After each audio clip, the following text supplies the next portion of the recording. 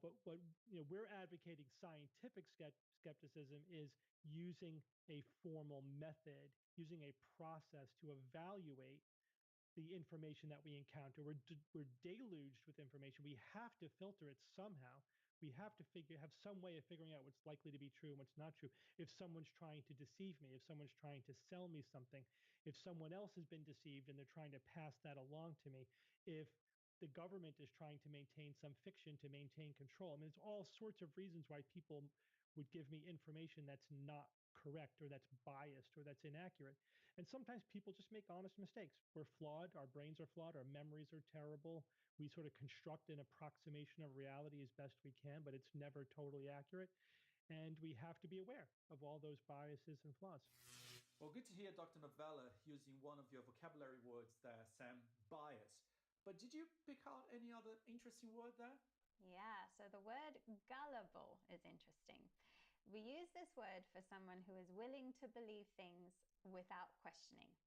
It makes them really easy to trick. So I remember when I was at school, a teacher told me that the word gullible wasn't in the dictionary.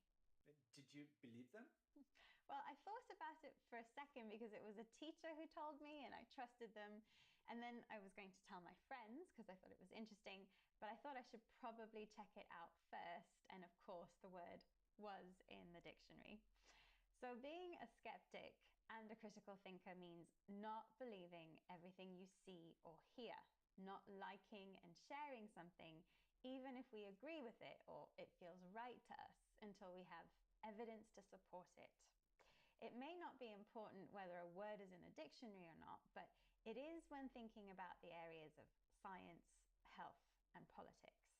Yeah, it does take a little bit of an effort. It's easy to check a dictionary to see if a word is in there, but it is more difficult with more complex issues. So how do we start with this? Here's Dr. Novella again.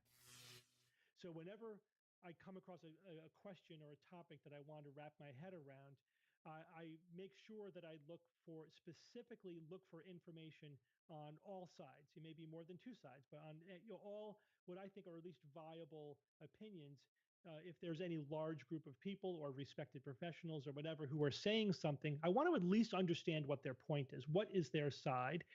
And until you sort of sort through the back and forth of different arguments, you don't really have a good sense of who has the better position. And if I follow a good process, I look for as many differing opinions as I can, keep a genuinely open mind, don't prejudge the conclusion, and then see, okay, who has the better evidence? And when you do that habitually, you do that all the time, you get pretty good at it. Just like anything, you do it all the time and you'll get better at it. It still takes work to wrap your head around any complex issue, but you have a fighting chance if you do that process.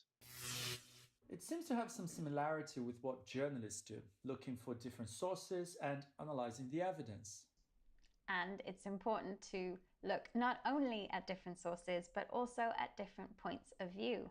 Of course, this isn't something you need to do for everything. Some things are easy to check and some things are not that controversial.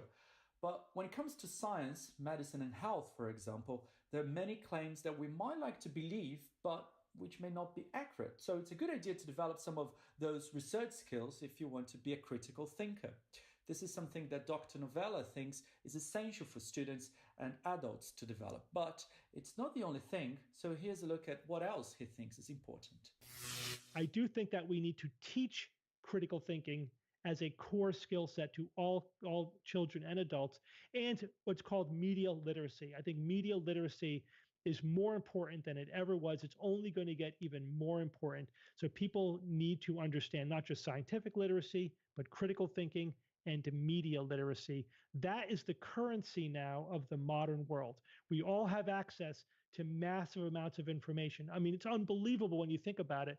At the touch of your fingers, you have access to the collective knowledge of humanity. It's amazing. And so the real currency is in being able to find the information that you want and evaluate it critically.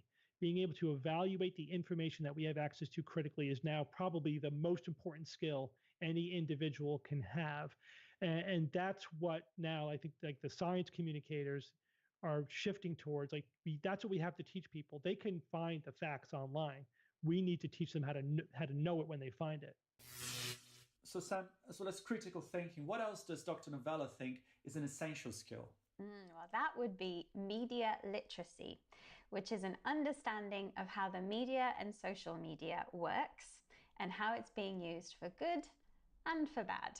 And it's also about being aware of where you get your information from, people on social media, blogs, and websites you follow. So Sam, can you just please recap today's vocabulary for us? Absolutely. So we started off with spin, which is a way to present information in a positive way, as positive as possible, even if it's not actually particularly good news. Cherry picking details is to choose only the information that agrees with your views and ignore any inconvenient facts. A bias is a belief that something is good or bad, which isn't based on evidence, but is based on prejudices or our own beliefs and our own ideology. Critical thinking is the skill of evaluating and judging how accurate something is objectively, without bias, without spin, and without cherry-picking data. A skeptic is someone who wants to use logic and evidence and not emotion when judging how accurate something is. The adjective gullible is used for people who aren't skeptical, who easily believe what they're told and what they read. And finally, media literacy is an awareness of our modern media environment and an understanding of how media and social media works and how fake news and disinformation can spread. Thank you very much, Sam. I think you deserve a rest after that. And thank you for watching. Until next time, goodbye. Bye.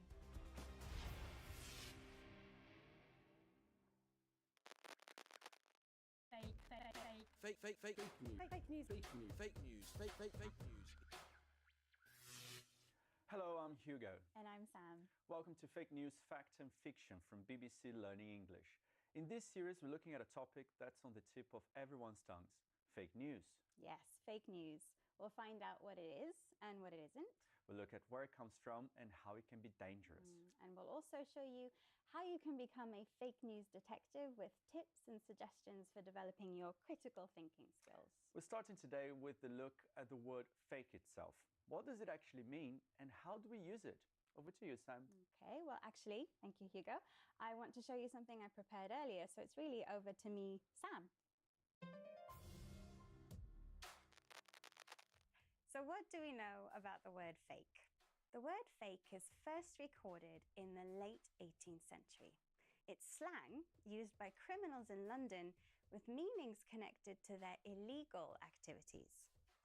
Today, it can be an adjective, a noun, or a verb, and is used when talking about things that are not real, not genuine, but are designed to make people think that they are real or are genuine. So where do we see this word? The news is full of stories of fakes. Fake works of art, fake concert tickets, fake documents, and fake qualifications, to name only a few. In some places, you can buy fake designer goods, either knowingly or unknowingly. However, those looking for a bargain could end up with dangerous fake goods or even fake medicines. All these kinds of fakes can be called counterfeit. Being fake isn't always for criminal reasons, though.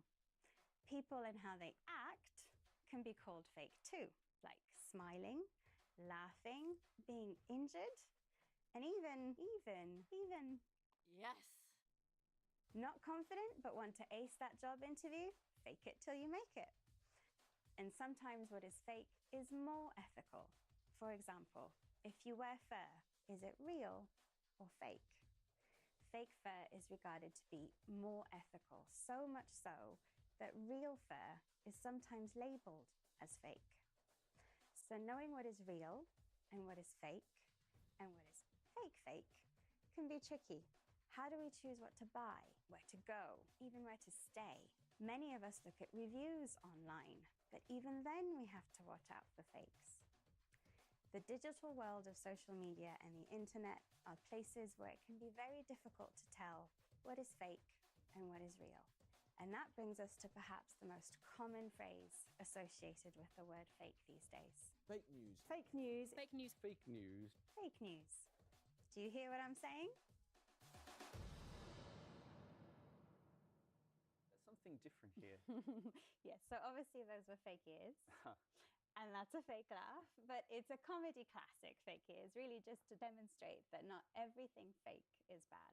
And can I say that laugh was a counterfeit laugh? That's a really good question, actually, but no. So we use the word counterfeit to describe real objects, real things that are fake. So for example, documents, money, paintings, jewelry, they can all be counterfeit, but a laugh, no matter how fake or false, is not counterfeit, no. And have you had any experience with fake things?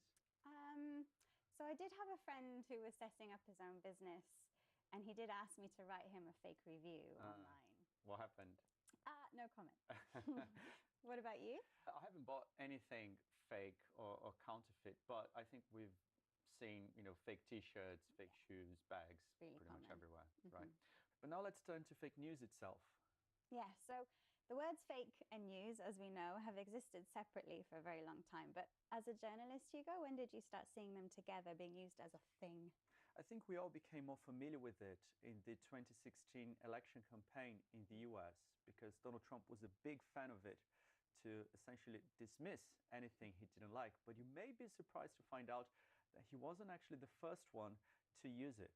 Earlier, I was joined by Mike Wendling from BBC Trending. He's written a piece called The Almost Complete History of Fake News, and he was here to explain more about the recent history of this term.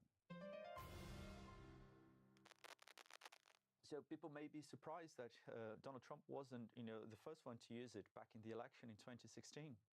No, actually, it was his opponent, Hillary Clinton, who was the first person to utter the words fake news.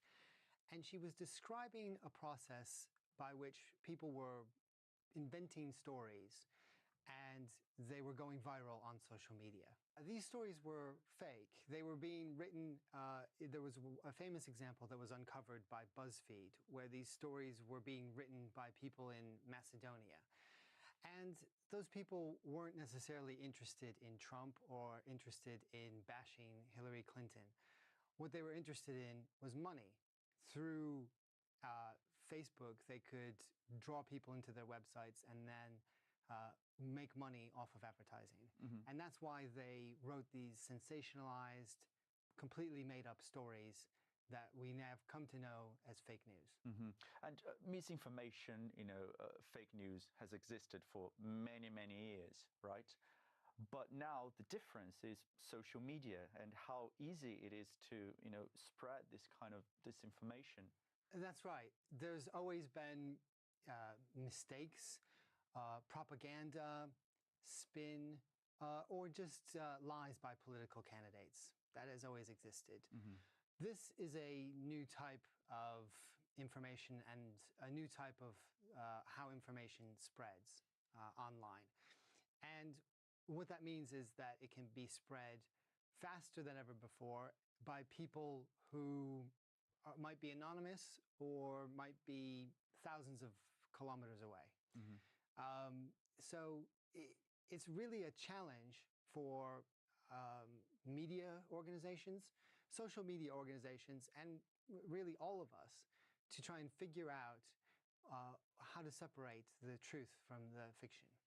And you can find out more about Mike's work on the BBC Trending blog, on the BBC News website, and also on the BBC World Service.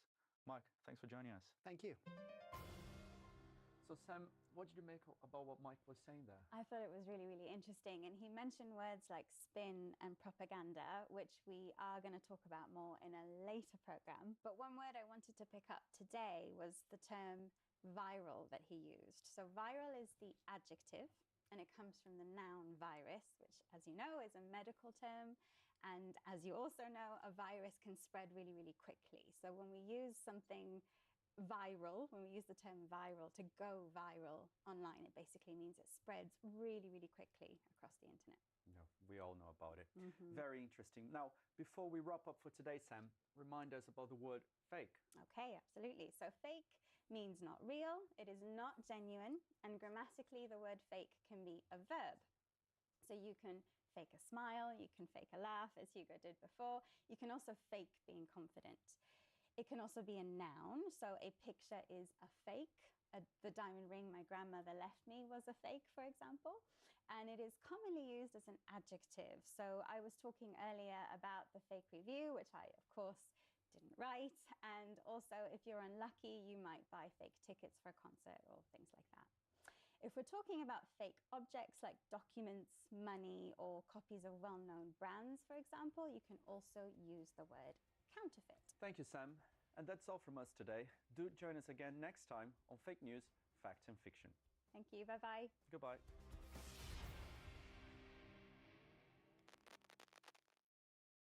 Як називати англійською military units and formations у Збройних силах України?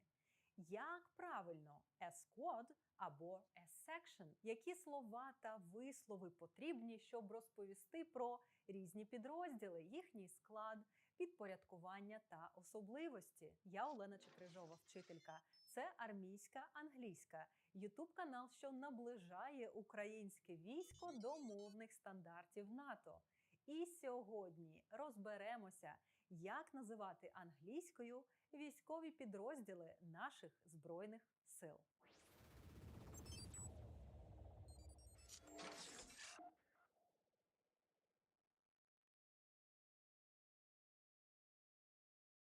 Нагадаю вам, що за планом Генштабу до 2026 року всі українські військові мають якимось чином заговорити англійською. Поки що говорять не всі. І коли я викладаю групам військовослужбовців, я помічаю, що інколи військовослужбовці не володіють навіть базовою лексикою, як, наприклад, назви військових підрозділів. Тож починати вивчати англійську варто просто зараз. Можна з наших уроків. І в одному з перших відео на каналі я вже розповідала вам про структуру британських збройних сил. Ми розбирали, як називаються різні підрозділи та формування. І якщо ви з нами з самого початку, то, скоріш за все, ви бачили це відео. Якщо не бачили, то передивіться. До того ж, лексика сьогоднішнього уроку буде дуже схожою. Також вам обов'язково стане в пригоді лексика з уроку «Як розповідати про підрозділ англійською», щоб ви могли не тільки називати, але й сказати пару слів про підрозділ, де служите.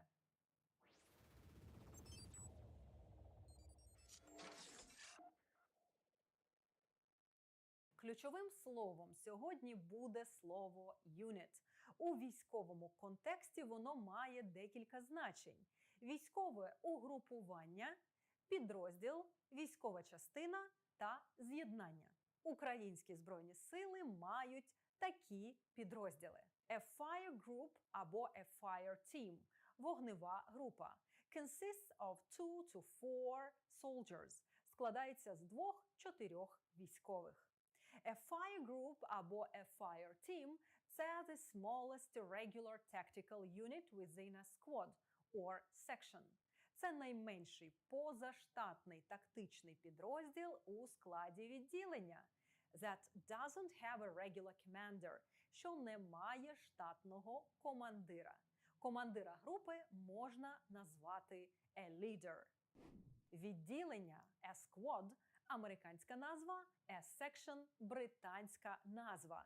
Consists of 9 to 15 soldiers – налічує від 9 до 15 військових. A squad or a section is the smallest regular tactical unit that has a regular commander. Є найменшим штатним тактичним підрозділом, що має штатного командира. A squad or a section is usually part of a platoon. Зазвичай входить до складу взводу. But can exist beyond a platoon. Але може існувати й поза межами взводу. Командиром відділення зазвичай є сержант, sergeant. У танкових військах та авіації відділенню відповідає екіпаж танка, літака або вертольота – tank, plane or helicopter crew. В артилерії це обслуга гармати – gun crew. A platoon – взвод consists of 2 to 4 sections. A platoon is the main combined arms tactical unit in the infantry of the land forces. Є основним загальновійськовим тактичним підрозділом у піхоті сухопутних військ, which performs tactical tasks, що призначений для виконання тактичних завдань. A platoon is part of a company, входить до складу роти, or a battery, батареї, or a squadron, ескадрильї. Взводи бувають механізовані, mechanized, аеромобільні, airmobile, артилерійські, artillery, мінометні, mortar, зенітні, anti-aircraft, протитанкові, anti-tank, розвідувальні, reconnaissance, інженерні, engineering, зв'язку, communications, управління, command, медичні, medical, господарські, logistical, забезпечення, supply, обслуговування, service тощо. A company – рота або a battery in artillery – в артилерії батарея, a squadron in aviation – ескадрилья в авіації, consists of 80 to 200 soldiers. A company usually consists of several platoons. Зазвичай складається з декількох взводів. Is part of a battalion – входить до складу батальйону. Sometimes a company exists as an independent separate formation. Іноді рота існує як самостійне окреме формування. Рота може бути mechanized – механізована, tank – танкова, missile – ракетна, artillery – артилерійська, mortar – мінометна, radar – радіотехнічна, saper – саперна, automotive – автомобільна, assault – штурмова, rifle – стрілецька тощо. A battalion – батальйон consists of 300 to 800 soldiers and has several companies. A battalion is the main tactical unit in the land forces. Є основним тактичним підрозділом у сухопутних військах. A battalion is a part of a regiment or a brigade. Батальйон входить до складу полку або бригади. Механізований батальйон складається з A mechanized battalion consists of командування, command, штабу, staff, кількох рот, several companies, підрозділів вогневої підтримки, fire support units, протитанкових підрозділів, anti-tank units, підрозділів зв'язку, communication units, підрозділів технічного обслуговування, technical maintenance units, підрозділів постачання, supply units та медичного пункту, a medical point. A tank battalion comprises у складі танкового батальйону є several tank companies, кілька танкових рот, and units of combat support та підрозділи бойової підтримки. An artillery division consists of артилерійський дивізіон складається з командування, command, штабу, staff, кількох артилерійських батарей, several artillery batteries і підрозділів бойового забезпечення, combat support units, тилового та технічного обслуговування, rear and technical services. A regiment, полк, consists of 900 to 1,500 soldiers. A regiment is the main and largest technical military unit in the land forces, the air assault forces, and the navy. Є основним і найбільшим тактичним військовим з'єднанням у сухопутних військах ДШВ та ВМС. In most cases, переважно, a regiment is a part of a unit, a division or a brigade. Полк входить до складу з'єднання, дивізії або бригади. But some regiments are directly subordinate, але деякі полки безпосередньо підпорядковуються to the high command, головному командуванню. Залежно від роду військ або сил, a regiment can conduct general combat, anti-aircraft, airborne combat, or support combat operations. може вести загальновійськовий, протиповітряний, повітряний бій або забезпечувати бойові дії. Typically, it consists of command – управління, several battalions – divisions – декількох батальйонів або дивізіонів, units of combat – technical, rear and medical support – підрозділів бойового, технічного, тилового та медичного забезпечення. A brigade – бригада consists of 1,000 to 8,000 soldiers. A brigade is the main and the largest tactical military unit in the land forces, the air assault force and the navy. Є основним і найбільшим тактичним військовим з'єднанням у сухопутних військах, ДШВ та ВМС. In most cases, a brigade is a separate unit. У більшості випадків бригада становить окрему одиницю subordinate to an operational command, що підпорядковується оперативному командуванню. A brigade is designed to perform tactical tasks, призначена для виконання тактичних завдань as part of army corps or independently, у складі армійських корпусів або самостійно, in cooperation with units and elements of other branches of the military and special forces, у взаємодії зі з'єднаннями та частинами інших родів військ і спеціальних військ, with aviation – з авіацією, and in coastal directions – на приморських напрямках, with naval forces – із силами флоту. In the land forces – у сухопутних військах a brigade consists of headquarters – штабу, command – управління, several battalions, divisions of the basic branches of the military – з декількох батальйонів, дивізіонів основних родів військ, special forces units and rear units – підрозділів спеціальних військ і тилових підрозділів. Згадаю в цьому уроці також корпус – a corps. A corps is a combined arms operational tactical unit or a union – загальновійськове оперативно-тактичне з'єднання чи об'єднання of permanent or temporary troops – військ постійного або тимчасового складу. In wartime, a corps acts as a part of the army or independently. У воєнний час діє в складі армії або самостійно. Зверніть увагу на написання та вимову слова corps. Не путайте його з corpse – мертве тіло, corpus – корпус, збірка або core – ядро, серцевина. Множина від core – corps – пишеться так само, але вимовляється із закінченням corps. Повторюємо основні поняття цього уроку. Вогнева група англійською – це a fire team. Відділення – section або squad. Взвод – platoon. Рота – company. Батальйон – battalion. Полк – regiment. Бригада – brigade. Корпус – corps. Штаб – headquarters. З'єднання, підрозділ, військова частина – unit. Тилові підрозділи – rear units.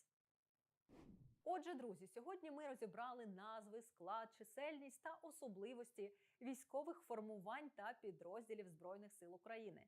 Ця інформація вам точно знадобиться. І не тільки вам, а й вашим колегам і знайомим.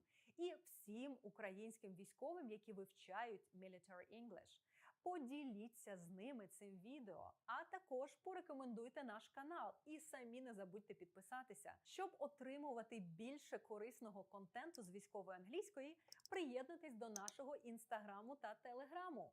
А матеріали для уроку у вигляді файлів будуть доступні для тих, хто є нашими меценатами і підтримує наш проєкт регулярними благодійними внесками. Якщо ви вважаєте, що те, що ми робимо, корисно, підтримайте нас, щоб ми могли продовжувати робити те, що робимо. Посилання в описі до відео. Це армійська англійська. перший ютуб-канал з мовної підготовки для українського війська. Я Олена Чекрижова, вчителька, і я переконана, що дуже скоро у кожному відділенні, взводі, роті, батальйоні, бригаді заговорять in English.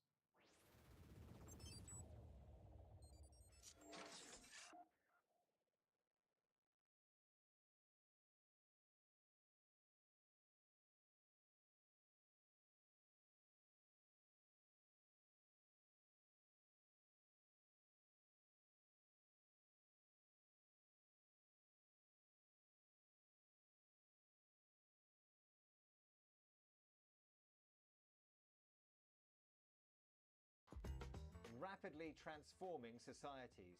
That's the only option left, says the UN, after a failure to cut carbon. This is News Review from BBC Learning English. I'm Neil. And I'm Beth. Make sure you watch to the end to learn vocabulary to talk about the story. Don't forget to subscribe to our channel, like this video, and try the quiz on our website. Now let's hear more about the story. Countries must reprioritise climate change or the world faces catastrophe. That's what the head of the UN has said ahead of COP27, the climate conference being held in Egypt this month. Scientists say government failures to meet carbon targets will lead to a rise of more than 1.5 degrees. Only radically changing society will save us from climate disaster, they say. You've been looking at the headlines, Beth. What's the vocabulary? We have landmark, greenwashing, and warning shots. This is News Review from BBC Learning English.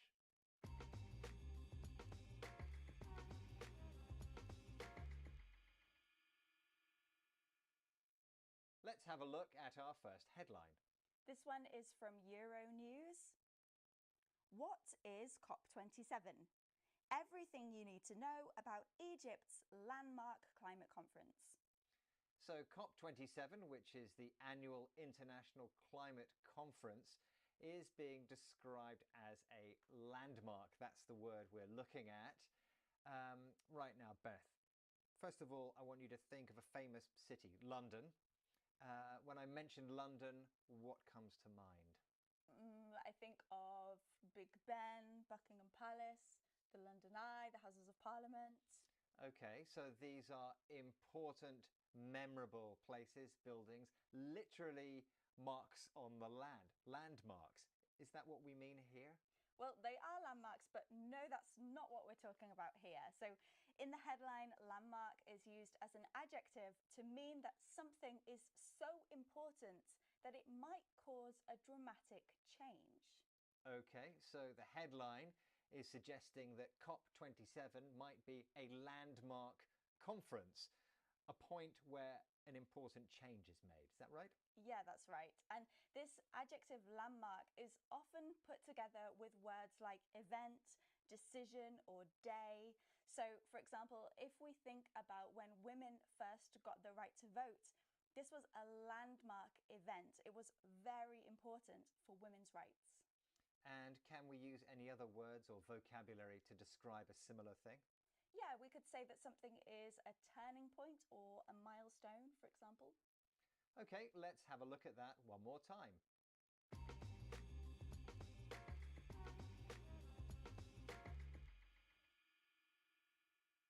Let's have a look at our next headline. This is from The Guardian. Greta Thunberg to skip greenwashing COP27 climate summit in Egypt. Okay, so Greta Thunberg, the very famous young Swedish climate activist, is going to skip the COP27 climate conference. That means she's not going to attend because she thinks it's an example of greenwashing. And greenwashing is the word we're looking at. Well, I know the word green and I know the word washing, but what's the sense? Well, imagine a company that sells something bad for the environment, like a plastic bottle, but they cover it with a green label that symbolizes being environmentally friendly. It might have nice pictures of forests on it, and it has words like organic and natural natural ingredients and recyclable. Okay, so you're saying this bottle looks like it's really good for the environment, but actually it's just a plastic bottle and plastic isn't very good. So we're saying it's just marketing. Exactly, yeah. This is greenwashing, and it is just a marketing approach that basically makes it look like an organization is helping the planet, and that makes the customer want to buy the product. They want to help the planet too, but actually it's not really helping at all. Right. So in this headline, we see that Greta Thunberg thinks that COP27 is an example of greenwashing. She thinks that actually they are not taking it seriously. They just want people to think they are. Yeah, that's right. And the headline uses the adjective greenwashing. It describes the event, in this case, the conference. But we can also use greenwash as a verb. So that is the action of making something look more environmentally friendly than it actually is. And a related idea and word is sports washing. That means when an organization or a country hosts or supports a sporting event to try and make themselves look better. Let's take a look at that again.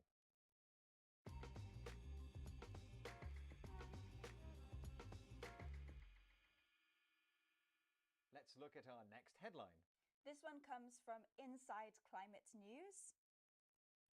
Ahead of COP27, new climate reports are warning shots to a world off course.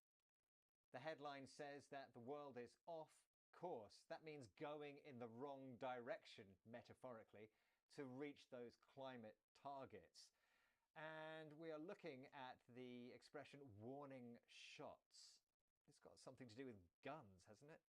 Yeah, so literally in war, one side might fire a shot in the air, or it might come from a cannon. And this is saying, we are here, prepare yourself. It is a warning. But in the headline, it's used metaphorically. There's actually no guns here. That's right. So these new scientific reports say that unless we stay within that 1.5-degree limit, something really bad is going to happen. Exactly. It is a warning shot to the world. And in this case, that bad thing that would happen is the climate would collapse. Now, the expression warning shot is used very frequently in news media, isn't it? Yes, it is. So it sounds very dramatic, and it creates a really powerful image in the mind of the reader, and that helps them remember the story a little bit more. Yeah, let's have a look at that one more time.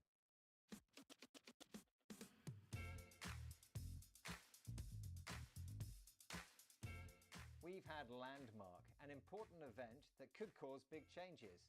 Greenwashing. Companies say it's environmentally friendly, but is it really? And warning shots, signals that show action is needed. Don't forget, there's a quiz on our website, bbclearningenglish.com. Thank you for joining us, and goodbye.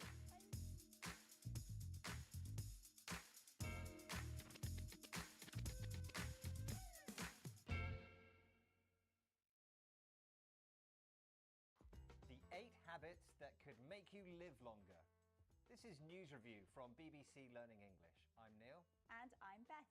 Make sure you watch to the end to learn vocabulary to talk about this story. Don't forget to subscribe to our channel, like this video, and try the quiz on our website. Now, the story. 8 healthy habits in middle age may increase your life by more than 20 years. According to research, you can lengthen your life by doing regular exercise, having a healthy diet, positive social relationships, and a regular sleep routine, and avoiding stress, smoking, opioid drugs, and too much alcohol. The study was carried out over 8 years, and more than 700,000 Americans took part in it. You've been looking at the headlines, Beth. What's the vocabulary? We have kicking habits, longevity, and adopting. This is News Review from BBC Learning English.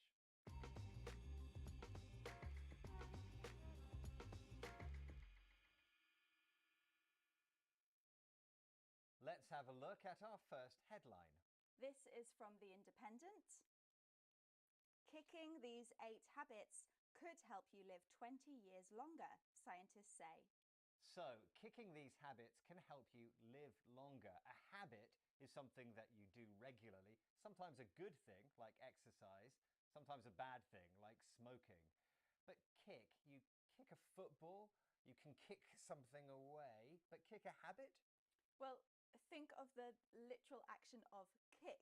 If you kick a football, then you move it out of your way, possibly quite quickly and violently. So if you kick a bad habit, like smoking or drinking too much alcohol, then you're metaphorically forcing it away from you. You're stopping the habit. Yeah, and we use kick and habit together very regularly, especially to talk about something that you really want to stop doing. Beth, have you kicked a habit, or is there one you really want to kick? Well, I'm trying to stop eating as much chocolate, but I haven't quite kicked the habit yet. What about you? I really want to kick the habit of checking my phone all the time. I do it so often, and it's a really bad thing. I want to kick that habit. Let's look at that again.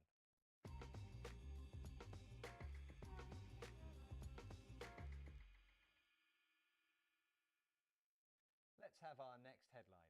This is from worldhealth.net. These habits may help to extend your longevity by decades. So this headline says that these habits will extend your longevity. Longevity is the word that we're looking at. I can see it's got long in it. Is there a connection? There is, yeah. So longevity is a noun and it means living for a long time. So this headline is saying that having these habits will make you live longer. But there is another meaning to longevity, isn't there? Yes, if something is popular or useful for a long time, we can say that it has longevity. Now, for example, flexible working could be important for longevity in a job, meaning that people will want to stay in their job longer if it's flexible. And take note, this word is quite formal, so it is usually seen more in writing than speaking. I wouldn't say, did you know that doing exercise helps your longevity? I would say it helps you live longer. Yes, now take note about the pronunciation of this word. It's a little bit strange. It's longevity. So we have the ng at the end of long as normal, but then there's this j sound as well. Longevity. Let's look at that again.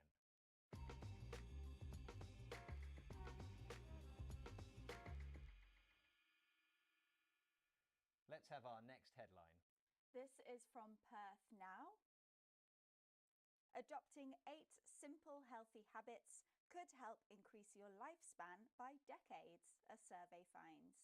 So this headline is saying you can achieve longevity, that's the word that we just looked at, by adopting these habits. Adopting is the word we're looking at now. Now, Beth, there was a kitten living in our street and it didn't have a home. So we brought it into our home to live. We adopted it. Well, that's very cute. Adopt can be when you take responsibility for something, like your kitten. If it's a child, then that is a legal process. You adopt a child. Now, Neil, when you adopted your kitten, it became yours. And that idea is the same as in the headline with adopt. It means taken and now belongs to you. Yes, so the headline is saying that you can take these healthy habits and apply them to yourself. Now, it's not just these habits that you can adopt, or kittens or children. You can also adopt a new approach, for example, or a person might adopt a new attitude. That's right. I watched a documentary about being vegetarian. Could I say that I have adopted a new diet? You could. It does sound a little bit formal. I understand what you mean, but probably you'd just say, I've changed my diet or I've changed the way I eat. Let's look at that again.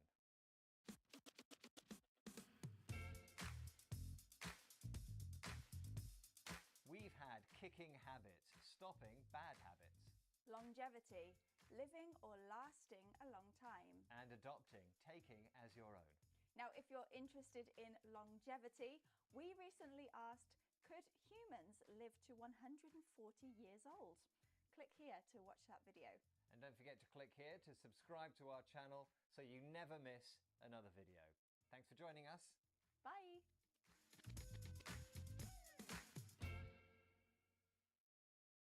Які основні частини літака позначаються скороченням WEFT для легшого запам'ятовування? За якими параметрами розрізнити a fighter – винищувач та a bomber – бомбардувальник? Як відрізнити attack helicopters від transport helicopters? Я Олена Чекрижова, вчителька. Це армійська англійська. Перший в Україні канал із мовної підготовки для українських військових. В одному з попередніх уроків ми говорили про розпізнавання наземної техніки. А цей урок присвятимо розпізнаванню авіаційної техніки. Я познайомлю вас із лексикою, яка знадобиться для опису різних типів літаків та літальних апаратів. Розберемо купу цікавих та потрібних слів, термінів та понять із сфери військової авіації. Тому приготуйтесь занотовувати та запам'ятовувати.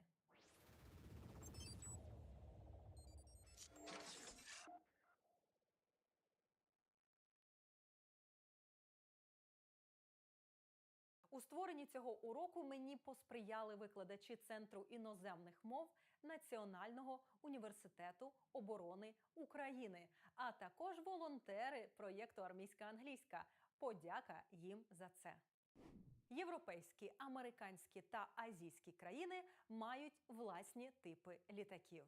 Проте не так важливо знати їхні назви, як розрізняти їхню функціональну роль. Існує 6 основних типів літаків, про які я вам уже розповідала в уроці під назвою Types of Aircraft. І нагадаю, що це винищувачі – fighters, бомбардувальники – bombers, транспортні літаки – Transport Aircraft, літаки, оснащені засобами раннього радіолокаційного попередження та контролю і засобами радіоелектронної боротьби. Airborne Early Warning and Control and Electronic Warfare Aircraft. Транспортні гелікоптери, Transport Helicopters, штурмові гелікоптери, Attack Helicopters. Поговоримо детальніше про характеристики літаків. Кожен літальний апарат має 4 основні компоненти, за якими можна визначити його роль. У запам'ятовуванні їх нам допоможе акронім WEFT – Wing – крило, Engine – двигун, Fuselage – фюзеляж та Tail – хвіст.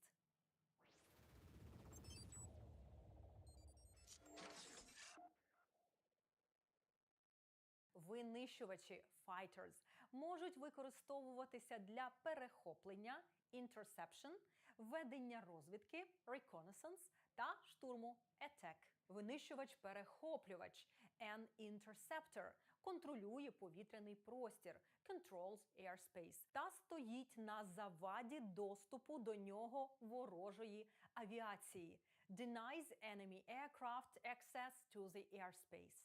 Розвідувальний літак a reconnaissance aircraft знаходить ціль візуально locates targets visually або за допомогою фото чи електронних сенсорів or by using photographic or electronic sensors.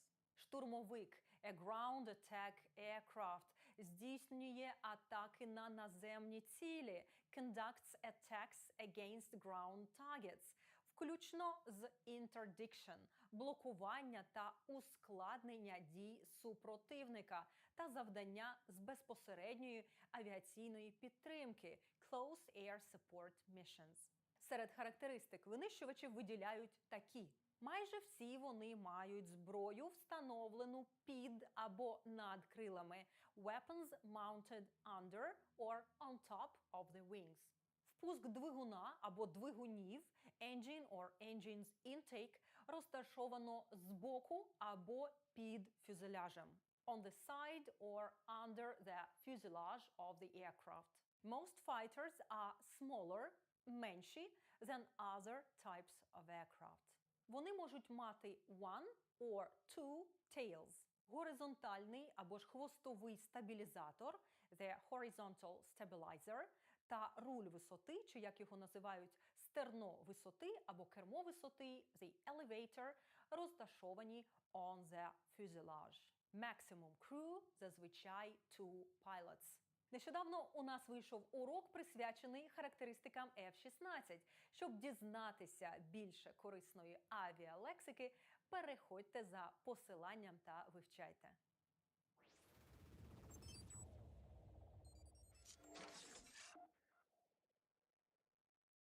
Бомбардувальники, bombers, зазвичай більші за розміром та повільніші, bigger and slower than fighters. Їх розроблено, щоб атакувати наземні цілі на великих та малих висотах, to attack ground targets from high or low altitude.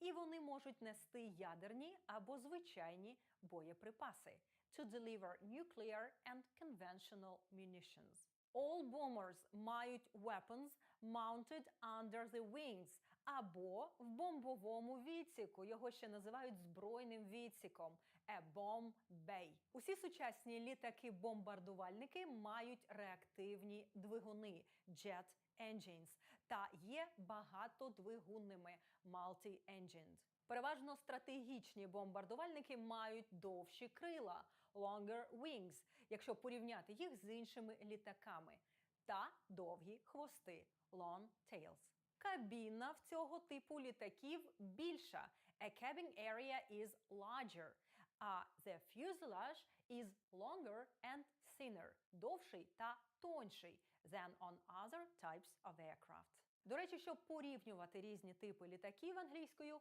вам неодмінно знадобиться знання такої граматичної теми, як degrees of comparison – ступені порівняння прикметників. Якщо ви плаваєте в граматиці, передивіться цей урок, де я коротко та зрозуміло пояснюю цю тему, щоб ви могли вільно висловлювати свої думки та вживати прикметники в різних ступенях порівняння.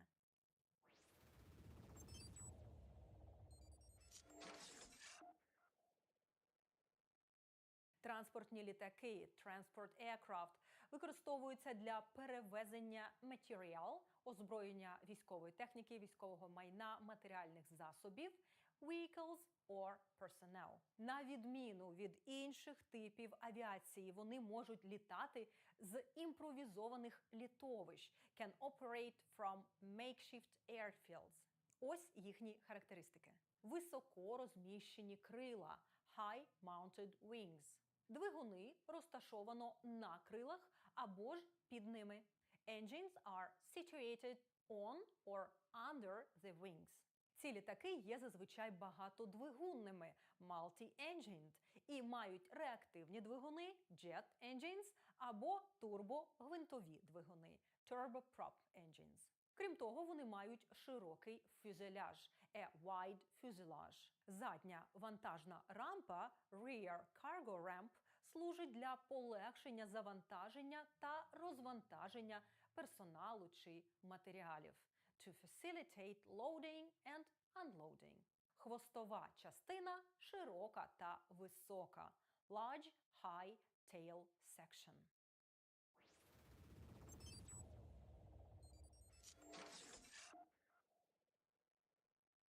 Авіаційна система раннього попередження та управління AWACS Aircraft.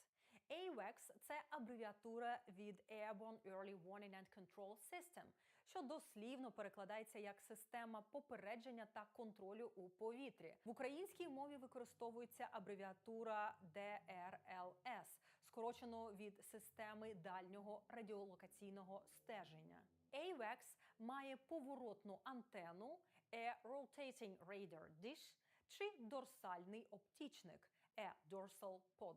Базується на літаках цивільних моделей based on civilian pattern airframes.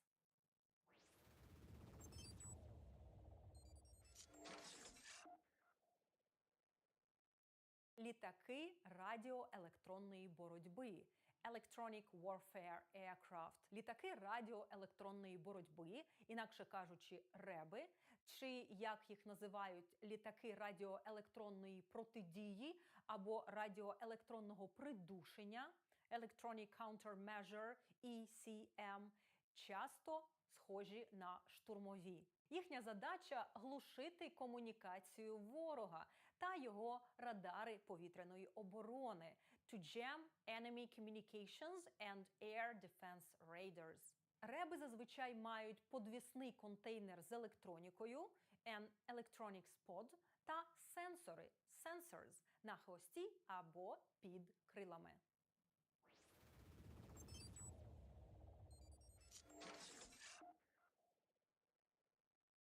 Транспортні гелікоптери transport helicopters move equipment and troops та мають такі характеристики. Вони можуть не мати озброєння may be unarmed або бути оснащені лише кулеметами have only machine guns. Зазвичай вони мають a wide fuselage, щоб умістити війська чи устаткування to accommodate troops and equipment. Деякі мають два ротори або ж гвинти rotors. Вони оснащені задньою рампою або боковими дверцятами.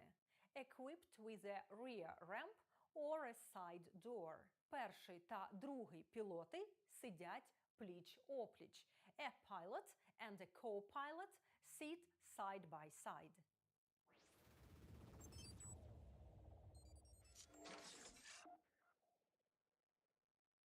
Штурмові гелікоптери attack helicopters беруть участь у патрулюванні conduct patrol, супроводженні escort, контрударах чи контрнаступах counter-attack, а також у глибоких рейдах deep raid operations. Вони мають такі характеристики: long thin fuselage, підвісні контейнери зі зброєю weapon pods, розташовані обабіч фюзеляжу або на невеличких крильцях, що звуться winglets. Вони мають гармати або кулемети cannons or machine guns, які розташовуються на передній нижній частині гелікоптера. Цю частину в англійській мові називають a nose – передня частина з кабіною, або a chin – передня нижня частина під кабіною. І часто в поворотній пусковій установці in a turret. Стрілець a gunner та пілот a pilot зазвичай сидять тандемом are seated in tandem. Отже, друзі, в цьому уроці ми з вами розібрали достатньо спеціалізованої лексики, пов'язаної з авіацією, але не розкрили тему UAVs – Unmanned Aerial Vehicles – безпілотних літальних апаратів. Детальніше про UAVs, а простіше про дрони. Я, Олена Чекрижова, вчителька, планую поговорити з вами в наступних уроках на каналі Армійська англійська. А щоб це стало можливим, і ми з командою могли й далі працювати над цим курсом, створювати доступний освітній контент з англійської мови для українських військових, ви можете нас підтримати своєю вподобайкою, підпискою, коментарем, рекомендацією або ж гривнею. Звісно, якщо у вас є така можливість і бажання. Інформація про всі наші реквізити, а також посилання на всі уроки, які я згадувала сьогодні, в описі до цього відео.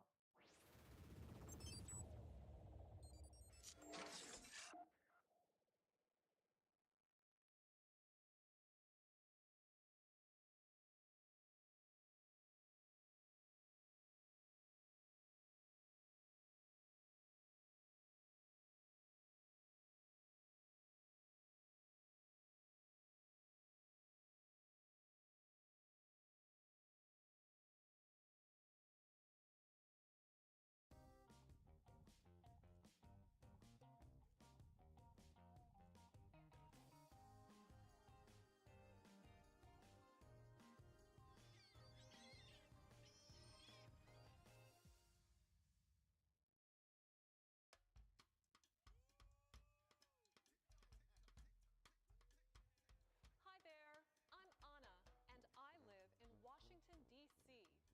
Every day, I learn more about this great city.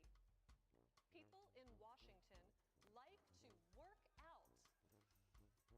Oh, hi Pete, how's it going? Hi, Anna. It's going great. How's it going with you? Things are awesome. Pete, I want to gym? The gym is across from the lounge. It's next to the mailroom. Go that way. Thanks, Pete. No, Anna, not that way. Go that way. Listen. Where is the gym? The gym is across from the lounge. Speak.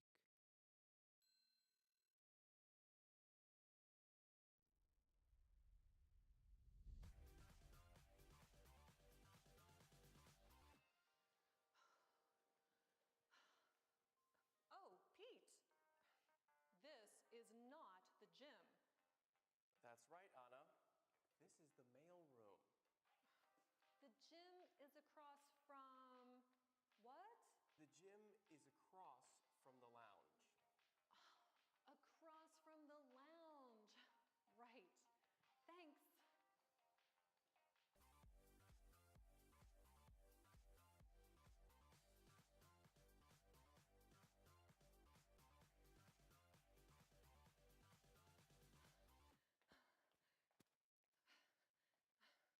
Pete, this is not the gym. The gym is across from the lounge. It is behind the lobby. Right, right. See you. See you, Anna. See you. See you, Anna.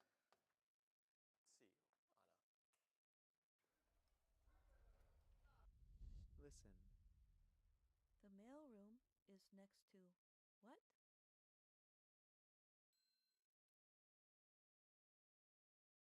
Answer. The mailroom is next to the gym.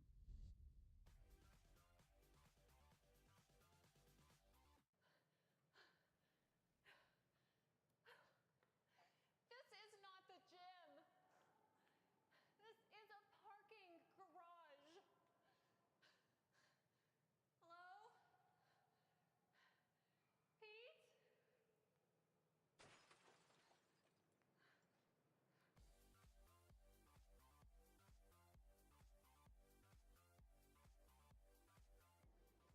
This is not a gym.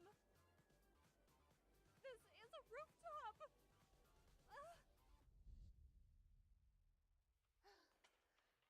Pete? Pete?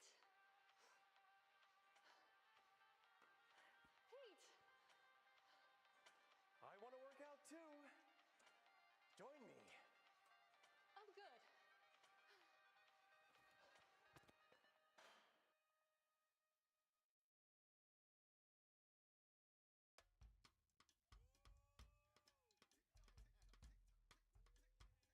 Hi there, I'm Anna, and I live in Washington, D.C. Every day, I learn more about this great city. People in Washington like to work out. Oh, hi, Pete. How's it going? Hi, Anna. It's going great. How's it going with you? Things are awesome. Pete, I want to work out. Where is the gym? The gym is across from the lounge. It's next to the mailroom. Go that way. Thanks, Pete. No, Anna, not that way. Go that way.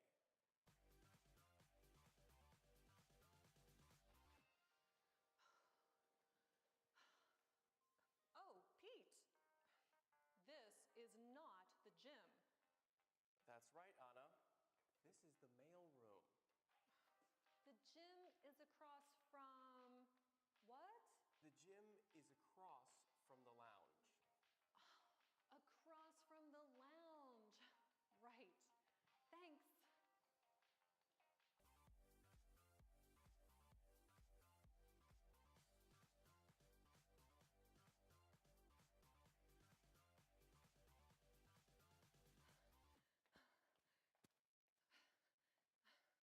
Pete, this is not the gym. The gym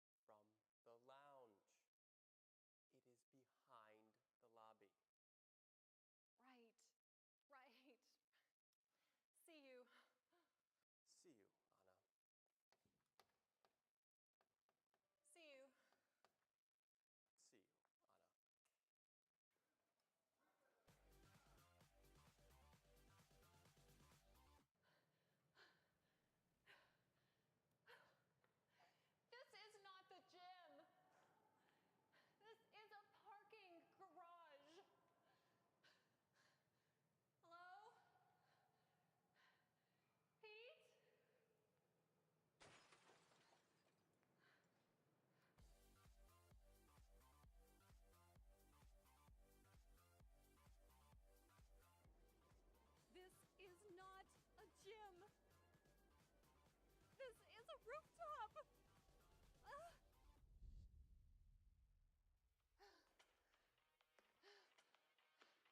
Pete?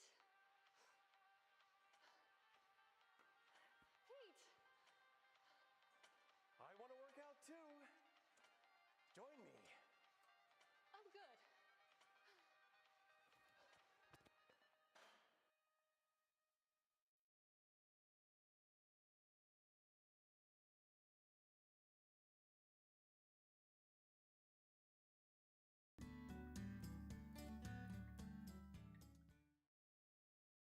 In the present continuous tense, verbs end in ing.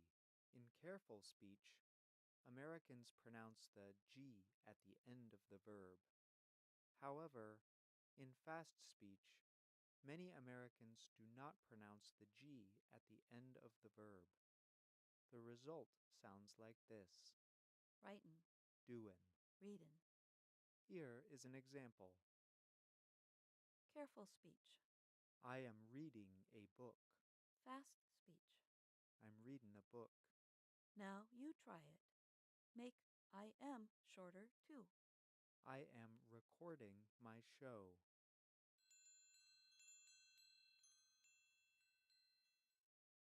I'm recording my show. Another way Americans shorten words is to put them together. What and are often sound like water. Now you try it. What are you doing?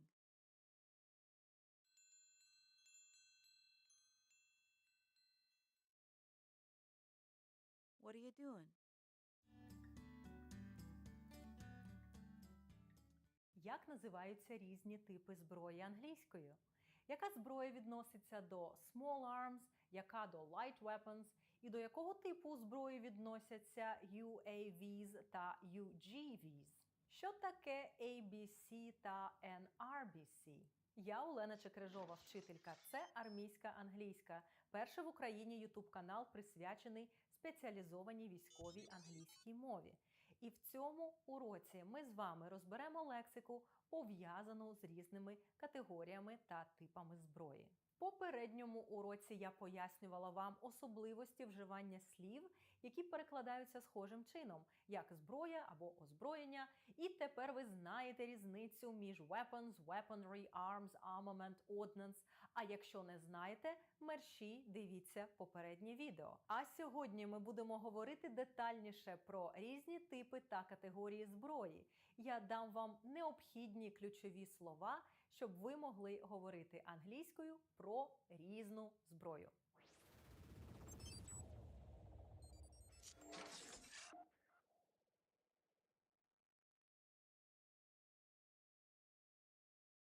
Існує багато підходів до розгляду зброї та різних класифікацій, залежно від таких критеріїв, як рівень уражальної дії, the level of lethality, структура, the structure, портативність, portability, спосіб дії, action, технічні характеристики, technical features.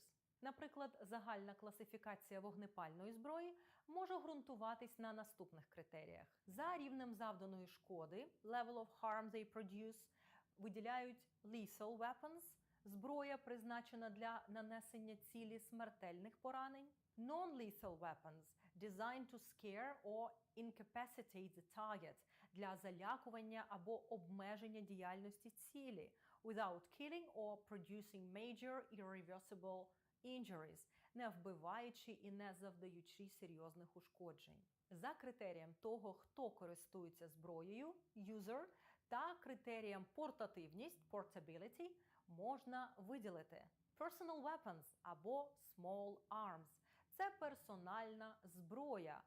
Handguns та shotguns, rifles – гвинтівки, assault rifles – штурмові гвинтівки, battle rifles – бойові гвинтівки, carbines – карабіни, designated marksman rifles – марксменські гвинтівки, short-barreled rifles – короткоствольні гвинтівки, sniper rifles – снайперські гвинтівки, submachine guns – SMGs – пістолети-кулемети, personal defense weapons – зброя для персонального захисту, light machine guns LMGs – ручні легкі кулемети та іншу зброю. Light weapons – ця зброя man-portable і інколи може потребувати невеликої команди two or more people для роботи з нею. Таку зброю називають ще crew-served weapons. Сюди відносяться anti-material rifles – гвинтівки для знищення техніки, anti-tank rifles – протитанкові гвинтівки, machine guns – кулемети, portable flamethrowers – вогнемети, grenades – гранати, rifle grenades – гвинтівкові гранати, grenade launchers – гранатомети, recoilless rifles – безвідкотні гармати, rocket-propelled grenades – реактивні протитанкові гранатомети, man-portable anti-tank systems – переносні протитанкові ракетні комплекси, man-portable air defense systems – переносні зенітно-ракетні комплекси та деякі типи mortars – мінометів. Протоколи, які контролюють використання цих двох класів man-portable weapons, називають small arms and light weapons. За протоколами ця категорія також включає ammunition, explosives, hand grenades та land mines. Heavy weapons – важка зброя. Це artillery – артилерія та схожі види зброї – similar weapons, які є більшими за light weapons. За ознакою того, на яку техніку, транспортні засоби, літаки або кораблі встановлюється певна зброя та як вона переміщується, можна виділити vehicle weapons – зброя, що є mounted, встановлена на будь-який тип бойових машин, aircraft weapons – що перевозяться та використовуються by combat aircraft, helicopters or other aerial vehicles. Це guns, cannons, machine guns, airdrop bombs, air-launched missiles, air-launched rockets.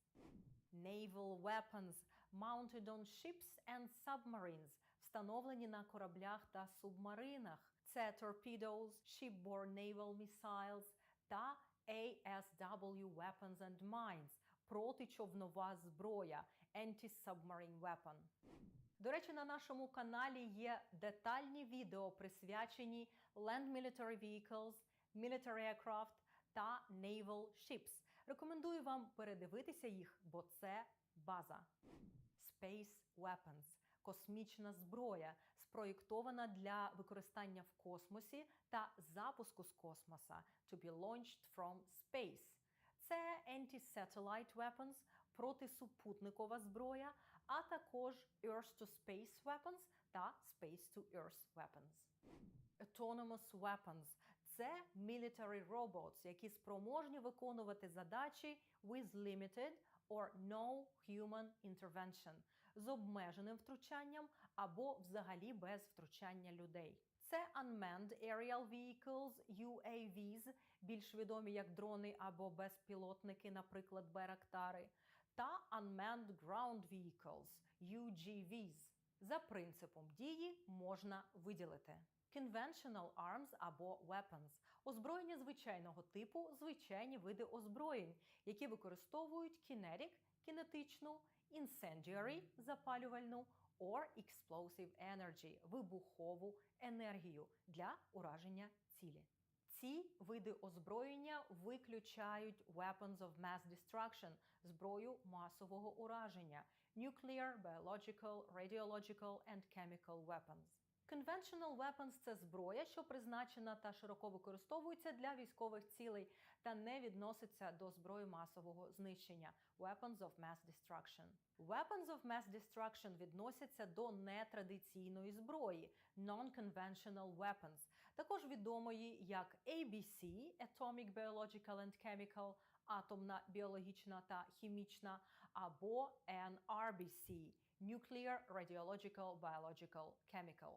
За функцією, конструкцією зброї та принципом роботи можна виділити наступні види зброї та озброєння. Biological weapons – spread biological agents – розповсюджує біологічні речовини, causing disease or infection – спричиняючи хвороби та інфекції. Chemical weaponry, що спричиняє poisoning – отруєння. Energy weapons, такі як lasers or sonic and ultrasonic weapons, звукова та ультразвукова зброя, використовують concentrating forms of energy to attack, such as lasers or sonic attack.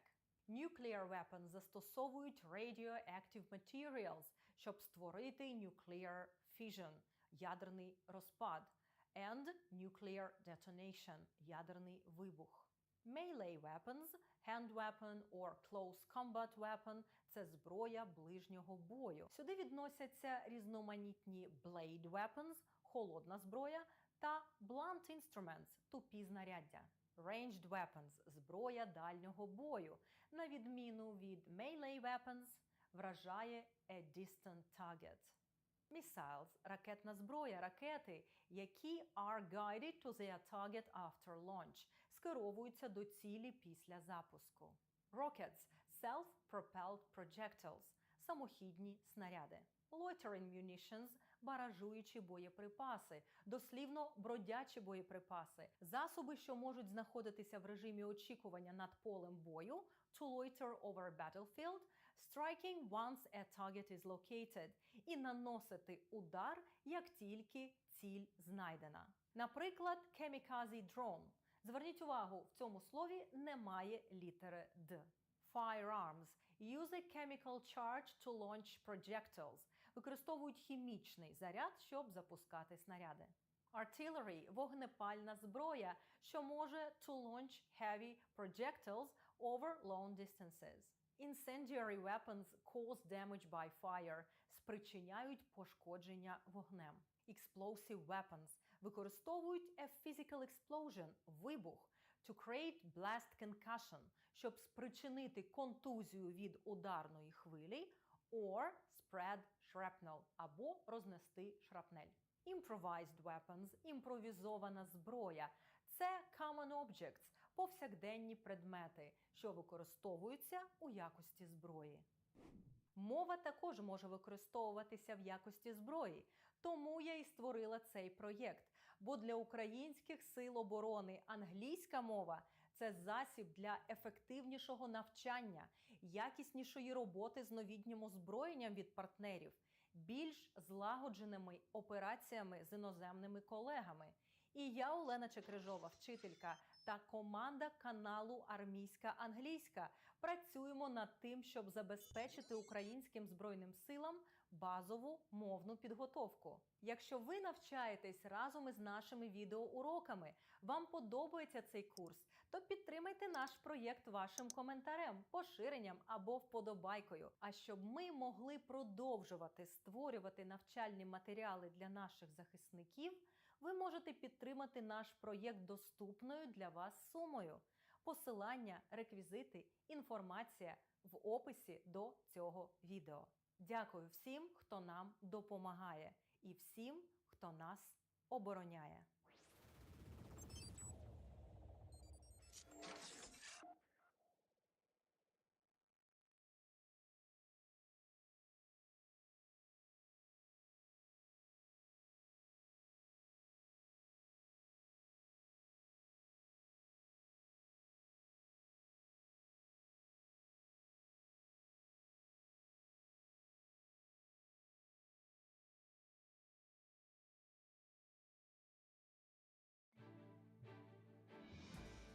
In Hong Kong, the trial of media businessman Jimmy Lai begins. Lai faces national security charges, carrying a possible sentence of life in prison. Japanese Prime Minister Fumio Kishida condemns North Korea's missile test, which South Korea's military says flew 1,000 kilometers before landing in the sea. Iraqis vote in the first provincial elections in 10 years. Parliamentary elections are planned for 2025. And Kenya and the European Union sign an economic partnership agreement. The deal reduces import taxes and other costs between Europe and the East African nation.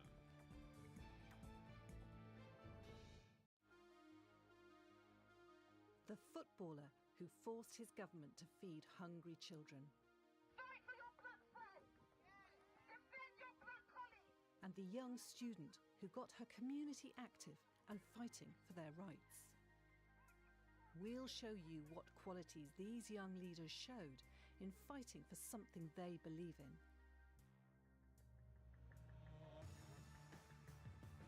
Marcus Rashford in action for Manchester United. Not the obvious person you'd expect to help fight hunger and poverty. The COVID pandemic, children in the UK were sent home from school, and many poorer children no longer got free school meals. Marcus wanted to help get food to those that need it the most. He wrote a letter to the government calling on them to end child poverty. Unlike many in the British government, Marcus had come from a poor background. You know what families are going through now. I once had to go through that same system, and it's very difficult to find a way out, but now that I'm in this position that I'm in, it's very important for me to help the people that are struggling, and that was the main reason why the letter was written. Public support for the footballer grew. He became a leading voice in the campaign to end child food poverty.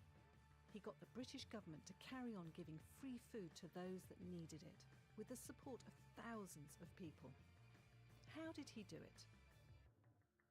The personal connection that Marcus Rashford has to the cause is very important because of his strong belief and conviction that child poverty is not something that should be allowed in society. And because he has experienced it, he knows that this is a cause that is as important and even bigger than football.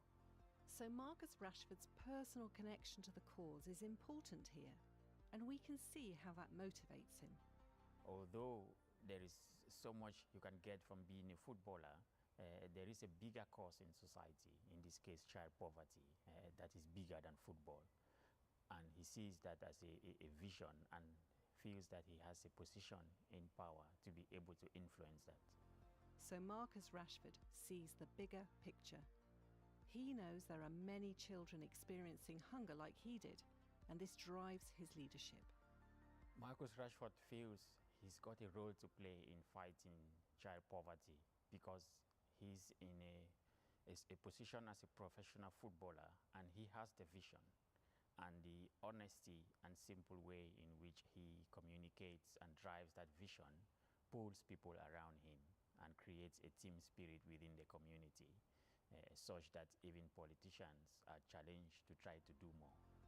Marcus Rashford knows he has a role to play. His passion and commitment draws people to the cause, and his message cannot be ignored, even by the politicians.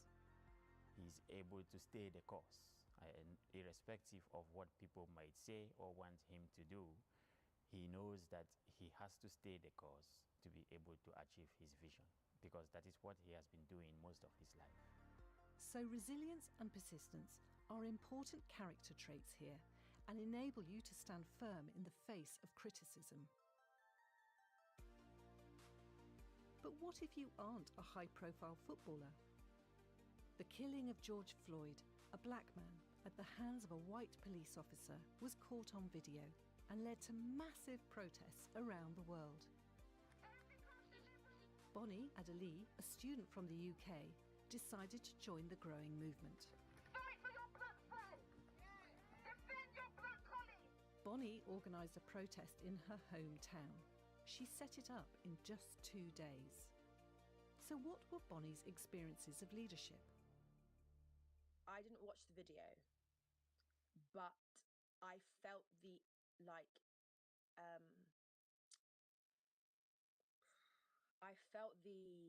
effects of that.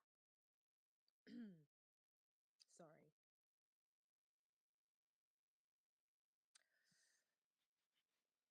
I felt the effects of that immediately, because just hearing about it is enough to shake somebody, I think. Bonnie Adelie, as a black woman, had been personally affected by the killing and wanted to respond.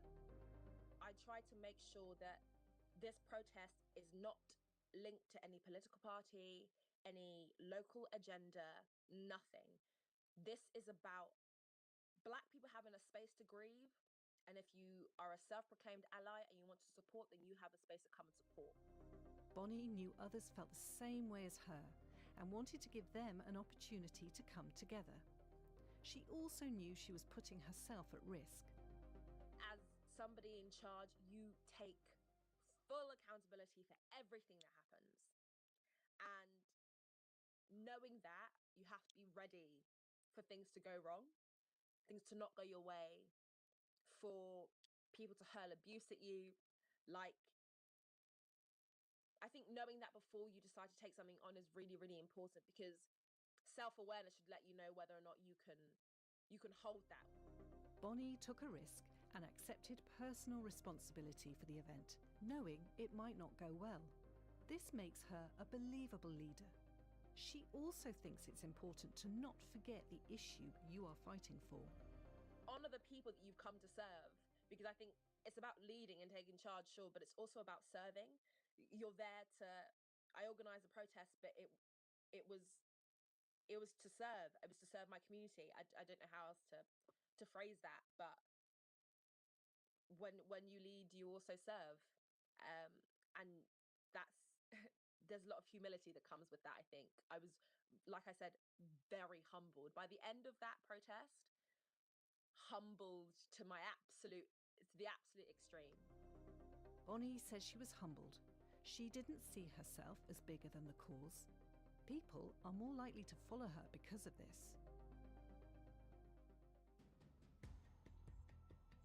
So, to lead for a cause, you need to show your connection to the cause. You might need to take a real risk, and you should remember you are not bigger than the cause itself. Be humble.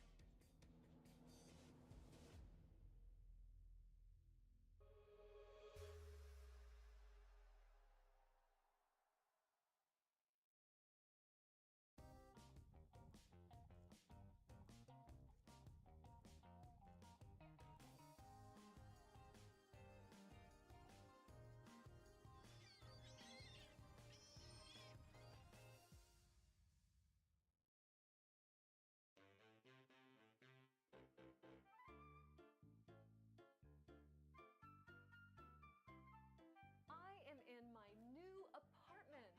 Great! I live with Marcia. We're roommates. I want to cook dinner. Ooh. Is there a supermarket near here? Marcia knows. Marcia's work number is 555-8986. Hello. Is this Marcia? It is Anna. I'm sorry, you have the wrong number. Is this 555-8986? No, this is 555-8689. Oh, excuse me. Okay, bye.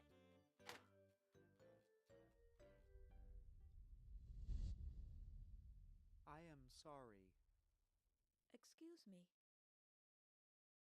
Now you try it.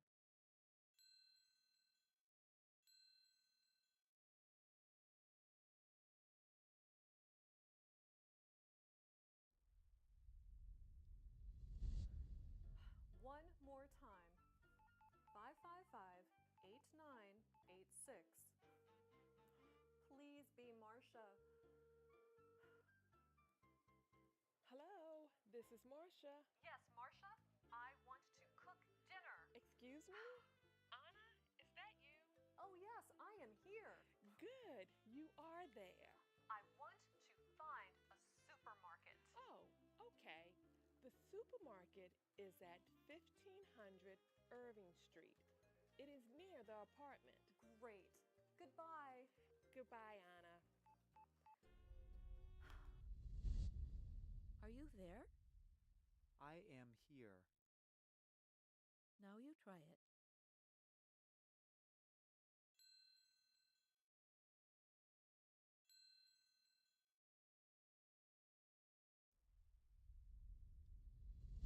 There is a big supermarket on our street, and Marsha says I am a good cook.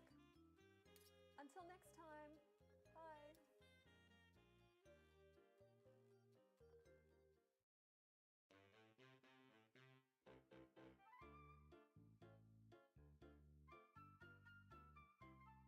I am in my new apartment. Great! I live with Marsha. We're roommates. I want to cook dinner. Oh! Is there a supermarket near here? Marsha knows. Marsha's work number is 555-8986. Hello, is this Marsha? It is Anna. I'm sorry, you have the wrong number. Is this 555-8986? No, this is 555-8689. Oh, excuse me. Okay, bye. One more time. 555-8986. Please be Marsha. Hello, this is Marsha.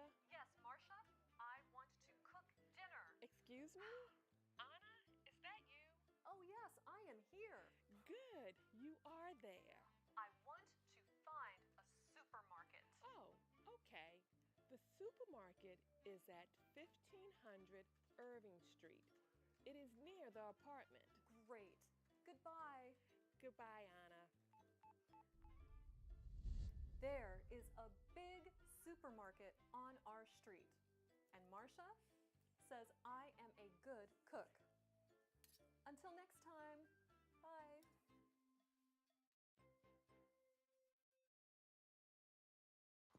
The Israel-Gaza war, 1 month on. This is News Review from BBC Learning English. I'm Neil. And I'm Beth. Watch to the end to learn the vocabulary you need to talk about this news story. And subscribe to our channel to help you understand English used in the news. Now, the story. It's now a month since the Israel-Gaza war broke out. Israel began bombing Gaza after Hamas killed 1,400 people and kidnapped more than 200 others on the 7th of October. More than 10,000 Palestinians in Gaza have been killed by air and artillery strikes carried out by the Israeli military in response. You've been looking at the headlines, Beth. What's the vocabulary that can help people understand this story in English? We're looking at ceasefire, humanitarian corridor, and escalate. This is News Review from BBC Learning English.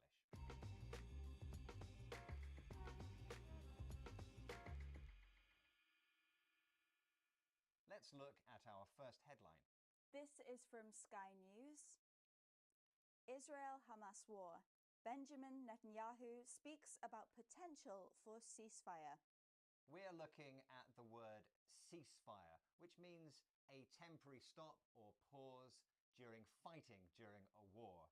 Now, we can understand this word better if we break it into two parts. We can, yeah. So the first part is cease, which means stop. This is quite a formal word. We don't really use it in everyday English. The second part of ceasefire is fire. Yeah, so fire here is a term connected to the military, and it means fight with weapons. So according to this headline, the Israeli Prime Minister Benjamin Netanyahu has spoken about stopping fighting, a potential ceasefire in the Israel-Gaza war. Now, in the news, we often hear the word ceasefire with the verbs hold and fail. If a ceasefire is holding, it means that the agreement to stop fighting is successful. But if a ceasefire is failing, it means the fighting is continuing despite this agreement to stop fighting, this ceasefire. Okay, let's look at that again.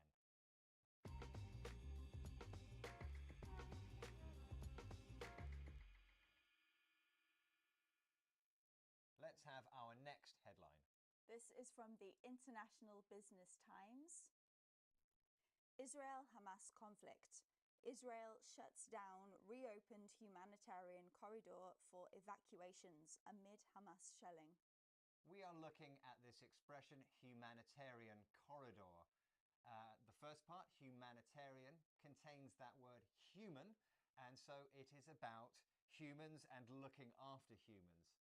Corridor is a place, for example, in a building like an office or a school where you can walk from one place to another. That's right. So a humanitarian corridor is a safe area where people can move from a dangerous place to safety. And this headline is saying that Israel has closed a humanitarian corridor that was previously open. Now, this idea, this concept of the humanitarian corridor is very common in conflict and war, and so you will read it and hear it and see it in news headlines. And one more thing to note is that humanitarian corridors are not only used to allow people to move, but also to let aid and emergency services in and out of areas. Let's look at that again.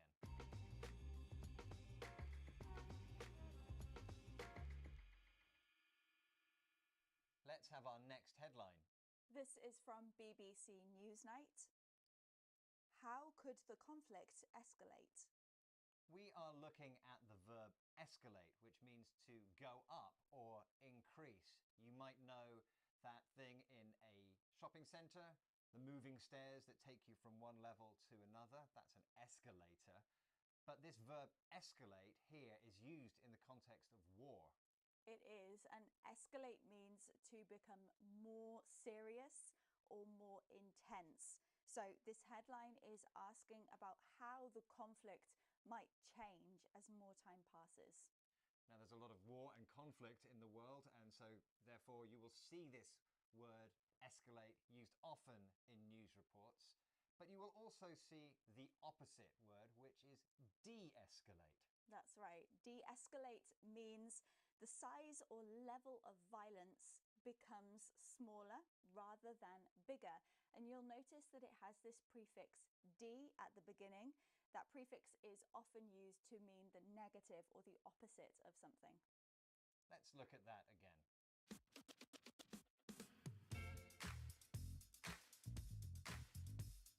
We've had ceasefire, a pause in fighting. Humanitarian corridor, a safe space for movement of people and aid. And escalate, become more intense and serious. If you're interested in learning more language about conflict, we have other programs that might interest you. Thank you for joining us, and goodbye. Bye.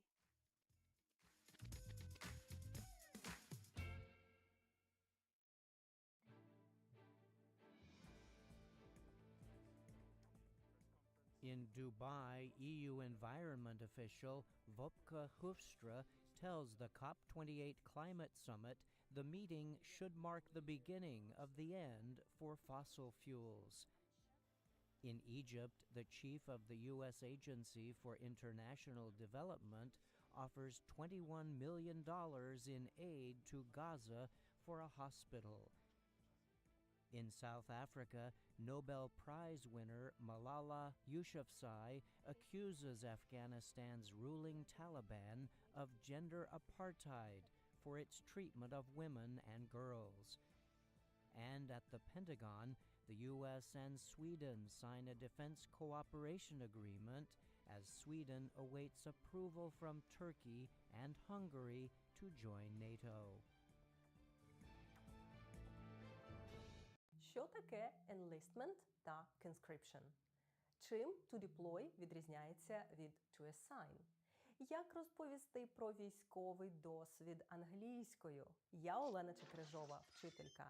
Це армійська англійська, канал, де ми вивчаємо Military English. І в цьому відео ми з вами розглянемо корисну лексику, яка дасть вам змогу розповісти про ваш військовий досвід, про вашу біографію і про факти з вашої військової кар'єри.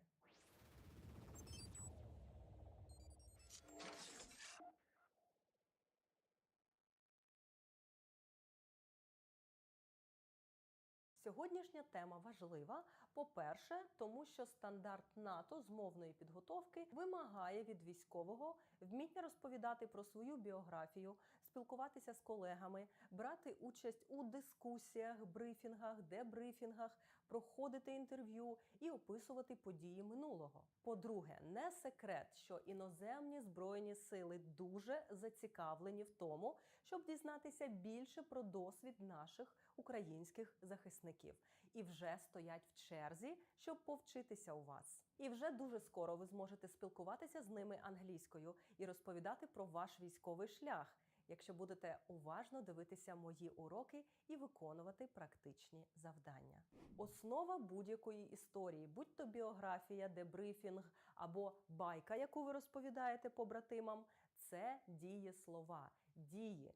Опис саме того, що ви робили. У попередньому відео я розповідала вам про час past simple для опису фактів та подій, що завершилися в минулому. І якщо ви уважно його дивилися, то пам'ятаєте, що дієслова діляться на правильні та неправильні. І сьогодні ми зустрінемо і ті. А також ми зустрінемо уже знайоме вами з попередніх уроків дієслово to be – бути, але в минулому часі. In the past воно має дві форми – was та were. Був, була, було, були. Форма залежить від особи та від того, однина чи множина. В однині з I, he, she, it використовуємо was. З you в однині та в множині we та they вживаємо were. Усі правила утворення стверджень, заперечень та питань з was, were такі ж самі, як і для to be в теперішньому часі. Якщо ви пропустили або підзабули відеоурок про дієслово to be і розповідь про себе в теперішньому часі, подивіться його. Окрім того, сьогодні ми зустрінемо речення в пасивному стані.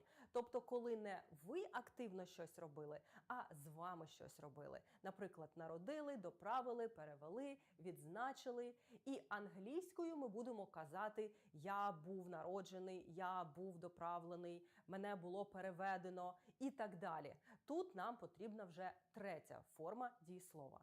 Починаємо розповідь про свій досвід із загальних фактів. I was born in. Я був народжений. Та після in ви ставите рік або місто. З роками використовуємо прийменник in. І щоб тут і далі правильно називати дати, зверніться до уроку про numbers, де я пояснюю, як це робити англійською. Щоб розповісти про свою освіту, можете сказати I graduated from і вказати навчальний заклад або університет. Я закінчив, випустився з. I joined the armed forces in. Я вступив до Збройних сил у такому-то році. Наприклад, I joined the armed forces as a military volunteer in 2014. I was mobilized in 2018. To enlist – це приходити на військову службу, вступати на військову службу, добровільно завербовуватися. Або набирати, вербувати, зараховувати на військову службу. To enroll – зараховувати на службу. Ви можете сказати I enlisted, I was enrolled або I was recruited. Мене було зараховано на військову службу. Незайвим також буде слово conscription – військова служба по призову, призов громадян на військову службу або військова повинність. A conscript – це призовник. The oath of enlistment – це присяга, військова клятва. To take the oath of enlistment – це складати з присягу. До речі, to take – це неправильне дієслово. Три форми – take, took, taken. Тож ви кажете I took the oath of enlistment a year ago. I served in. Я служив у такому-то місті, у такому-то підрозділі або у такому-то роді військ. My rank was. Моє звання було.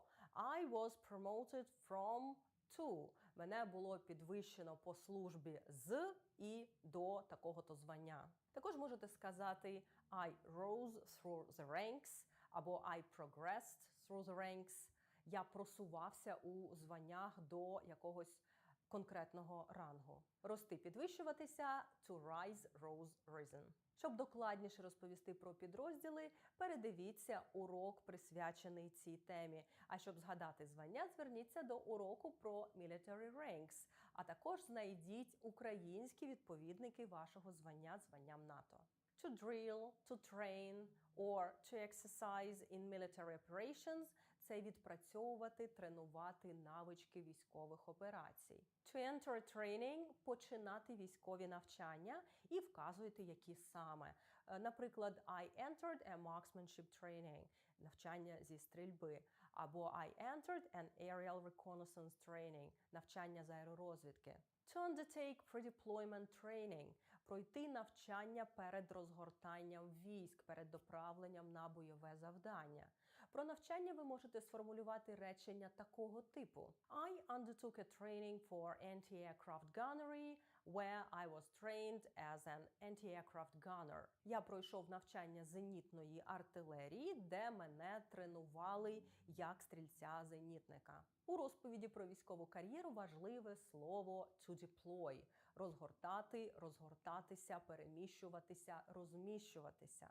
Воно часто вживається в пасивному стані. I was deployed to the east of Ukraine.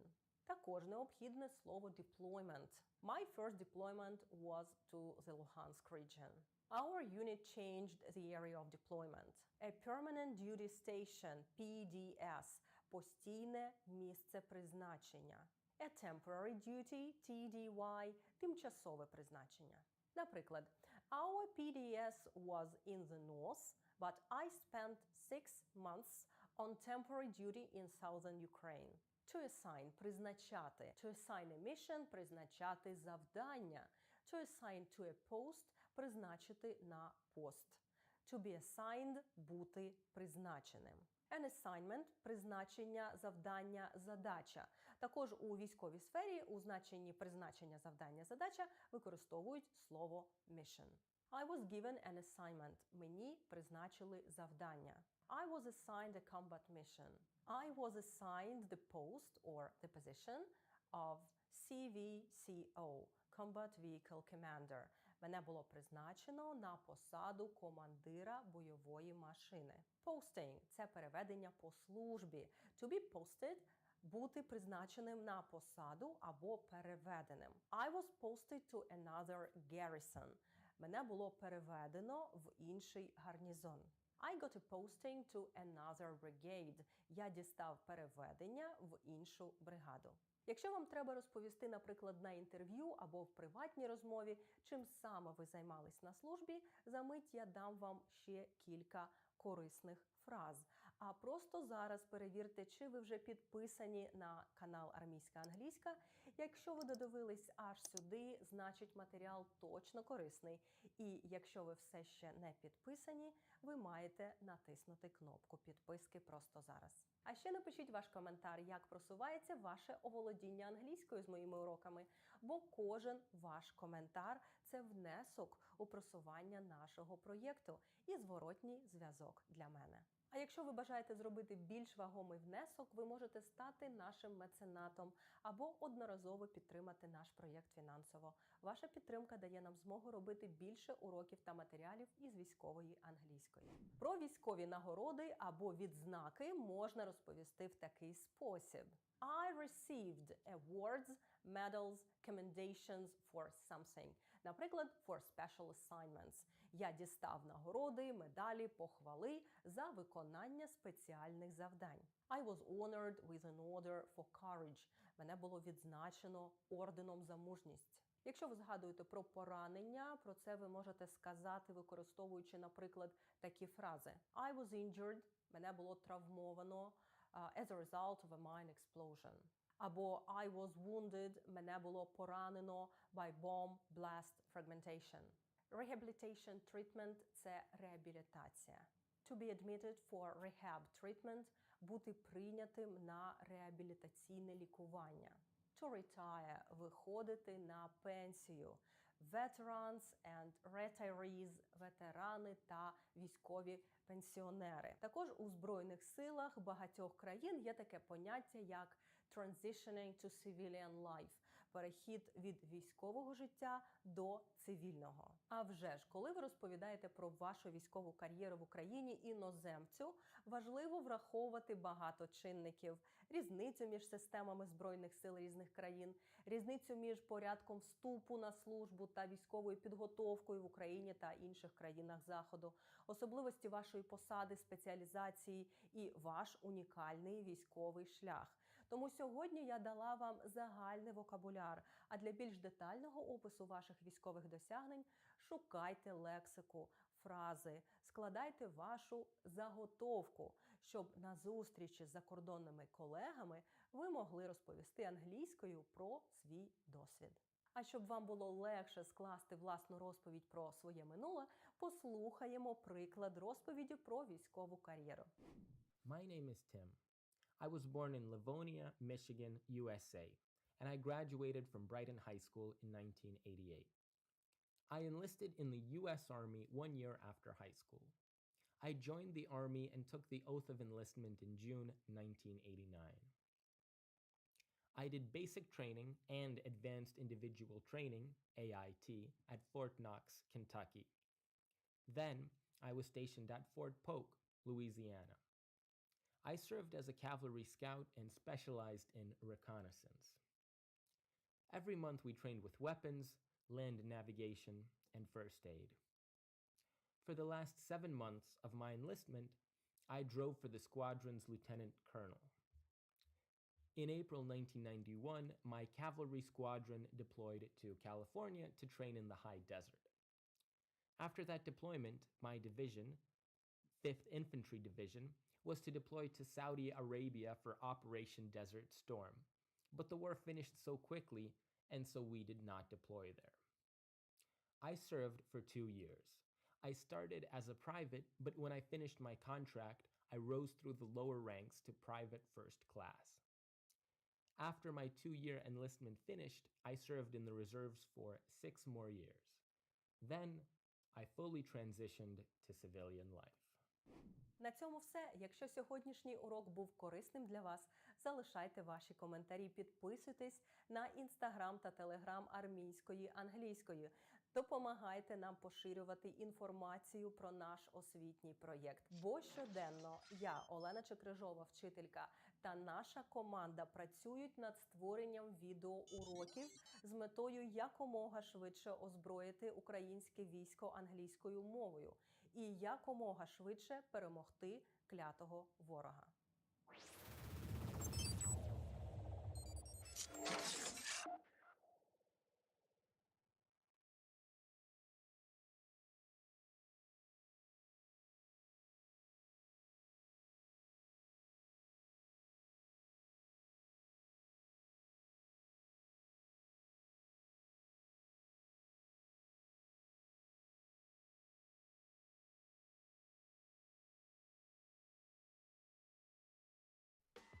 Have you ever quit your job because of a bad boss?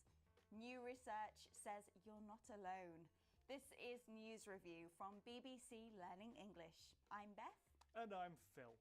Make sure you watch to the end to learn the vocabulary that you need to talk about this story.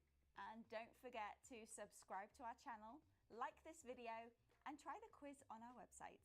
Now, today's story. Bad bosses make people quit. Almost a third of British workers in a recent study say that they've left the job because of their manager. Nearly a fifth of people say that their managers were ineffective.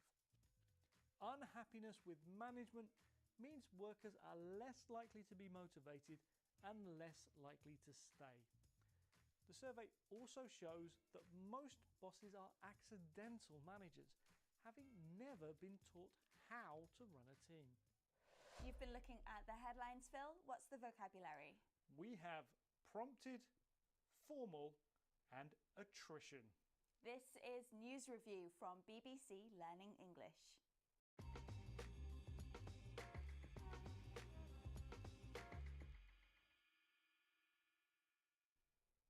Let's have a look at our first headline.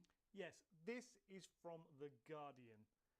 bad management has prompted 1 in 3 UK workers to quit, survey finds. As this headline says, a third of British workers have quit because of bad management. We're going to learn about the word prompt. Phil, what's the connection between bad managers and people leaving their jobs? Well, it's quite simple. One thing causes something else to happen. It prompts it to happen.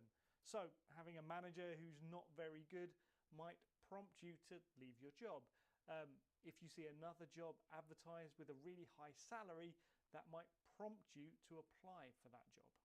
Yeah, that's one meaning. And I remember when I was studying for exams, I used prompt cards. I would write information on them to try and help me remember. Yes, we call them prompt cards because they prompt you to do something. They prompt you to remember. In fact, you could say they prompt your memory. And actually, Beth, what's that you've got in your hand? It's my script. You have one too. And if I forget what I'm going to say, I can look down and it prompts me. Okay, let's look at that again. And remember to make some notes to prompt your memory in the future.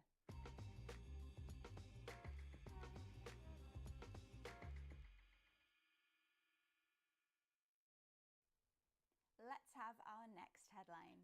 This is from Fortune. Nearly all bosses are accidental with no formal training, and research shows it's leading 1 in 3 workers to quit. This headline is about accidental managers and how they can lead people to leave their jobs. We're going to learn about the word formal. Now, Phil, I know formal language, like putting yours sincerely at the end of a letter. Formal dress might be a suit or something like that, but what do we mean here? Well, we're talking about formal training, but it's related to all those examples you've just given. If you're using formal language, there are rules and you have to follow them. If you want to dress formally, then you need to follow the rules. And formal training is officially organised, so there are rules to follow, and there's probably an exam at the end of it as well. Okay, so my university degree and my teaching qualifications were formal training. I had to follow the rules, do exams and assignments. But can we have informal training like we have informal language and informal dress? Yeah, of course. Think about all the things that you've learnt without having to do a course. Maybe you taught yourself, or maybe you asked someone to help you. Beth, is there anything that you've learnt to do informally? I suppose I learnt to sing, I learnt to cook. That's all informal training. I suppose you could say that learning English on our website is informal training. Okay, let's look at that again.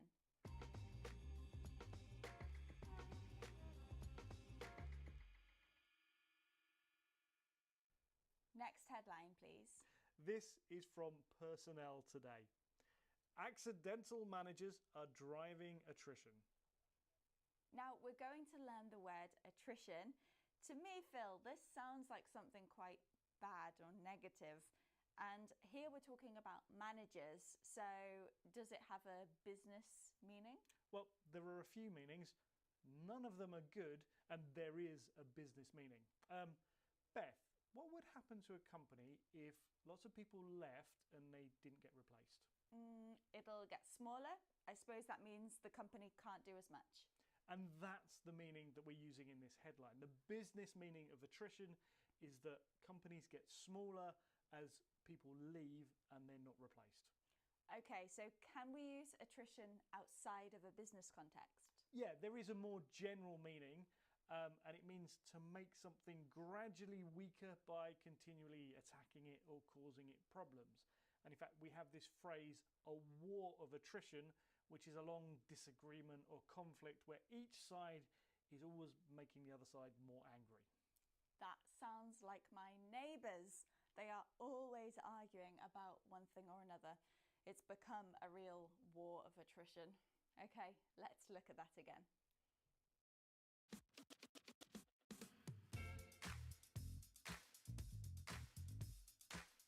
We've had prompted, made something happen.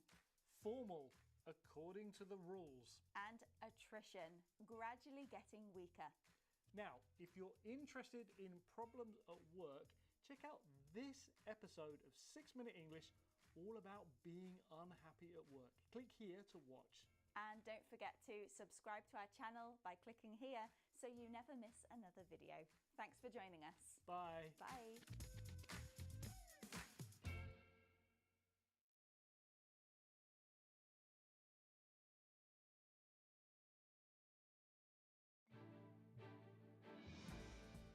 U.S. Defense Secretary Lloyd Austin meets Bahrain's king and launches an operation to protect shipping in the Red Sea from Houthi rebels in Yemen. The United States and South Korea begin 2 weeks of special operations exercises following North Korea's latest missile launch.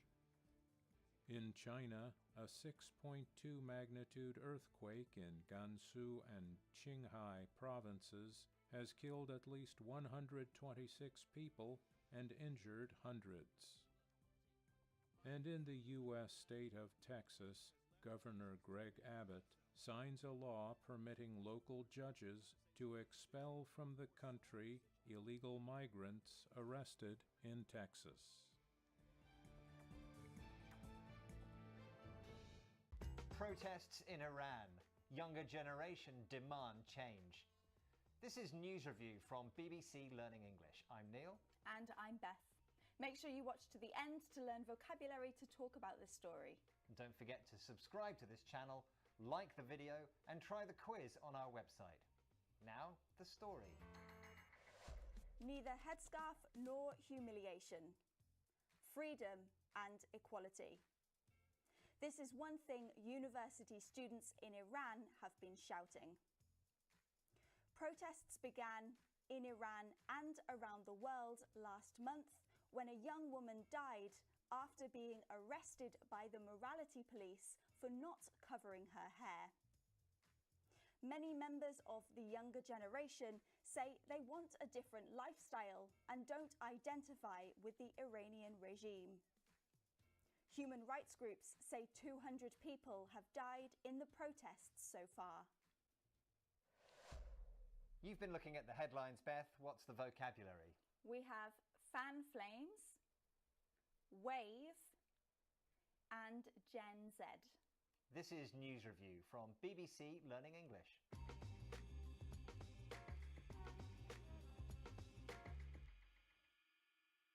Let's have a look at our first headline. This one is from the Financial Times. Iranian celebrities fan flames of anti-regime protests. And so the headline is saying that celebrities inside and out of Iran are taking part in anti-regime protests. That's protests against the current political system. But the expression that we are looking at is fan flames, or fully, fan the flames of something. And we need to break that down. The first part is the word fan. Now, Beth, we are in a TV studio. There are lights. They're quite hot. Yeah, you're right. Sometimes it gets so hot in here that we have to fan ourselves to cool down. Yeah, okay, so that's the first part, fan. We need to look at the second part now, flames. If you light a fire, let's say a barbecue, and you want to make the flames more intense, you can fan the flames and they get stronger. That's the expression, fan the flames, but we're not talking literally here. No, so generally speaking, fan the flames is an expression used metaphorically, and it usually means to make a tense situation even more tense. Now, in this headline, celebrities are encouraging and supporting the protests, so that's why we're using it. They are making the fire bigger or making the protests bigger. That's right. So celebrities want to encourage the protesters to carry on until they achieve what they're trying to get. They are fanning the flames. Do we have any other expressions like this? Yes, we have add fuel to the fire. Now, if you add fuel, something like wood or coal, to a fire, then it gets bigger. Now, again, this expression is used metaphorically, And it means to encourage a situation in which there are strong or high emotions. Okay, let's take a look at that again.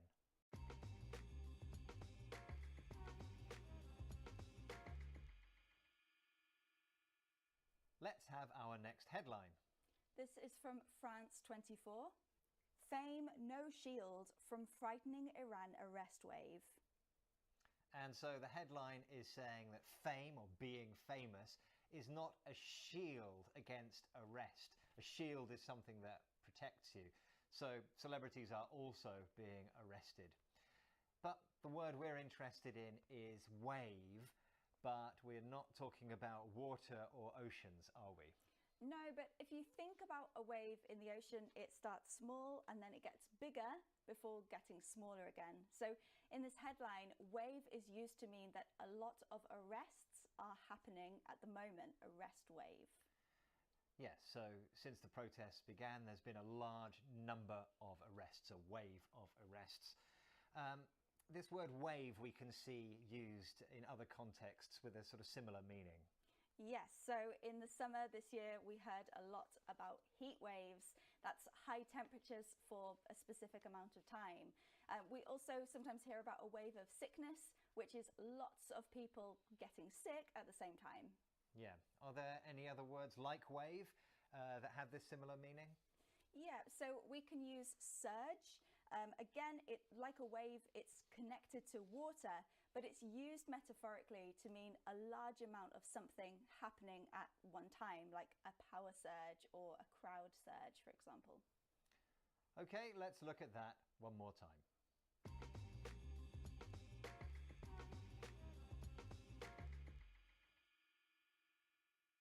Our next headline, please. This is from The Telegraph. How Gen Z, or Gen Z as they say in the US, became the Iranian regime's most fearsome opponent. Yes, so the headline is saying that Gen Z is a fearsome opponent of the regime. Fearsome means frightening, and opponent is someone or a group against another group. And the headline is saying that this group, Gen Z, are the most frightening opposition group for the government in Iran. But who or what exactly is Gen Z or Gen Z? Well, Gen Z is short for Generation Z, and it refers to people who were born in the late 1990s and early 2000s. Now, in Iran, a lot of the protesters are school age or university age, and that is the age group that's known as Gen Z. But we have other names for other generations. What are they? Yeah, so we have millennials. That refers to people born between the early 1980s and the mid-90s. That's me. We then have Generation X. They were born between mid-1960 and the early 1980s. And that's me. And then there are the baby boomers who were born after World War II. Yes, and that's my parents' generation. So why do we have these expressions? Why do we need them? Well, classifying groups of people by their age is an easy way to differentiate between different groups of people, different generations. And it can make it easier for the reader if they immediately know which generation and their kind of supposed characteristics that they're reading about. Yeah. Okay, let's have a look at that again.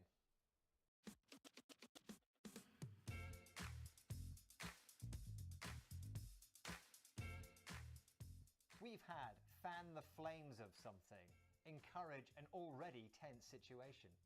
Wave. Lots of things are happening at once. And Gen Z, the group of people born between the late 1990s and the early 2000s. Don't forget, there is a quiz on our website, bbclearningenglish.com. Thank you for joining us, and goodbye. Bye.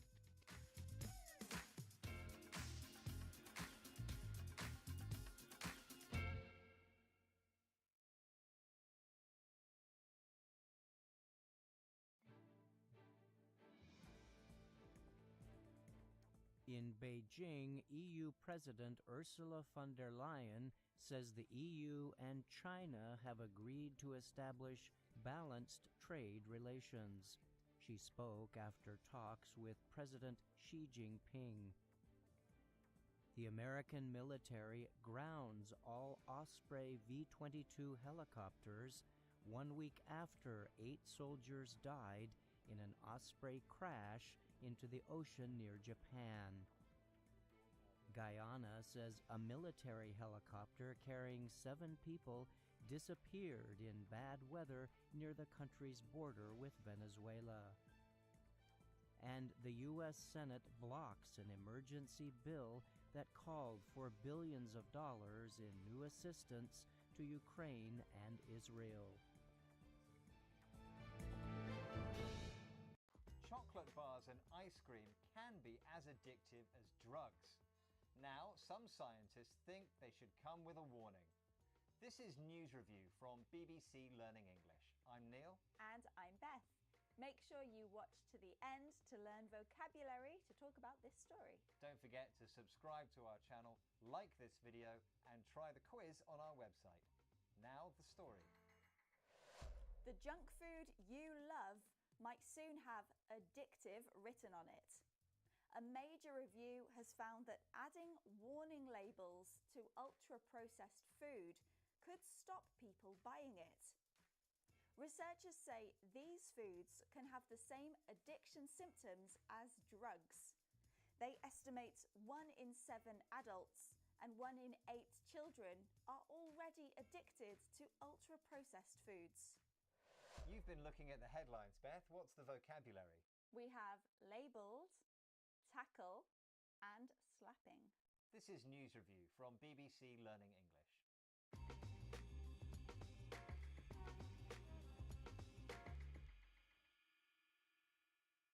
Let's have a look at our first headline. This is from Sky News. Some ultra-processed foods should be labelled addictive, scientists say. So, this headline is saying that some scientists think certain types of foods, ultra-processed foods, should be labelled addictive. Addictive meaning something you can't stop doing. But we're looking at labelled, and it contains the word label, a label, something you find, for example, on your clothes or on a packet, which has some information. It does, yeah. A label gives you information about the object that it's attached to, like your shirt.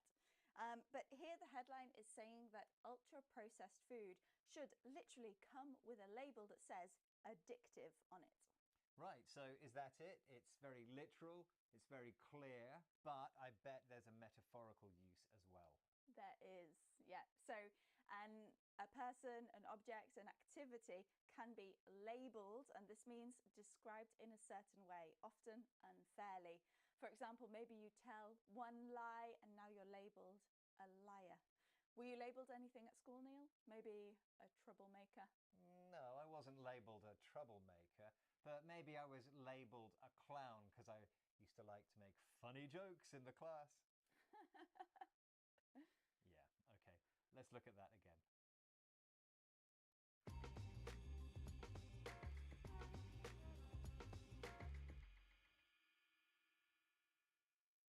Let's have our next headline. This is from The Times. Label ultra-processed foods addictive to tackle obesity, say scientists. So there's that word label again that we've just been learning about. Scientists say we should label ultra-processed foods as addictive so that we can help to tackle obesity. And tackle is the word we are looking at. Tackle is a word familiar to every football fan. It's when you try to take the ball from the opposition. Is there any connection? Kind of. So in football, the other team are the opposition and you want to beat them. Now in this story, tackle is used metaphorically. Obesity is what we want to beat or deal with, and that's why the headline says we want to tackle obesity, to put a lead quickly and urgently. Yes, that's right. So it's emphasizing that the new labels should be added soon. it's an urgent situation. And the use of slap, there's a kind of aggression about it as well. Now, Beth, can you give me 10 more examples, please? 10? We don't have time for 10 more. That's ridiculous. Well, Beth just slapped down my idea. And there's another use of slap as a phrasal verb with down, and it means to criticize someone's suggestion. Let's look at that again.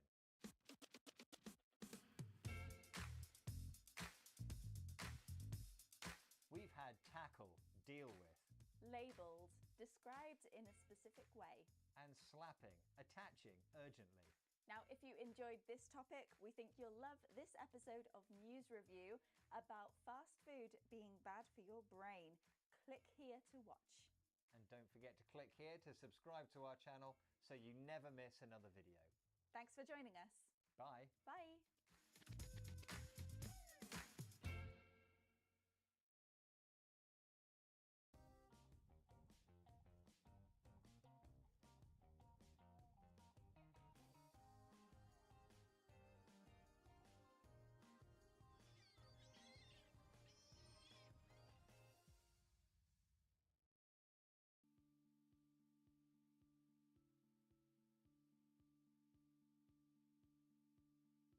Hey, Pete. Who's your friend? She is Anna. She is new to DC. Where are you from? I am from a small town. Now it's your turn. Listen. Where are you from? I am from a big city. Speak and say your city.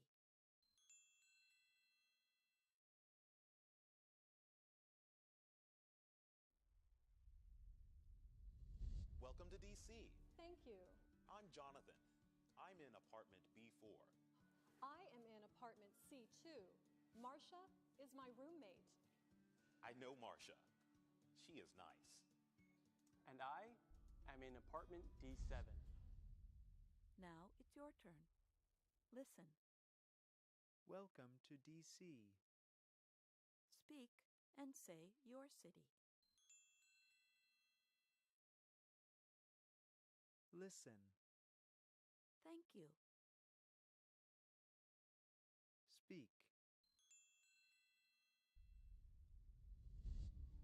I have to go now. Oh, Remember to call Marcia at work. Tell her you're here. right. Thanks, Pete. Nice to meet you. You too. Bye. Now it's your turn. Listen. I have to go now. Speak.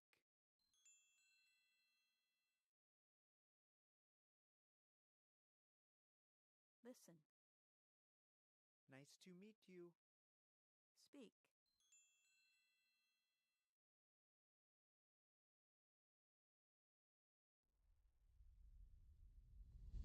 Apartment C2, here I come.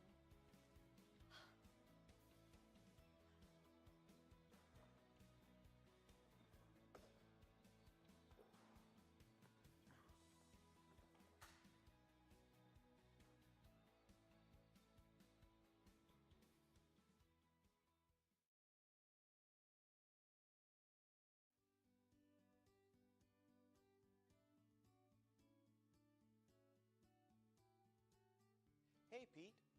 Who's your friend? She is Anna. She is new to DC. Where are you from? I am from a small town. Welcome to DC. Thank you. I'm Jonathan. I'm in apartment B4. I am in apartment C2. Marcia is my roommate. I know Marcia. She is nice. And I am in apartment D7. I have to go now. Oh, Remember to call Marcia at work. Tell her you're here. right. Thanks, Pete. Nice to meet you. You too. Bye. Apartment C2, here I come.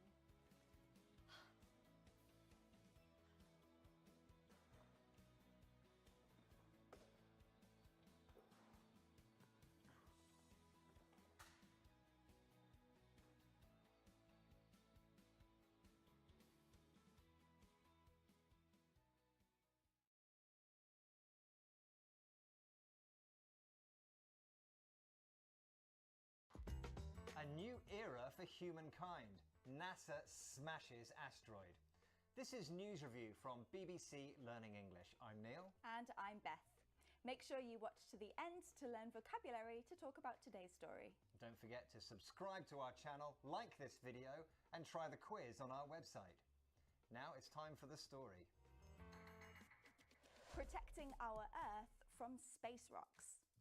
NASA has successfully crashed a DART spacecraft into an asteroid as part of a defense test. It's hoped scientists will learn more about pushing dangerous asteroids off course. Dr. Laurie Glaze, the director of planetary science at NASA, called it a new era for humankind.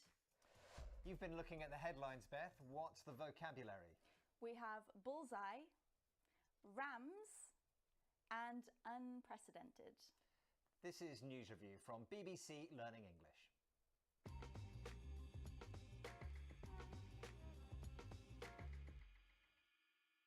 Let's have a look at our first headline. This one is from the Irish Times. Bullseye. NASA successfully smashes spacecraft into asteroid 11 million kilometers from Earth.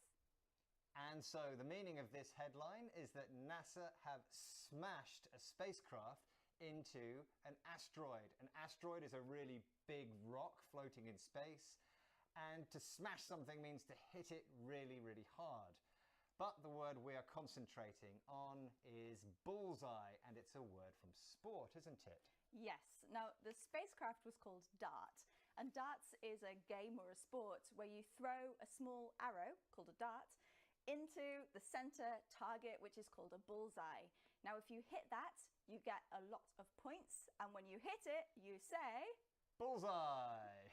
And so the headline writer is saying that NASA hit this asteroid exactly in the right place, and they're using the word bullseye because the spacecraft is called DART, so it's a bit of a joke. But can we use the word beyond sport? Well, we often say it when we get the exact result that we wanted. It's a bit similar to yes or I did it, but it's only really used for sports and games normally. Right, okay, so if I take this piece of paper and I try to hit the camera lens right in the middle, I can say bullseye! Okay, let's have a look at that again.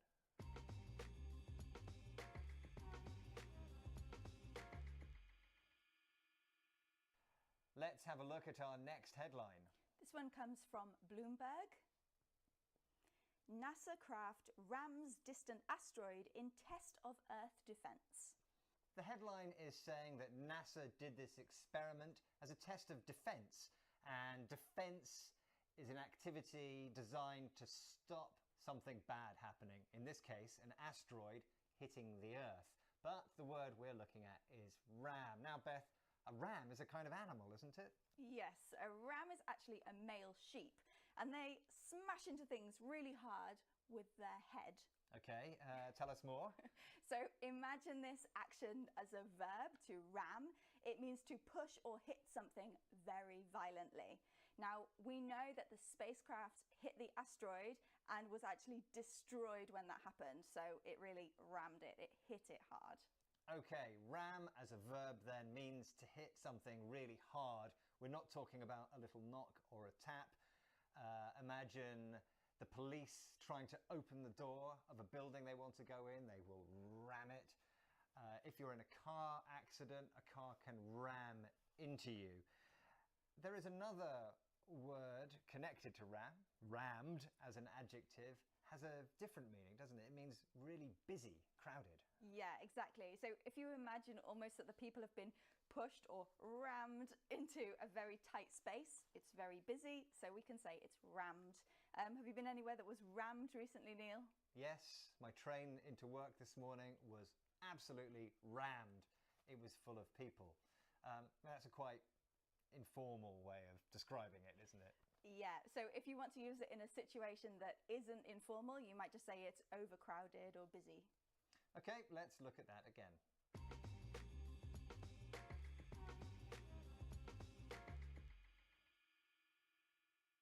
Our next headline, please. This one comes from CBC. We have impact.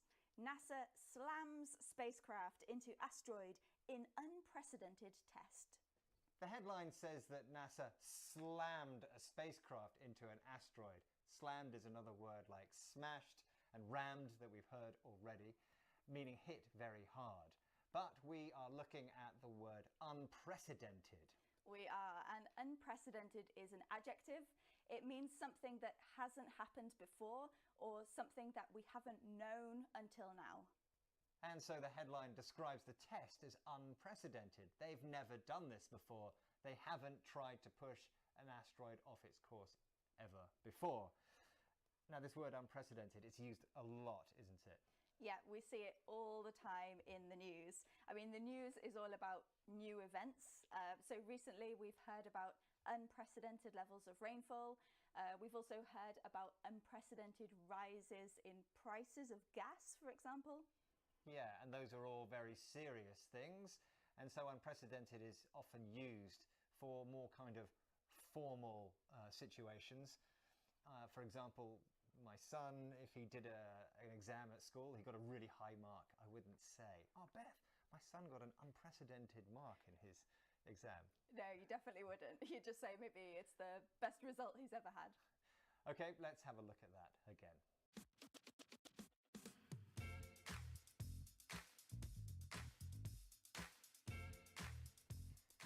We've had bullseye. I hit the target. Rams, crashes into something violently.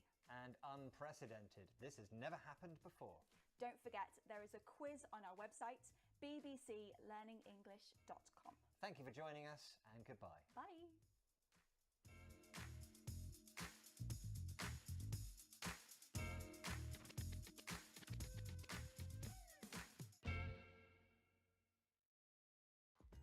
US and UK launch new airstrikes on Houthi targets. This is News Review from BBC Learning English, where we help you understand news headlines in English. I'm Beth. And I'm Georgie. Make sure you watch to the end to learn the vocabulary you need to talk about this story. And remember to subscribe to our channel to learn more English from the headlines. Now, today's story. The US and UK have launched more airstrikes against Houthi targets in Yemen. The Houthis have been attacking ships they say are linked to Israel and the West as they travel through the Red Sea trade route. The UK and US said that they were trying to protect the free flow of commerce. You've been looking at the headlines. What's the vocabulary that people need to understand this story? We have fresh, deal another blow, and send a clear message. This is News Review from BBC Learning English.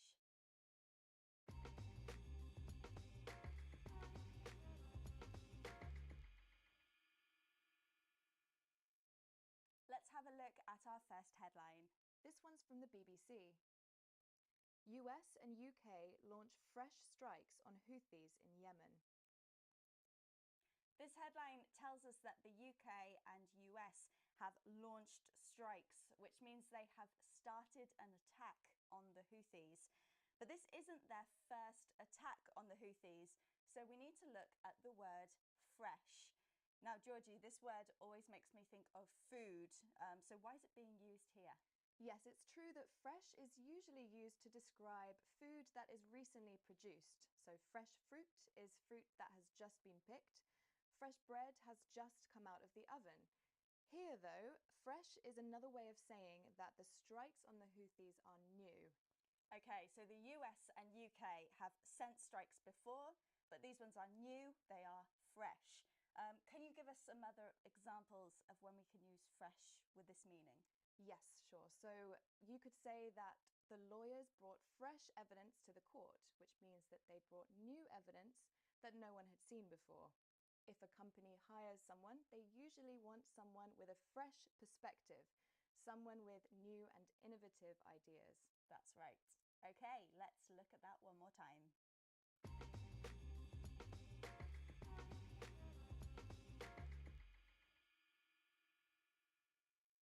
Let's have our next headline. This one's from the Evening Standard. Fresh UK and US airstrikes on Houthi targets deal another blow to militants.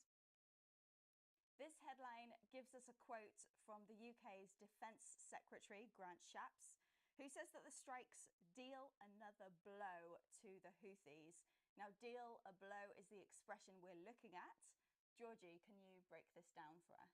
Yes, well, it's got two parts. We've got deal and blow. So deal in this sense is another way of saying give out or distribute. So imagine in a card game, we deal cards to the other players. Blow in this sense is another word for a big hit or a sudden impact. Right, so deal a blow in this case sounds very literal because the US and UK have given, that's deal, the Houthis a big hit. And that is the blow because of these airstrikes. Now, I'm guessing that this has a metaphorical meaning as well. That's right, and I think both are relevant here. So in a metaphorical sense, it can be used when something causes a significant problem or setback. So in this story, the purpose of the strikes was to cause problems for the Houthis so that they would be weaker and less able to attack ships in the Red Sea. Can you give us another example? Yep, so we can say that the pandemic dealt an enormous blow to the economy. It damaged it. Notice here how the past form of deal is dealt, which has a different pronunciation. So we're going from the sound E to the sound E. Yes, we have deal and dealt. Okay, let's look at that again.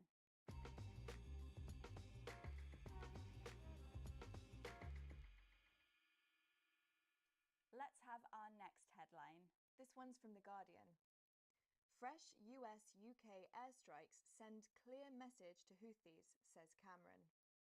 Now, this time we're hearing from the UK's Foreign Secretary, David Cameron, and we're looking at his phrase, send a clear message. Now, when I hear a clear message, it makes me think about something spoken or written that is really easy to understand, like a very clear email or something. Yes, but in this story, the US and UK governments say they are sending a clear message to the Houthis with airstrikes. And the message here, according to Cameron, is that if the UK gives a warning, then it will do what it says. Now, we hear this phrase a lot in a very literal sense. This morning I sent a clear message, a text message, to my mum. But can you give us an example of how it's used in this headline? Yes, so imagine a company decides to remove all single-use plastic from its packaging. You might say that this sends a very clear message that it cares about the environment and sustainability. Yes, that's right. Okay, let's have a look at that one more time.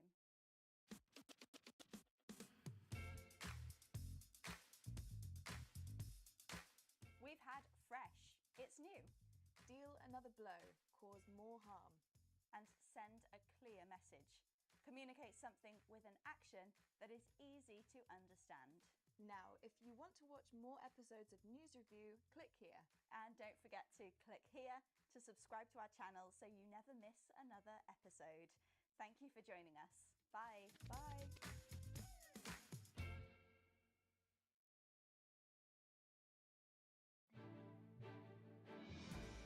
Japanese officials say powerful earthquakes leave at least 55 dead and cause widespread destruction across western Japan. In Tokyo, a passenger jet strikes a Coast Guard plane carrying earthquake aid on a runway at Haneda Airport. 5 Coast Guard crew died, but all on the passenger plane survived. In South Korea, opposition leader Lee Jae-myung is taken to the hospital after being attacked with a knife in Busan. Police arrested a suspect. And in Ukraine, President Volodymyr Zelensky says 4 civilians were killed in a Russian missile strike on Kyiv. Irreversible change. Antarctica faces a climate emergency. This is News Review from BBC Learning English. I'm Neil. And I'm Beth. Make sure you watch to the end to learn vocabulary to talk about this story. Don't forget to subscribe to our channel, like this video, and try the quiz on our website. Now the story. Sea ice the size of Greenland is missing. This and collapsing ice shelves are just some of the problems Antarctica is facing due to climate change. Scientists have met this week to discuss how important the Southern Ocean is to the health of the whole planet. They say more funding is urgently needed. You've been looking at the headlines, Beth. What's the vocabulary? We have virtually, put on ice, and call for. This is News Review from BBC Learning English.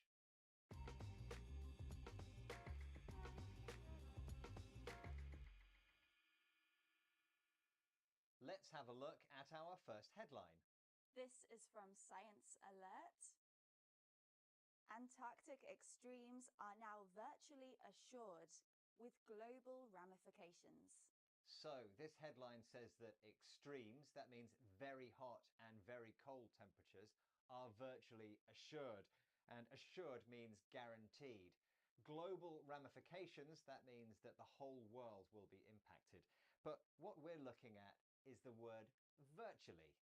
We are. Now, this word virtually is very often used with technology. In fact, Neil, I went on a virtual tour of the Taj Mahal recently. I was at home in London, but it was like I was almost there, like I was virtually there in India. Well, that's a really useful way of looking at it from that sort of technological point of view, because in this headline, virtually means almost or nearly, just like you were almost nearly sort of at the Taj Mahal. Now, the headline says that these extremes are virtually assured. That means almost guaranteed. That's right. And we can also use virtually in a more casual, everyday way. So, this morning, Neil, I was late for work. I was virtually on the bus when it left without me. Well, I had a bad journey to work as well. I left my headphones at home. I had a really cool playlist I wanted to listen to. I was virtually in tears, almost crying. Let's look at that again.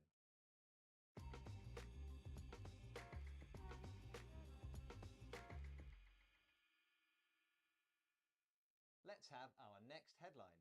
This is from The Guardian. I've spent 40 years in Antarctic research. Right now, it's facing a climate emergency, so we must not put vital science on ice. Okay, before looking at the headline, a note about pronunciation. Beth, you said research. I say research. It's just a change in word stress, and both are fine.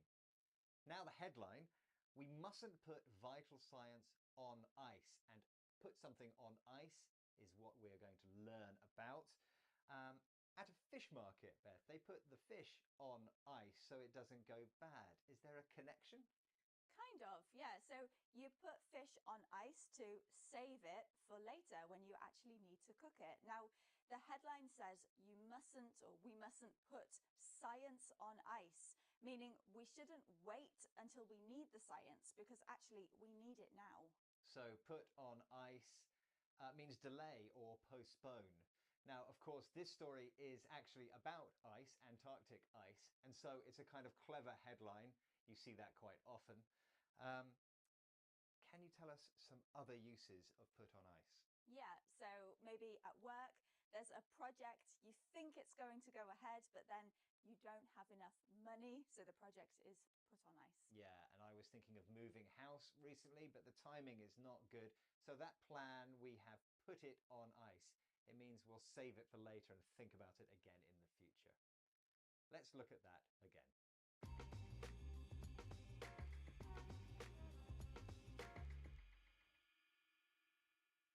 Let's have our next headline. This is from Merco Press. World scientists call for more research on the Southern Ocean and climate change. So, scientists call for more research. We are going to learn about call for. It contains call, which everybody knows, so why are we looking at it? Well, call for is a phrasal verb. So with phrasal verbs, they have particles, like for in this case, and it can change the meaning. Call for means to publicly ask for something. So in this case, in the headline, scientists are writing, speaking, and asking governments and the world of science and the public for a change. Yeah, they are calling for action. Now, Beth, I am meeting a friend for dinner later, but I need to change the time. Do I call for a change of time? No, because you don't need everyone, you don't need the public to know that you're changing the time. So just let the restaurant know. So call for is quite formal. It's often used in headlines and reports. We don't really use it in everyday conversation. Okay, let's look at that one more time.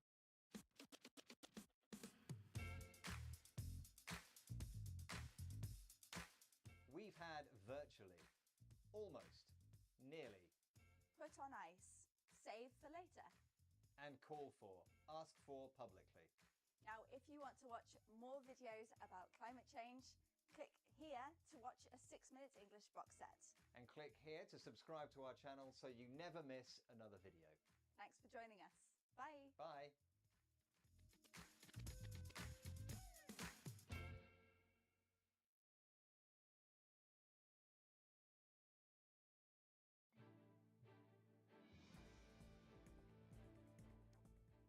Officials in Tanzania say at least 47 people were killed and 85 more injured in flooding and landslides in the country's north.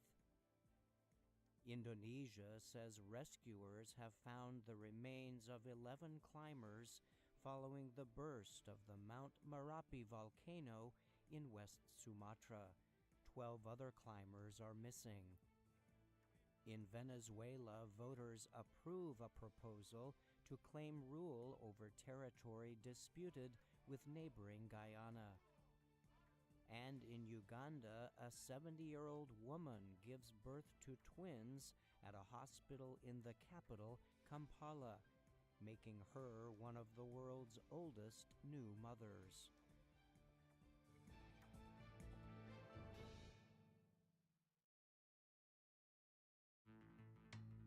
He gave the world iPhones and iPads and gained a reputation as a bully along the way. She makes delicious macaroons and changes the lives of young people in the process. It's really important to have people's voices heard. So even when they're challenging, and especially when they're challenging. If you have a vision, we look at how you can manage your self-belief alongside the need to take people with you.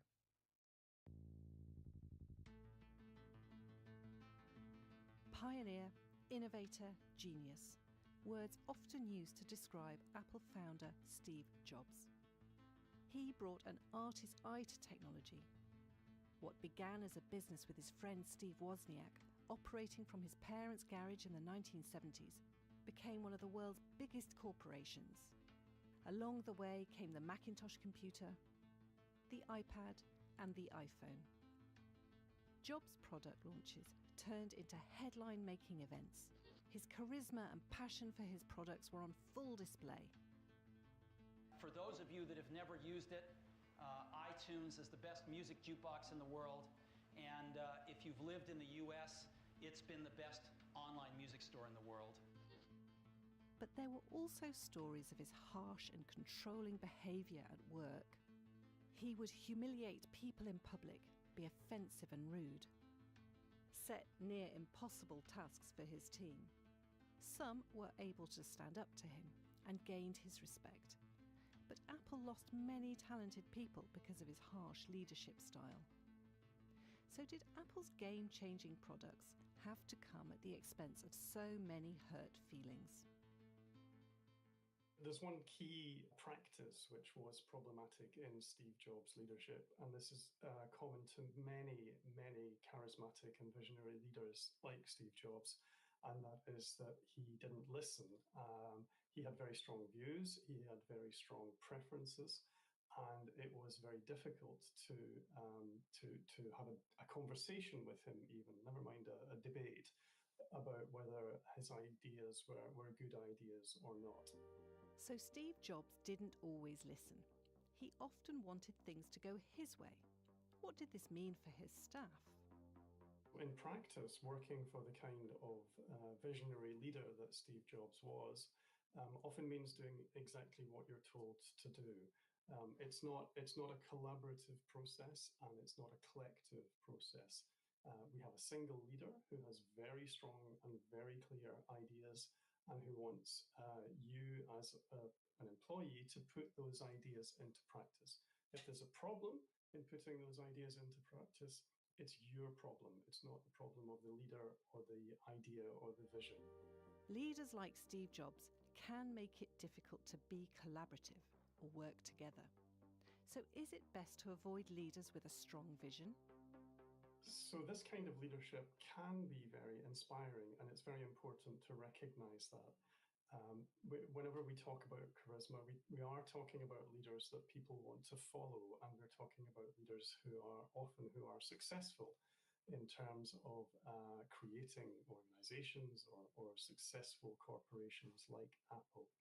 It's a kind of organization, though, where you either fit or you don't. And so it's a black or white situation. I think it's very important to be clear with yourself if you are thinking about joining that kind of organization or following that kind of leader, that it might not work out and you may need to move on. A leader with a clear vision can be inspiring, but it's important you believe in that vision too. So how could Steve Jobs have done things differently? So with a charismatic or visionary leader, one of the key dangers is that it's very easy to get carried away, to lose yourself in the vision, and to lose sight of the other people that you work with and the collaborators that you rely on to make your vision happen. So I think one of the key messages about visionary leadership is always to remember that any kind of product, any kind of success, putting a vision, making a vision become reality, involves a whole group of people, and it's not just about the leader. So visionary leaders should recognise the value of others. It's not just about them. Meet Rosie Guinday, the founder of Miss Macaroon, a company based in the British city of Birmingham and named after the delicious little biscuits they make. But it isn't only the macaroons that make this company special. Its chefs are some of Birmingham's most troubled young people. Rosie uses her baking business to help her community, and she gives her young staff the skills and confidence to make a mark in the world. So how important is vision to Rosie? Vision is incredibly important. As a leader, it's so important for you to be able to set longer term vision, something that's bigger than small and medium term goals, but a real purpose for your business. So something that everybody within your organization, whatever level they work at, can get behind and understand whether their job contributes to that longer term vision. Rosie Guinday's vision gives her business a purpose. So how has she gone about achieving her vision? So to be able to achieve your vision, you need to have a clear direction of where you're going. You need to really understand your values, and you need to put a plan in place to be able to achieve that vision. You also need the flexibility and understanding that everything's not going to go to plan, and likelihood is it really won't go to plan. So you have to be able to adjust to whatever's going on around you. Rosie has a clear plan about where she wants to take her business, but is flexible about how she gets there. To achieve your vision, you need a really strong team of people around you. At Miss Macaroon, we have a fantastic board of non-executive directors that help me to set the strategy. We also have an amazing team of people that help us to build young people's skills and confidence and help them to get back into work. But everybody really understands what the vision is. Rosie's clear vision has helped her build a strong team of people around her who share the same passion as her.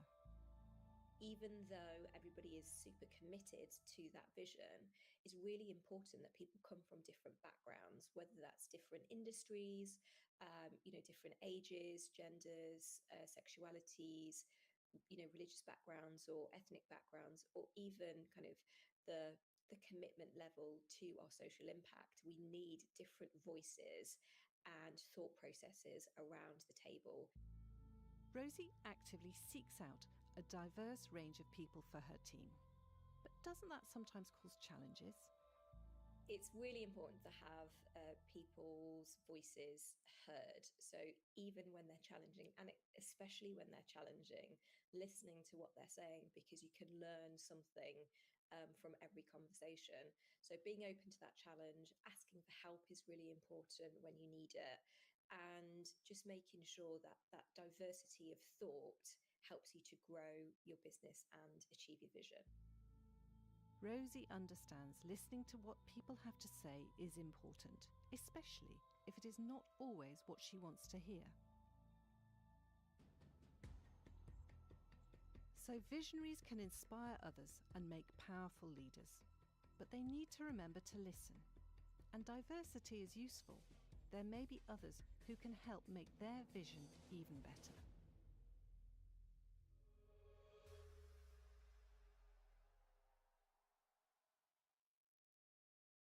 Як сказати віджимання, присідання, станова тяга англійською та як назвати інші вправи, які військові виконують на фізичних тренуваннях? Що входить до Army Combat Fitness Test та чим Marine Corps Physical Fitness Test відрізняється від Marine Corps Combat Fitness Test? Як розповісти англійською про оцінювання фізичної підготовки в ЗСУ? Це канал Армійська англійська, а я Олена Чекрижова, вчителька. І я не втомлююсь повторювати, що мовна підготовка має бути обов'язковою в Збройних силах України, так само, як і фізична. І саме про фізичну підготовку військових, PT, Physical Training, ми з вами поговоримо сьогодні.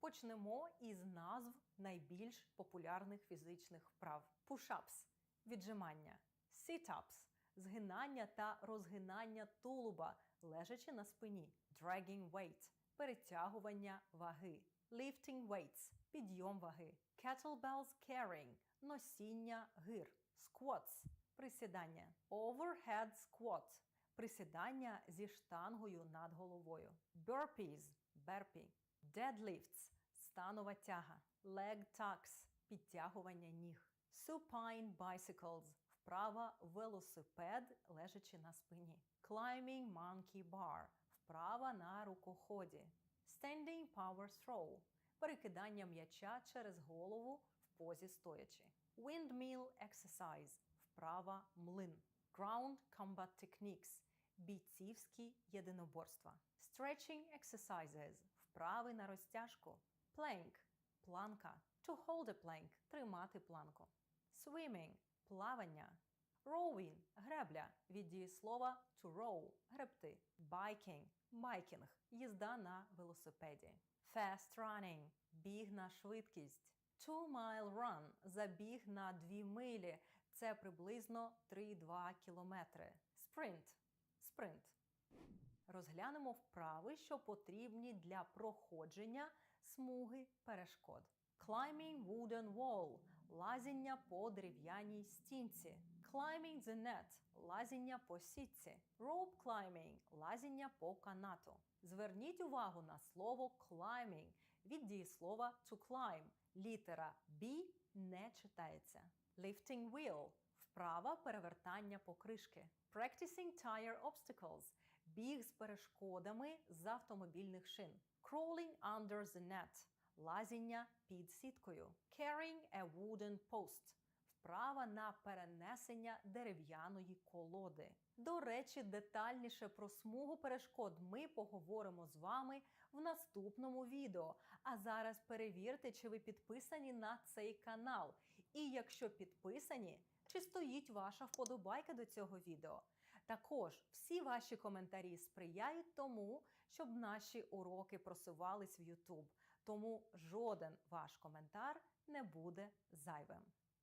Коротко поговоримо про тести фізичної підготовки в різних родах військ США. До речі, нещодавно я розповідала про роди військ США і давала корисні слова для розповіді про роди військ та сил, їхні функції та завдання.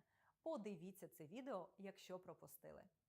The Army Combat Fitness Test ACFT складається з 6 компонентів, які тестують різні параметри підготовки від м'язової сили та потужності muscular strength and power до гнучкості та координації flexibility and coordination. Солдати заробляють бали за виконання та перевиконання мінімальних вимог кожного завдання. Компоненти тесту такі: 3 maximum deadlift – 3 повторення максимальної станової тяги. У цій частині теста треба to lift – підняти the maximum weight you can 3 times – 3 рази. Standing power throw – силовий кидок стоячи. Солдати мають to throw – кинути a 10-pound medicine ball backward and overhead as far as possible. Назад та над головою якомога далі. Також у форматі тесту солдати виконують hand release push-ups – віджимання. They complete as many hand release push-ups as possible. Якомога більше віджимань із відривом долонь in 2 minutes. Sprint, drag, carry – спринт, тягни, перенеси. Треба пройти 25-метрову дистанцію 5 разів якомога швидше. Вона включає спринт, перетягування ваги у 90 фунтів, sled drag, біг приставним кроком, laterals, перенесення в руках 2 40-pound kettlebell weights, 40-фунтових гир та ще один спринт.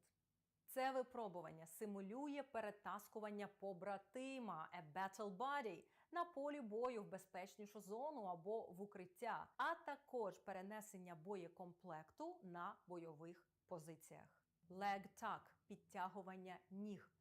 Soldiers complete as many leg tucks as possible, водночас зберігаючи a relatively vertical posture – відносно вертикальне положення.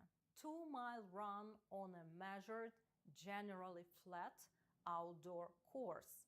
2-мильна пробіжка на час по відносно рівній місцевості на відкритому повітрі. Морські піхотинці США складають 2 тести. Перший – це The Marine Corps Physical Fitness Test, який включає pull-ups or push-ups – підтягування або віджимання, planking – стійку в планці та timed 3-mile run. Другий – The Marine Corps Combat Fitness Test – тест, що тестує не тільки загальну форму, а й фізичну підготовку до бойових дій. CFT складають кожні півроку, щоб підтвердити свою боєздатність. В цьому тесті морські піхотинці повинні run 880 yards. Це simulating movement to contact in battle dress uniform. А також lift a 30-pound ammunition can overhead над головою і зробити максимальну кількість повторів за 2 хвилини. Крім того, вони perform a maneuver under fire simulated event. Для цього випробування морпіхи are paired up by size, діляться на пари за розміром. Вони виконують низку задач, у тому числі з перешкодами: sprints, agility course, high crawl, low crawl, body drag, fireman carry, ammo can carry, push-ups and grenade throw. У тестах для Coast Guard берегової охорони та Navy військово-морського флоту присутні тести, що перевіряють здатність плавати. Тому до тренувань додаються Complete Swim Circuit – вправи на плавання, а також Cardio-Respiratory Fitness – кардіореспіраторний фітнес, Swim, 1.5-mile run, Stationary bike – плавання, біг на 1,5 милі, велотренажер. В інтернеті ви можете знайти безліч відео та статей англійською, присвячених саме фізичній підготовці військових, які поповнять ваш словниковий запас іншою лексикою. А завершити урок я хочу короткою розповіддю про Physical Training Assessment – оцінювання рівня фізичної підготовленості in the Ukrainian Army. For testing and assessment of physical fitness, all servicemen are divided into categories and age groups. Усі військовослужбовці поділяються на категорії та вікові групи, depending on their occupation requirements, залежно від вимог їх службової діяльності. До тесту з оцінювання фізичної підготовки входять такі вправи: pull-ups on a crossbar – підтягування на перекладині, 100-meter run – біг на 100 метрів, 3-kilometer run – біг на 3 кілометри, 2-kilometer run – біг на 2 кілометри, sit-ups – згинання та розгинання тулуба, push-ups – згинання та розгинання рук в упорі лежачи. Assessment – оцінювання проводиться за сумою балів points, taking into account a gender з урахуванням статі. Щоб розповісти про те, які вправи ви виконуєте, як тренуєте щодня, застосовуйте лексику цього уроку, а з граматики вам знадобиться час Present Simple – детальний урок з простим зрозумілим поясненням, як цей час вживати та утворювати, ви знайдете на нашому каналі. Ще раз нагадаю вам, що до мовної підготовки варто ставитись так само серйозно, як і до фізичної. Щоб сприяти цьому і допомогти українським Збройним силам опанувати English якомога швидше, ми з командою волонтерів працюємо щоденно і готуємо ці відеоуроки та інші спеціалізовані матеріали саме з військової англійської. Усе, по суті, тільки те, що знадобиться військовим у роботі. Я Олена Чекрижова, вчителька. Це канал Армійська англійська, який просто зараз, будь ласка, візьміть та порекомендуйте вашим знайомим та колегам, щоб якомога більше українських захисників вивчали англійську з нами. Побачимося в наступному уроці.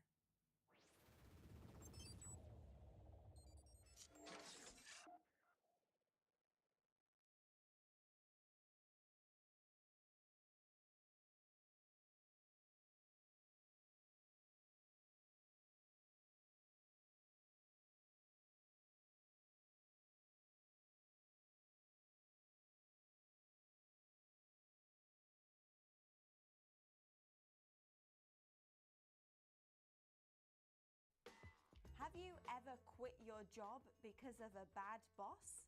New research says you're not alone. This is News Review from BBC Learning English. I'm Beth. And I'm Phil. Make sure you watch to the end to learn the vocabulary that you need to talk about this story.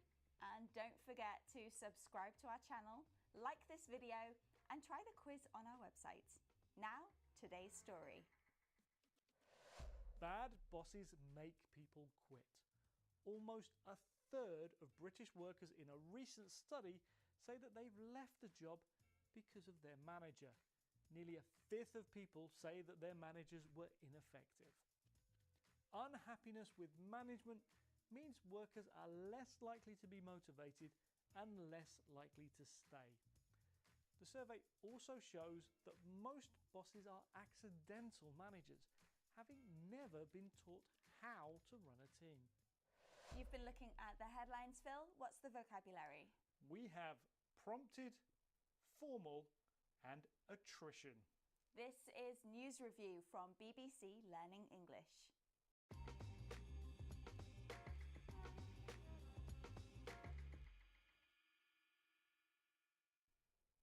Let's have a look at our first headline. Yes, this is from The Guardian. Bad management has prompted 1 in 3 UK workers to quit, survey finds. As this headline says, a third of British workers have quit because of bad management. We're going to learn about the word prompt. Phil, what's the connection between bad managers and people leaving their jobs? Well, it's quite simple. One thing causes something else to happen. It prompts it to happen. So having a manager who's not very good might prompt you to leave your job. If you see another job advertised with a really high salary, that might prompt you to apply for that job. Yeah, that's one meaning. And I remember when I was studying for exams, I used prompt cards. I would write information on them to try and help me remember. Yes, we call them prompt cards because they prompt you to do something. They prompt you to remember. In fact, you could say they prompt your memory. And actually, Beth, what's that you've got in your hand? It's my script. You have one too. And if I forget what I'm going to say, I can look down and it prompts me. Okay, let's look at that again. And remember to make some notes to prompt your memory in the future.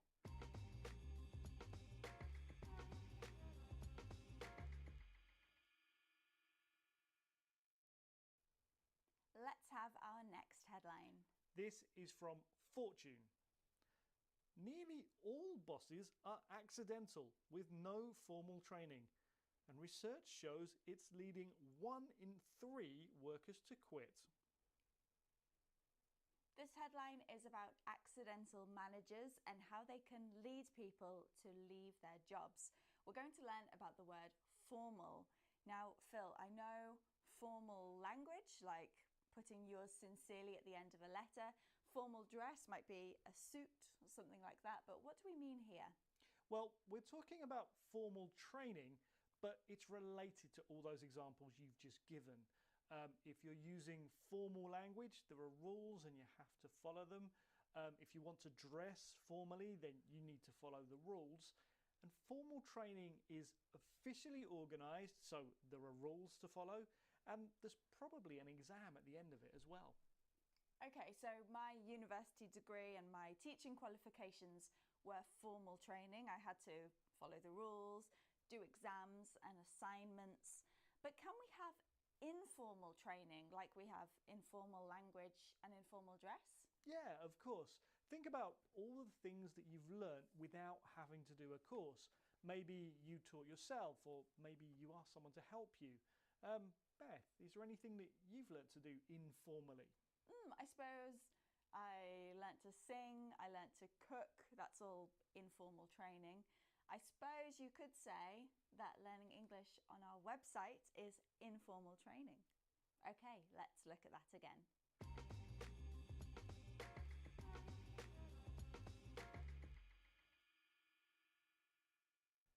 Next headline, please. This is from Personnel Today. Accidental managers are driving attrition. Now, we're going to learn the word attrition. To me, Phil, this sounds like something quite bad or negative. And here we're talking about managers. So does it have a business meaning? Well, there are a few meanings. None of them are good, and there is a business meaning. Beth, what would happen to a company if lots of people left and they didn't get replaced? It'll get smaller. I suppose that means the company can't do as much. And that's the meaning that we're using in this headline. The business meaning of attrition is that companies get smaller as people leave and they're not replaced. Okay, so can we use attrition outside of a business context? Yeah, there is a more general meaning, and it means to make something gradually weaker by continually attacking it or causing it problems. And in fact, we have this phrase, a war of attrition, which is a long disagreement or conflict where each side is always making the other side more angry. That sounds like my neighbours. They are always arguing about one thing or another. It's become a real war of attrition. Okay, let's look at that again.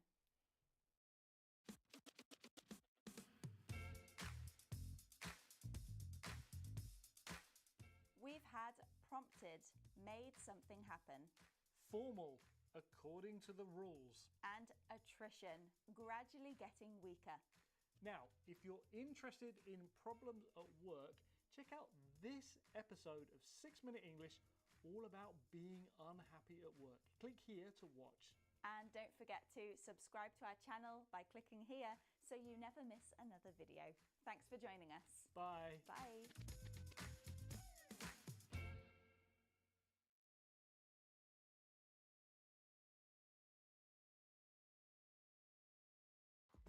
A dream come true, says the first Arab woman in space. This is News Review from BBC Learning English. I'm Neil. And I'm Beth.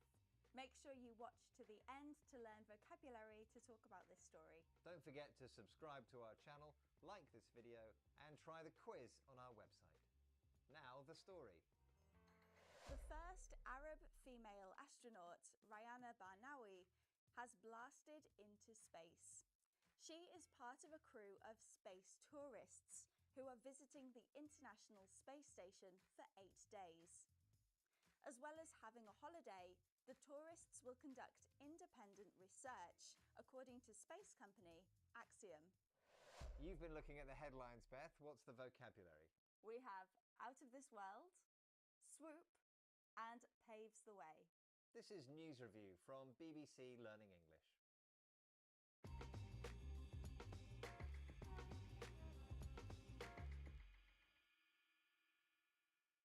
Let's have a look at our first headline. This is from 9 News Australia. Out of this world welcome for landmark astronaut arrivals on International Space Station. So this headline is saying that the International Space Station welcomed astronauts in this landmark mission. Landmark means that it was very significant and important. But what we are looking at is out of this world, an expression which contains lots of familiar words, but put together, what's the meaning? Well, it's used as an adjective, and out of this world means incredible. In fact, it's so good that it's not even from this planet.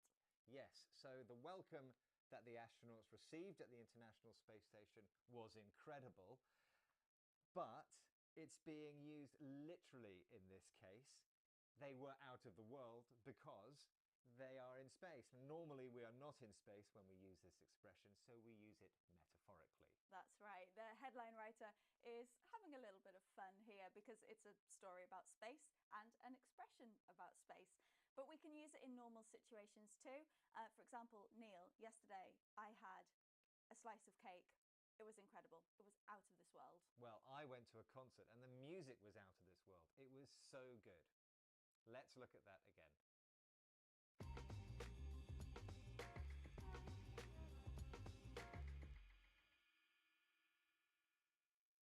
Let's look at our next headline. This is from Futurism. SpaceX tourists swoop into International Space Station. So this headline is about the SpaceX tourists arriving at the International Space Station. We're looking at the word swoop. Now, Beth, swoop is something that birds do. It is, yeah. So swoop means to fly easily, quickly, and often downwards. So, for example, if a bird swoops, it might be trying to catch a mouse. Yeah, so this sounds like quite a kind of dramatic word. Why is it being used here? Well, the astronauts reached the International Space Station in a rocket, and swoop here means that they flew quickly and they docked with the space station. Now, take notes though, because swoop doesn't always have to be used with flying, does it? No, it can mean a sudden attack. So, for example, the police can swoop on a gang of criminals. It means that they can enter their house quickly. Let's look at that again.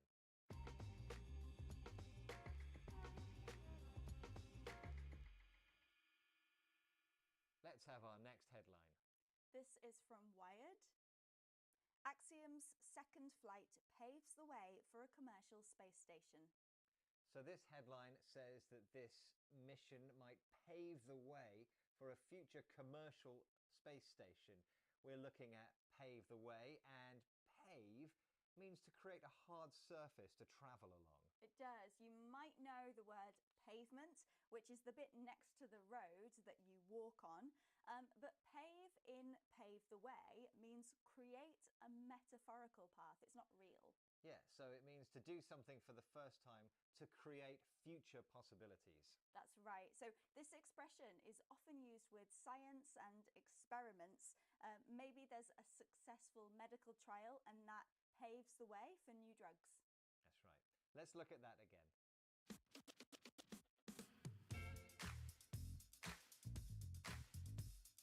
We've had out of this world. Incredible. Very good. Swoop. Fly quickly and efficiently. And paves the way. Makes something possible. If you want to watch another video about women in space, click here to learn about Mars. Don't forget to click here to subscribe to our channel so you never miss another video. Thanks for joining us. Bye.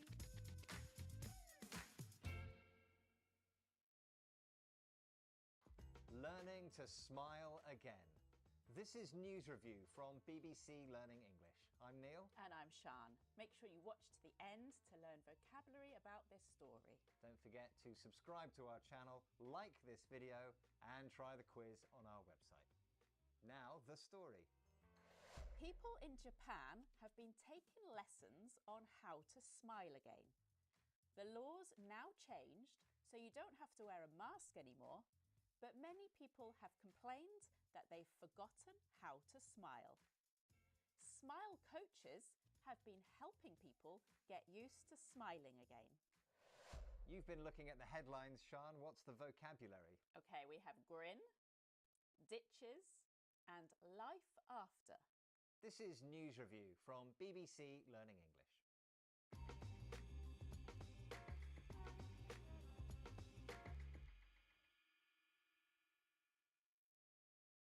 Let's look at our first headline. This is from The Guardian. Grin and bear it. As mask mandates end, Japan turns to tutors to relearn how to smile. Okay, so this headline is about the end of mask-wearing rules in Japan. The word that we're looking at is grin. Now, Sian, grin, that's a type of smile, isn't it? It is, but it's not just any smile. It's a really big one like this. Okay, as you can see, Sian is grinning from ear to ear, which is a common expression. But we can also use it for the kind of smile when you've done something wrong. So we can say that a child has a cheeky grin, for example. Yes, and in this headline, they use the expression grin and bear it, which means remain positive when something bad is happening. But there's something a bit different here. Yes, there's a kind of joke here. So normally the spelling in this expression is bear, B-E-A-R. So that means to deal with something. But here they've spelt it bear, B-A-R-E, which means not covered. So they're making a joke about going bare-faced, so not having a mask on your face. That's right. Let's look at that again.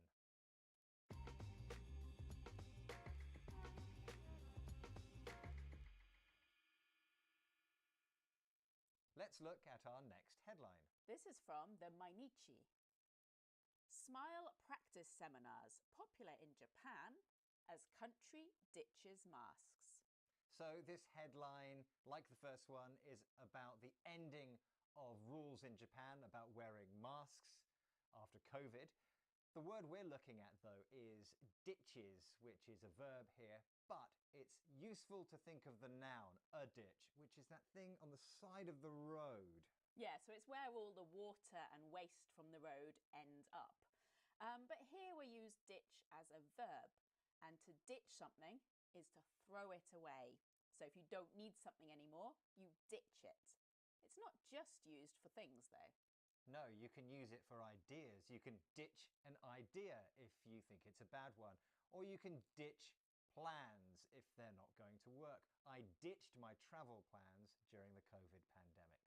Or you can even ditch people. So if we talk about ending a relationship, you can say you ditch your boyfriend or girlfriend. Doesn't sound very nice, but we use it. Okay, let's look at that again.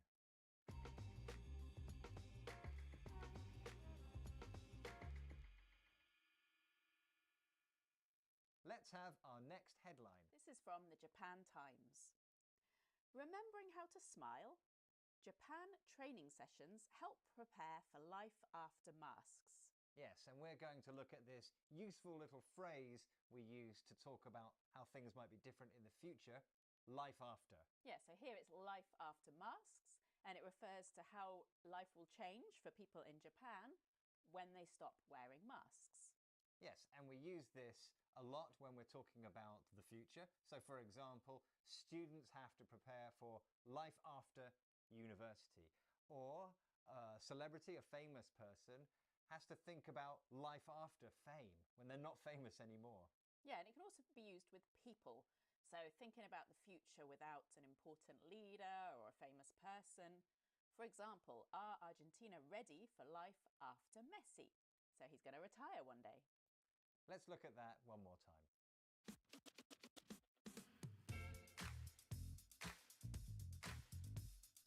We've had grin, smile. Ditches, get rid of. And life after, a future without. And if you want to learn more vocabulary around this topic, check out this episode of 6 Minute English. Don't forget to click here to subscribe to our channel so you never miss another video. Thank you for joining us, and goodbye. Goodbye.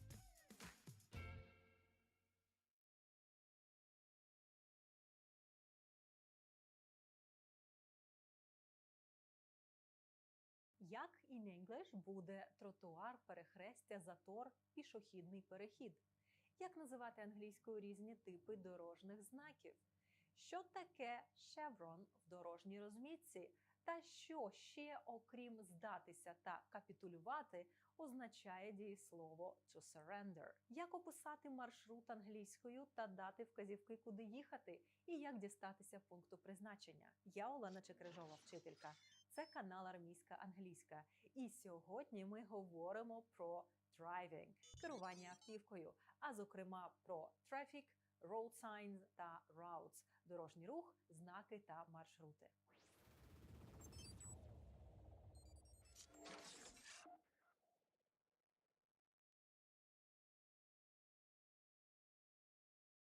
Транспорт рухається автомобільною дорогою – a motorway або a road, або ж швидкісною трасою – a highway, що має смуги, які в англійській мові називаються lanes. Відповідно, автівки рухаються по car lane, автобуси мають свою bus lane, а велосипедисти – bicycle or bike lane. Пішоходи – pedestrians ходять по pedestrian lane або ж a sidewalk. І перш ніж ми почнемо говорити про дорожні знаки та розмітку англійською, перевірте, чи ви підписані на наш канал, а також залиште під цим відео коментар зі зворотнім зв'язком. Це допомагає нашому освітньому контенту поширюватися, і більше українських військових зможуть побачити це відео і покращити свою англійську. Дорожня розмітка – pavement markers. Вона надає інформацію about the direction of traffic щодо напрямку руху and where you may and may not travel, куди вам можна та не можна їхати. Pavement markings виконують наступні функції. Divide traffic lanes – розділяють дорожні смуги. Show turning lanes – вказують на смуги для повороту. Mark pedestrian crossings – позначають пішохідні переходи. Indicate obstacles – помічають перешкоди. And inform you when it is not safe to pass – і інформують, де проїжджати небезпечно. Залежно від країни вони можуть розрізнятися, але зазвичай це white lines, yellow lines, edge lines – лінії краю дороги, arrows – вказівні стрілки, reversible lanes – реверсивні смуги. Роздільна смуга – це center line or separation line. Суцільна – пряма – solid line. Переривчаста пряма – broken line. Raised pavement markers – це попереджувальні елементи, що виступають над поверхнею дороги. Rumble strips – це смужки, які видають своєрідний гуркіт – rumble, та відчуваються водіями, якщо на них наїхати. Дорожня розмітка, яку називають chevron, скеровує рух транспорту в необхідну смугу або використовується для розділення транспортних потоків у протилежних напрямках. Тож шеврони є не лише у військових, а й на дорозі. Дорожні знаки – road signs. Залежно від країни, де ви керуєте транспортним засобом, поділ знаків на категорії різниця. Проте основними все ж залишаються попереджувальні – warning signs, регулювальні – regulatory signs та інформаційно-вказівні – guide signs або information signs. Серед попереджувальних знаків warning signs, що зустрічаються дорогою, найчастіше є попереду світлофор – traffic light, traffic lights, traffic signals або stop lights. Перехрестя – crossroads або junction.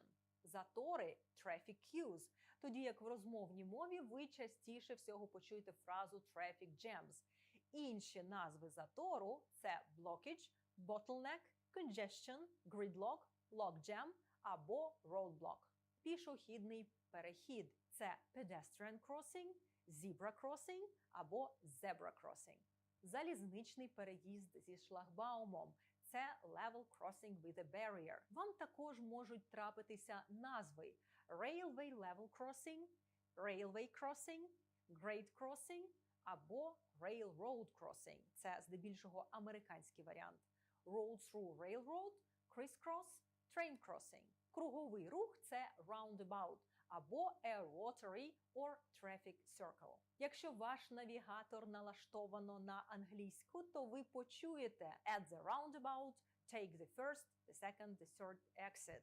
На кільці поверніть на першому, другому, третьому з'їзді.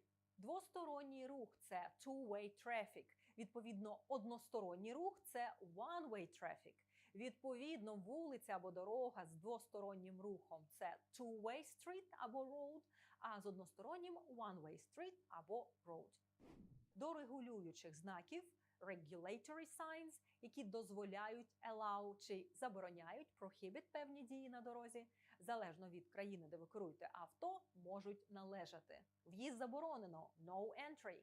Рух транспорту заборонено – no vehicles. Рух пішоходів заборонено – no pedestrians.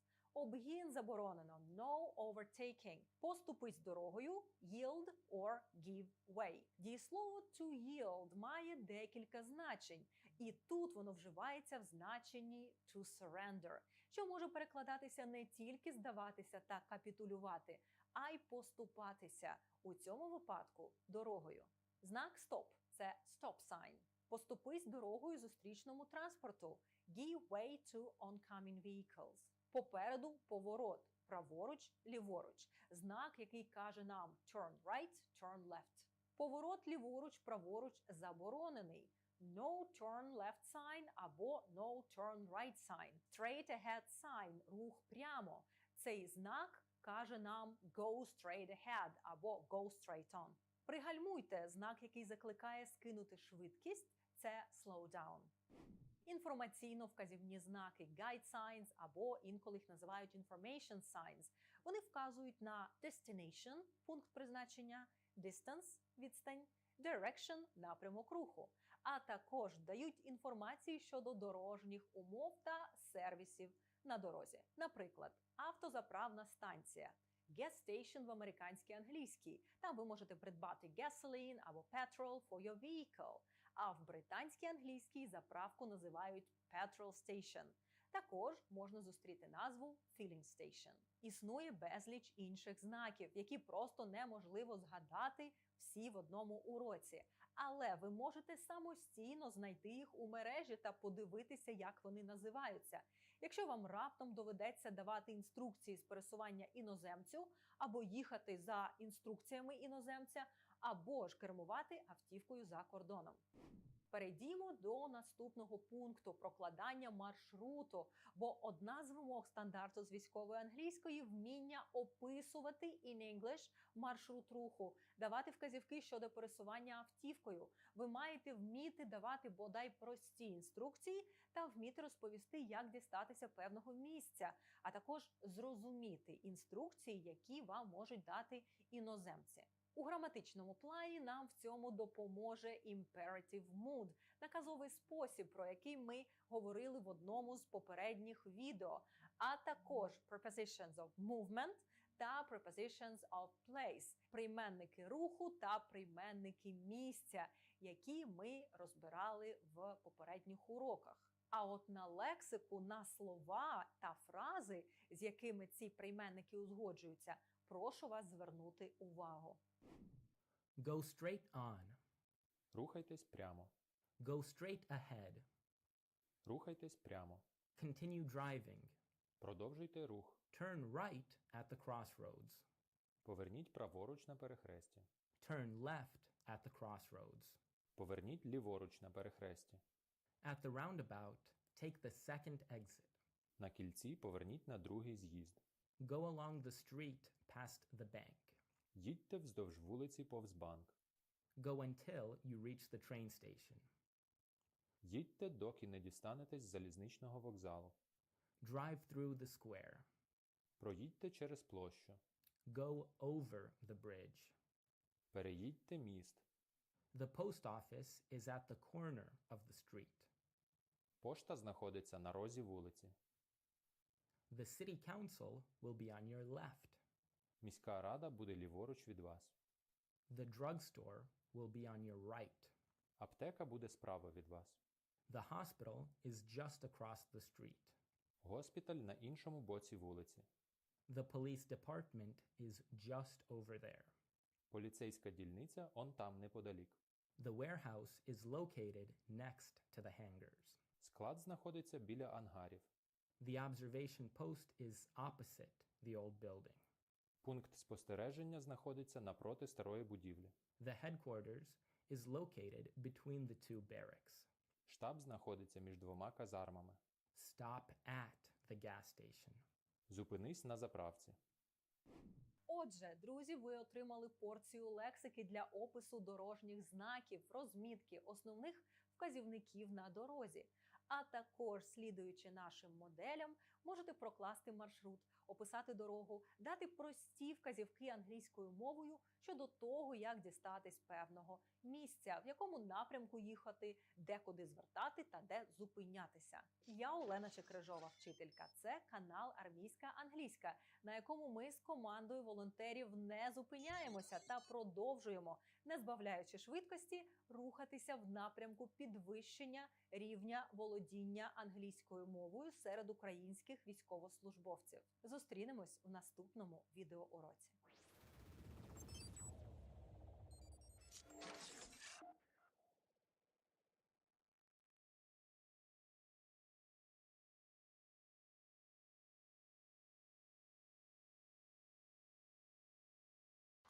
Are you lazy, greedy and selfish? Then you need to learn Goblin Mode, Oxford's 2022 Word of the Year. This is News Review from BBC Learning English. I'm Neil. And I'm Beth. Make sure you watch to the end to learn vocabulary to talk about this story. Don't forget to subscribe to our channel, like this video and try the quiz on our website. Now, the story. What word describes lazy, greedy, shameless behaviour? It's Goblin Mode, and it's Word of the Year according to one UK publisher. Since the pandemic, some people have realised they don't want to go back to the lifestyle they had before. They want to stay in Goblin Mode. Oxford University Press chooses a word each year that reflects the mood of the past 12 months. You've been looking at the headlines, Beth. What's the vocabulary? We have speaks to, over, and unveils. This is News Review from BBC Learning English.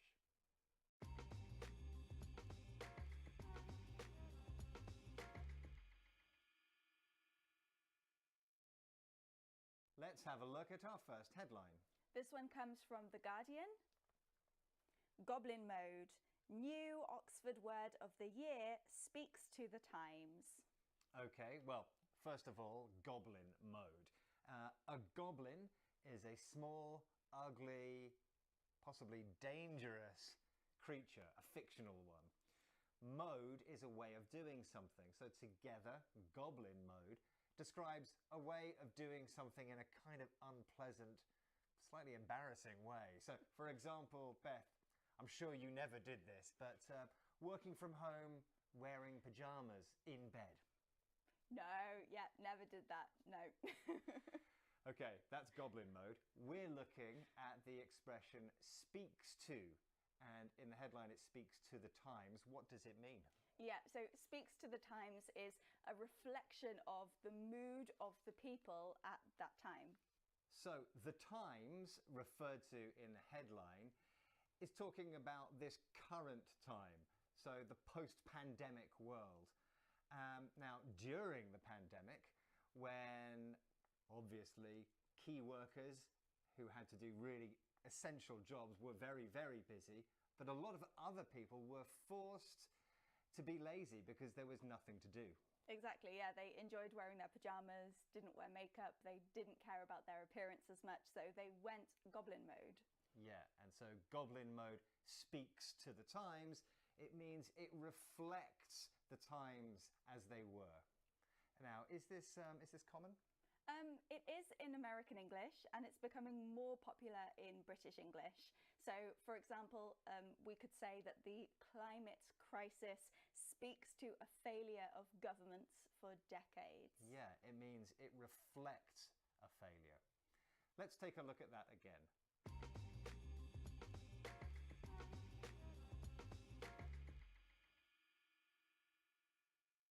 Let's take a look at our next headline. This is from the Huffington Post. Oxford's word of the year sums up exactly how over everything we all are. So the headline says that the word of the year sums up how we feel. Sums up means summarizes.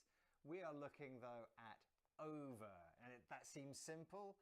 I know over, you go over a bridge. The bridge goes over a river. Is that what we're talking about? Well, in your examples, you've used over as a preposition, but here it's actually an adjective. Right, okay. So what does it mean? Well, if you're over something, then you are tired, bored, and unenthusiastic about something. So maybe initially at the beginning you were quite enthusiastic, but now you're ready for it to finish. Okay, so you've had enough of something. You're fed up with it. Yeah, exactly. So the World Cup, I was quite enthusiastic about it at the beginning, but now I feel like it's been going on for ages. I am over it. Oh, really? I'm still really into the World Cup, and that's the opposite of over, isn't it? It is. And we very often use so with this. We say, I'm so over it. Now, in the headline, it refers to how unenthusiastic people are about everything. And when they say everything, they mean this year, all the negative events going on. There's a lot of bad news around. This use of over is quite informal, isn't it? Yeah, it's very often used in spoken conversation. So I might be having a chat with you and say, I am over working from home. I want to be in the office 5 days a week. Oh, here we are. Let's take a look at that again.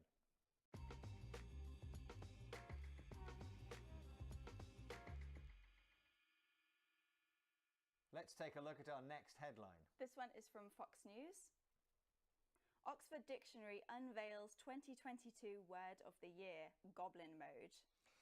We're looking at the word unveils. It makes me think of a traditional wedding where a bride wears a veil over her face and then it's removed. Everyone can see the face. Yeah, and it helps to think of it in this way because that is the literal meaning of unveil. But here it's metaphorical and it just means to reveal or uncover.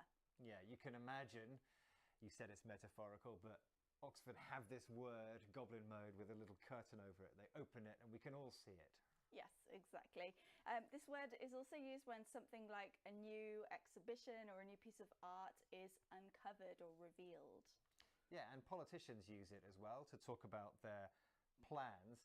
But is it used in everyday conversation? Can I say to you, I'd like to unveil my Christmas plans? No, not really, because it's quite a grand thing. It might be that a company or a celebrity might unveil something, so you'd probably just tell me what your Christmas plans are. Okay, let's look at that again.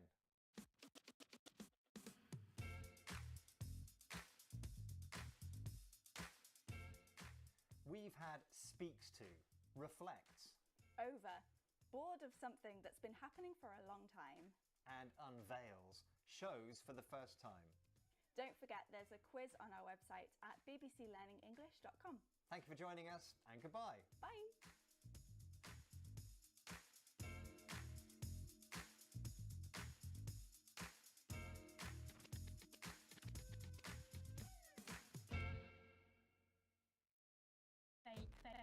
Fake news. Fake news. Fake news. Fake news. Fake news. Hello, I'm Hugo. And I'm Sam. And this is Fake News, Fact and Fiction from BBC Learning English. In the program today, we're talking about images, and we meet viral image debunker Paulo Ordoveza. Things that you need to look out for when you're looking at a viral image, you want to look for any signs of manipulation, telltales that it's been edited. Before we get to that though, Sam, I'm looking forward to your vocabulary session. What are you going to be telling us about today? Well, today, Hugo, I am talking about the world of deceit and the words con, scam, phishing, and hoax.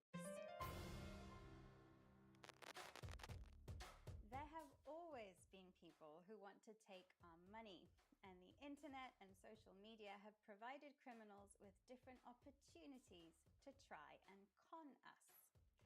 The verb to con means to deceive, to trick, or to cheat, and the noun a con describes the method of tricking. For example, on social media, you sometimes see competition with fantastic prizes like a car or a boat, and all you have to do is like the post and share it to have a chance of winning. Many of these competitions are cons. They're not real and are designed to get us to share personal information, which many people will do because they want to win the prize. But no one ever wins, and the people who run the con have collected lots of personal data. The word con dates back to the mid to late 19th century and is a shortened version of confidence man, which was the term for a person who was able to persuade people to give him money in return for a service that was never given and was not what was promised. This was known as a confidence trick or a con trick, and now just a con. A similar word for a con is a scam. Scam is a much newer word, though, from the late 1960s, and in most cases it can be used in the same way as a con. Those online competitions are often scams, so be careful and beware of scammers, the people who are trying to trick you. A good piece of advice is, if it looks too good to be true, it probably is. A very modern type of scam is phishing. The term was coined in the 1990s and is a variation of the word phishing. The scammers are phishing for your personal details. This is often done through emails, which try to get you to log on to a website that looks like your bank's, but is actually a fake site from which the phishers collect your login details. Another type of scam that has been around for centuries but is also popular on the internet are hoaxes. A hoax is something that has been created to trick you into believing something that isn't true. This could be a fake news story, but hoaxes are also common with photos and videos. Take this one as an example. If someone claims with authority that it's proof of the existence of the creature known as Bigfoot, it's a hoax, because it's just a person in a hairy costume.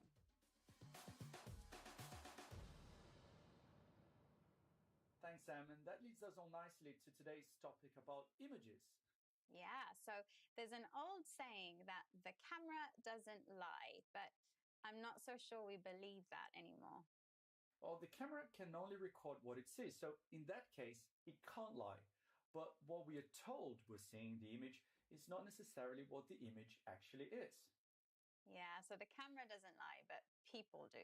Yeah, well, that's a good way to put it. And of course, with the digital tools at our fingertips today, we can change, manipulate, or even create a completely digital image that looks like a real photograph. Yeah, but now we're not talking about just putting a nice filter on our social media selfies, are we? No, there are few different ways images are used to tell a different story to the one that was photographed. One thing we see a lot is real images. They're not fake or photoshopped, but they are from a different time or place than the caption states. Yeah, so the caption on an image can also be misleading in the way it describes what is happening in the photo, particularly if it generates strong emotion. Yeah, well, here's an example. Look at this picture. And it might make you feel completely different emotions depending on how it's described. Amazing. I saw the police helping an injured protester. Terrible. I saw the police attacking an innocent protester. So what do you think, Sam? Do you think the different captions tell a different story? Definitely, yes. So those two captions elicit two completely different emotions. But which one is right? Without a wider context, we wouldn't know which one was correct. So that's not the only way images can be misleading. It's not just captions. Images can be cropped, manipulated and edited to add things that were never there, or take away things that were there. In fact, it's so easy to do this now that an aged relative of mine, who shall remain nameless, removed an in-law from a family photo and replaced her with a bush. That photo now hangs in the living room, and unless you really examined it closely, you wouldn't realize at all that someone was missing. I'm glad I'm not in your family, Sam. Now, most mainstream media organizations are very careful about the images they use and how they're described, particularly if those images have come from members of the public. So on social media, though, anyone can publish an image and say anything about it. And that's where people like today's guest come in. Paulo Odovesa is a viral image debunker. He's known as PicPedant on Twitter and spends his free time verifying images which seem to him to be not quite right. It's an activity he took up while working as a contractor at NASA. I spoke to him earlier and asked why he does it. Well, partly I'm just pedantic. I'm a stickler for accuracy, but partly it's also that I get annoyed at seeing digital art, seeing manipulated images passed off as real, and in a sense, it's unfair to the people who made them because you've robbed them of attribution, you've robbed them of context and credit, and I want to see justice done in that sense. But on a grander scale, it's also that small lies can later lead to bigger lies. I've seen cases of viral image purveyors who just grab stuff off Reddit later be cited in bigger contexts, and the damage they can do is amplified significantly by the nature of social media. I've seen people go from historical photos and go into full-blown health conspiracies about the pandemic. I've seen nature photos lead to eco-fascism. So, it's the kind of thing I'd like to see nipped in the bud before it leads to grander, more harmful falsehoods. So he sees artists' work being stolen without credit, fake and edited images being published as real, and also people who do this using their popularity on social media to promote conspiracy theories and radical action. But how do we know that an image is fake, copied, or misleading? If you do this a lot, you can spot the signs easily. But for those of us with less experience, here are a few tips from PicPedant. For one thing, there's context. You want to see is this image too good to be true? Is it too lucky? Sometimes a photographer will get lucky, but sometimes that image is manipulated. Also think about what emotions these images are eliciting in you. What are they trying to make you feel or think or do? What is the publisher's aim? Are they trying to make money? Are they trying to become more popular? Are they trying to manipulate your view of the world? And things that you need to look out for when you're looking at a viral image, you want to look for any signs of manipulation, telltales that it's been edited. Sometimes the edges are too blurry, sometimes the edges are too sharp. Sometimes the light sources are different and you'll see shadows in different directions. Sometimes the perspective will be wrong, or you'll see artifacts of Photoshop clone stamping.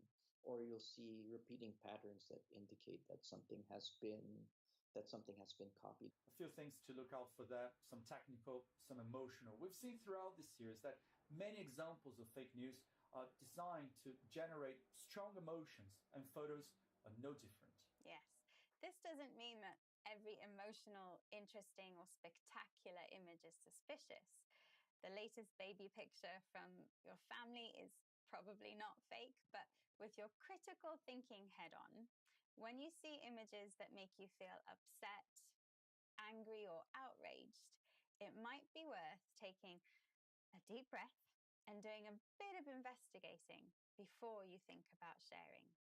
And how do you investigate an image? Here's Paulo Odovesa again with a practical tip. The first thing I do is plug the image into a reverse image search tool like TinEye or Google Image Search, which has a reverse image search if you click on the little camera icon in the search bar. And that will show you repeat occurrences of the image across various websites and how far back the repetitions go. I have to warn you that the oldest or the largest image are not always necessarily the original image. So you have to be able to tell from context, from the site, if that is actually the photographer or the digital artist's original image. Also, if I found that if you search for the caption, if you do a phrase search by entering the caption in quotes into Google or DuckDuckGo as I use, you might find a Reddit post or some other social media post where the image was first posted or where the image first became popular. On certain photography sites, you might be able to find the metadata for the image, or the EXIF data as it's called. And that will tell you things like what camera was used to take the image, what lens they use, what lens angle, what f-stop, what exposure. But it will also tell you what software the image has been through. Now remember that Photoshop is not necessarily a sign that the image has been manipulated, or at least has been faked, because sometimes a photographer will take an image into Photoshop and do some minor enhancements. That doesn't mean the image has been completely fake, but sometimes it may mean that. Again, you have to consider context. So search for the caption. That's a good tip. Yeah. That's also a good thing to do if you see a controversial meme. You know the ones. There's a photograph of a politician or another public figure and a quote next to their image, which is supposed to be something they said or was said about them. Put that quote into a search engine to see what comes up, and you'll be able to see if it's a real quote or something that's made up. That's very good advice. I do that all the time. And the other good suggestion is to do a reverse image search. Are you familiar with that, Sam? Yes, so that's where you search using an image rather than text to see if that same image has been used before on the internet. Shall we do a little demonstration? Yeah, let's do it. So let's take this image. Let's imagine someone has posted this picture online today with the caption, "The media isn't covering this, but there are violent demonstrations outside Parliament. Please share." Okay, so I'm using a site called TinEye, which is one of the ones Paolo mentioned. I drag the image into the box here, and then I let it do its thing. It then shows me all the examples of this image it has found. You can sort by date and see that this image has been present on the internet since at least 2012. So it can't be from something that happened today. The image is genuine, but the description is misleading. Thank you, Sam. Very useful tips there. Now, would you please remind us of today's vocabulary? Yes, of course. So I'm going to start by picking out a word that we've used a lot today, which is manipulate. To manipulate an image means to change it or edit it in some way to deliberately mislead. And as we've discussed, you can also manipulate emotions. Our guest Paolo said that he was pedantic, which I am about grammar, which means being very concerned that things are correct, often things that other people are not that worried about. And that he is a stickler for accuracy. When you are a stickler for something, you expect or demand a certain level of behavior. If you see this phrase, You will see it mostly with the noun accuracy or rules. Two words which mean nearly the same thing are con and scam. These are dishonest schemes designed to trick people and take their money. The people who carry out these schemes are con artists and scammers. Phishing is a type of scam. It's a trick designed to steal your banking information by getting you to log on to a fake website with your real details. And a hoax is a kind of deception, something designed to make you believe something that isn't true. Thank you, Sam. It's very easy to manipulate images today, and images can be used to manipulate our emotions. So be skeptical, be vigilant, and share safely. And remember that just because it's on the internet doesn't mean it's true. And if something seems too good to be true, it probably is. Goodbye. Goodbye.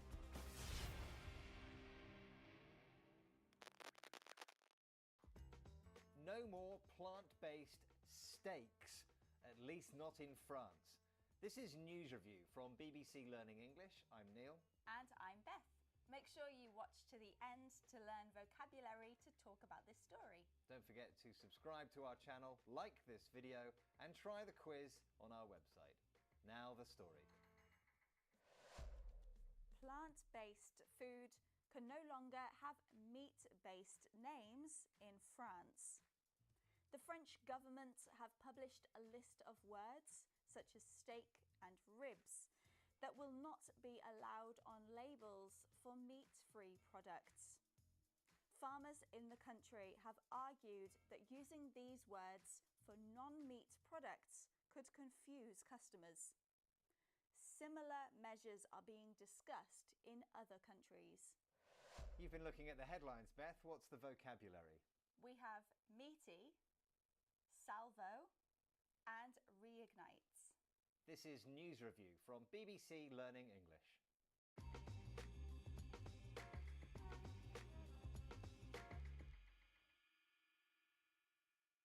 Let's have a look at our first headline.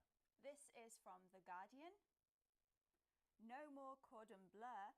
France prepares to ban vegetarian products from using meaty language. So, as the headline says, France is banning the way that certain foods, plant-based foods, are described. It's not banning the food itself. Now, we are looking at the adjective meaty. How exactly can language be meaty? Well, firstly, meaty can be used to describe food. If you are cooking or eating something meaty, then it either is actually meat or it has a strong flavour of meat. Although this headline is playing with the meaning of the word meaty, because the banned words could actually be used to describe actual meat. But meaty language is what we're looking at. Tell us more. Well, meaty can also have this meaning of complex or serious, and it's often used to describe books and films. I really like reading. I enjoy a good big novel, lots of difficult language in it, which could be described as meaty. Yeah, well, you're obviously a lot cleverer than me, Beth, because I don't really like reading anything meaty. I prefer just to look at the sports pages. That's good enough for me. Okay, let's look at that again.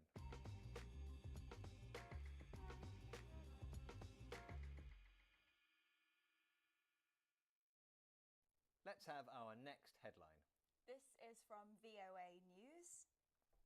France readies new salvo against meat substitutes labelling. We are learning about the word salvo. Beth, tell us more. There's a military origin, I think. There is, yeah. So salvo is originally a military term, and it means to fire all the guns at once. Imagine an old warship and all of the cannons shoot at the same time. Well, that is the literal meaning, but we are learning a metaphorical meaning, which is attack. And here it's a legal attack. It's not a physical attack. The French government has tried this in the past and is getting ready to try it again. That's right. Now, we can also use the expression launch a salvo to describe criticising someone. Last night, very late, the neighbours in the flat above me were being really loud. So when I saw them this morning, I launched a salvo of angry words in their direction. Okay, that sounds a bit scary. I must remember never to make any noise near you, Beth. I'm not sure if I could handle a salvo of angry words from you. Let's look at that again.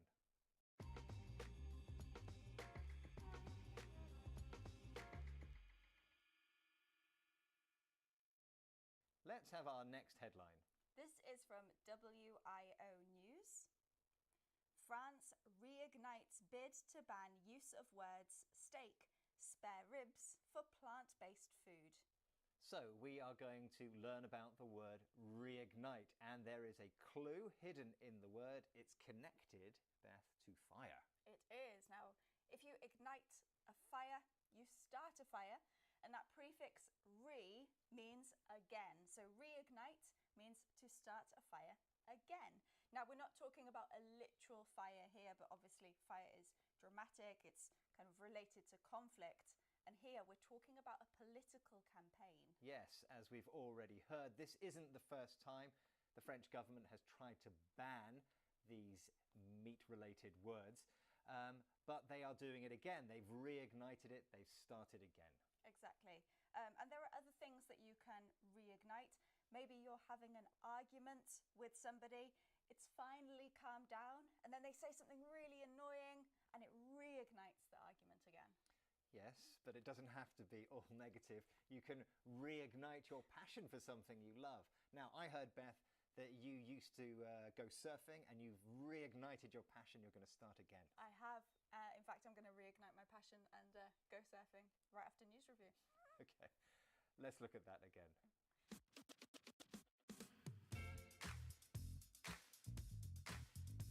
We've had meaty, interesting or complex. Salvo, an attack or criticism. And reignite, start up again.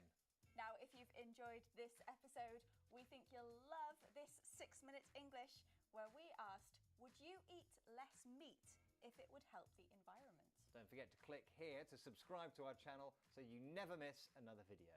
Thanks for joining us, and goodbye. Bye.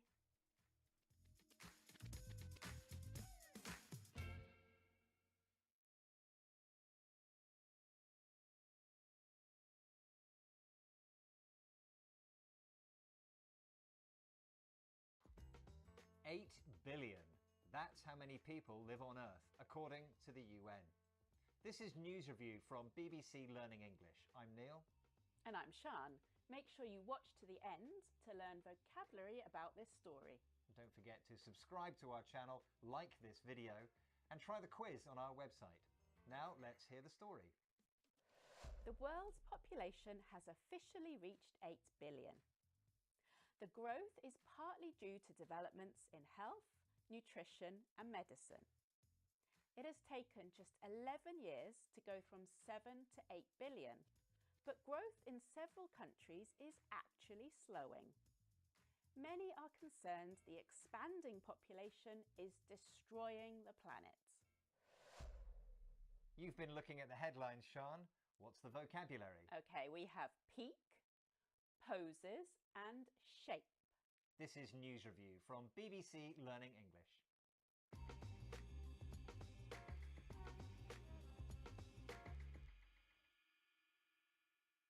Let's take a look at our first headline. This one is from The Telegraph. World population hits 8 billion as experts predict when it will peak. The world's population has reached 8 billion. That's 8 followed by 9 zeros. And experts are predicting when the world population will peak. And peak is the word we're looking at. Is there a connection to mountains, Sian? Well, yes, kind of. So if you picture a mountain, the top is the peak. So it means you can't go any higher. But we also use this word peak to talk about data and graphs. So if you look at this point here is the peak, and it means the top. So in the same way, the peak of a mountain is the top. Yes, so that top of the mountain peak, and on the graph those are nouns, but it's also used as a verb to mean go as high as possible. Exactly. So the headline writer is saying that the population is continuing to rise now, but at some point the population will reach the peak. So it can't go any higher, just like an actual mountain. Yeah, and we use peak not just to talk about graphs and mountains, we can use it to talk about performance, for example, in sport. Exactly. So it's often used to mean that a team or a person has reached their best level of performance. They can't get any better. They've peaked. Yeah, and we can use this, for example, the World Cup is coming. It's really important for a football team not to peak too soon. So that means that they shouldn't be at their best level of performance until the actual competition, not before it. Exactly. That's a useful phrase. Don't peak too soon. And we use it for other situations, not only sport. So if you're revising for exams and you start doing too much too early, you could say, don't peak too soon, or you'll forget everything on exam day. Excellent advice. Let's have a look at that again.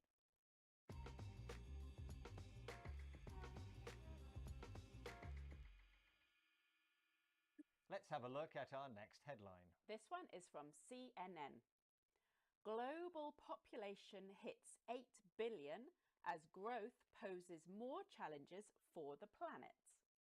And so this population growth is causing problems for the planet.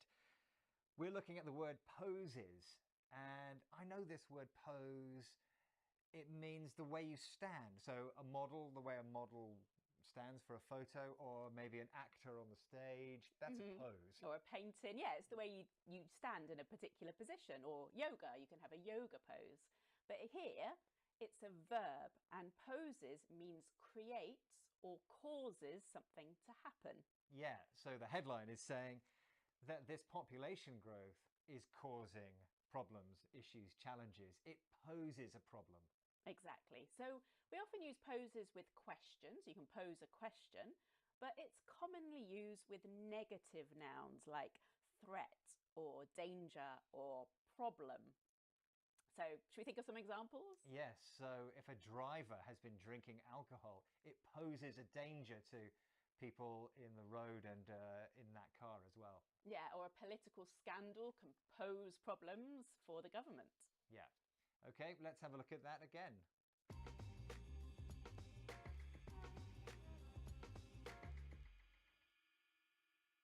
Time for our next headline. This one's from The Conversation. As the 8 billionth person is born, here's how Africa will shape the future of the planet's population. This headline is looking specifically at Africa and how it will shape the future. Now, it's the word shape we're looking at, Sian. Can you give me some example of shapes? Okay, so shapes as a noun. We can have a triangle, a square, a circle. But if you want to make something into the shape you want, you shape it. So that's a verb, shape as a verb, as it is in the headline. And the headline is talking about how Africa will shape or influence the future. Yes, and we often use this verb shape in relation to beliefs or ideas or a person's character. So has anything or anyone in your life shaped you as a person, Neil? I guess, yeah, I moved around a lot when I was a kid, and I think that shaped my personality because as an adult I've moved around a lot as well. Let's have a look at that one more time.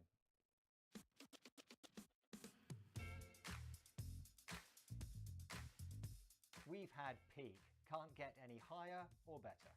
Poses, causes or creates something that's usually negative. Shape, influence. Don't forget there's a quiz on our website at bbclearningenglish.com. Thank you for joining us and goodbye. Goodbye.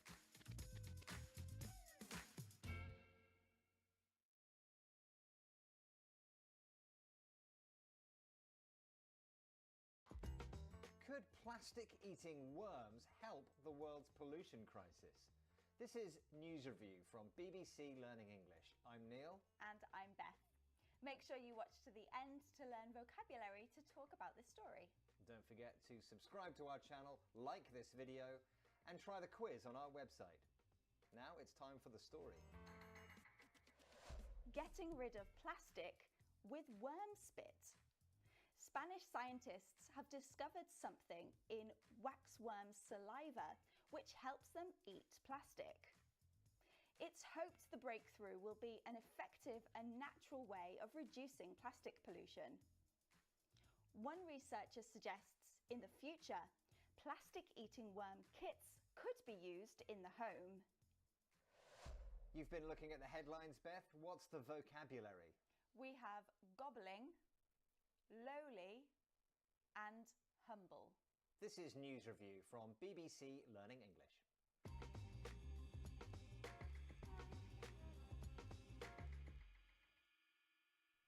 Let's have a look at our first headline. This one is from France 24. Plastic gobbling enzymes in worm spit may help ease pollution. And so the headline is saying something useful has been found in the spit of a certain kind of worm. And it's the enzyme in the spit. Enzymes are things that help chemical processes happen more quickly. In this case, destroying plastic. But the word that we're interested in is gobbling. And gobbling is a word connected to the noise a turkey makes. Yes, you're right. So when a turkey gets its food, it eats very quickly and loudly, and we say this is gobble. So the headline writer has turned this into an adjective, just like the noise gobble gobble, and we've got a new word, plastic gobbling. Gobble is a funny word in English because it sounds like the thing it is describing, and we have a lot of words like that. For example, what noise does a cat make? Meow. Okay, so the noise is like that, and the word to describe that is meow. What about chickens? Cluck cluck. Okay, chickens make a cluck cluck noise, and the word we write down and say is cluck. Yeah, so the headline makes you imagine a worm noisily eating plastic, just like a turkey gobbling it. Now, of course, this is an exaggeration, but it's quite entertaining and it gives you a strong mental image. Yeah. Can you give us some examples of other words connected to eating and the noise involved? Yes, so we have gulp. Okay, so that is gulp. And that is about eating food and drinking quickly and loudly. And then we also have guzzle, but that's only really used for drink. Yeah, and we have a word not connected to sound, but it's got an animal in it. To wolf something down means to eat it really quickly. Let's take a look at that one more time.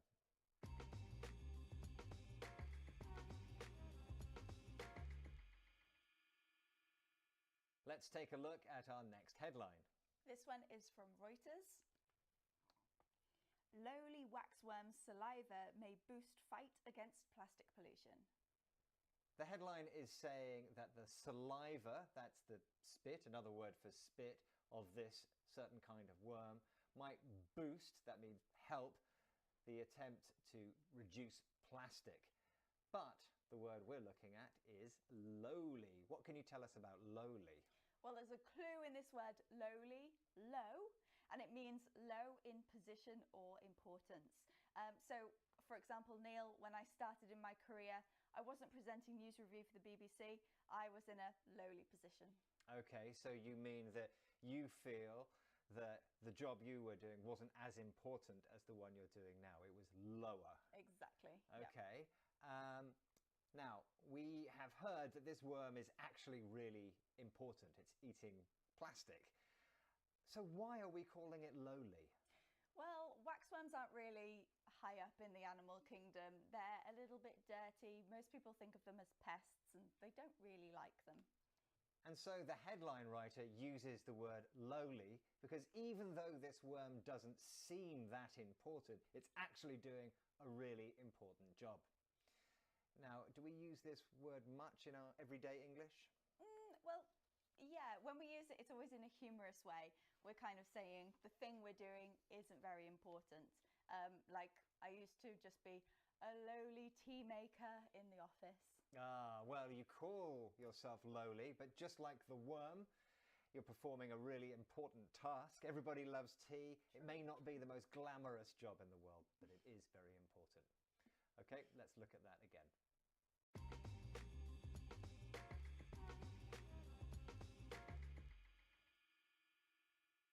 Let's take a look at our next headline. This one is from the BBC. Humble worm saliva can break down tough plastic. And so the headline is saying the saliva of this type of worm, this wax worm, can break down, which means destroy, certain types of plastic, tough plastics, ones that are difficult to break down, difficult to destroy. We have another adjective that we're looking at, which is humble. What can you tell us about humble? So humble can have the same meaning as lowly, meaning ordinary or not important, but it has another meaning too. So it can describe a person who isn't proud or doesn't believe that they're important, even if they are. So imagine someone wins an award, they get on stage to give their speech and they say, "This isn't for me, it's for everyone else. Thank you, everyone who helped me." They are humble. Ah, what a humble person.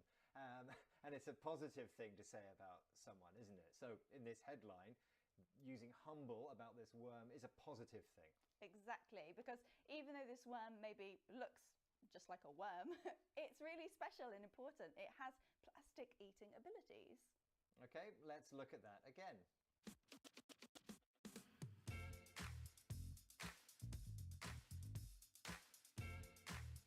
We've had gobbling, eating quickly and loudly, like a turkey. Lowly, low in position and importance. And humble, not proud, but often important. Don't forget, there's a quiz on our website at bbclearningenglish.com. Thank you for joining us, and goodbye. Bye.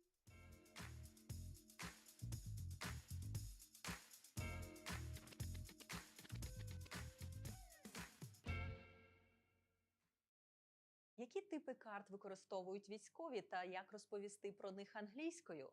Що таке MGRS і чому важливо запам'ятати цю абревіатуру?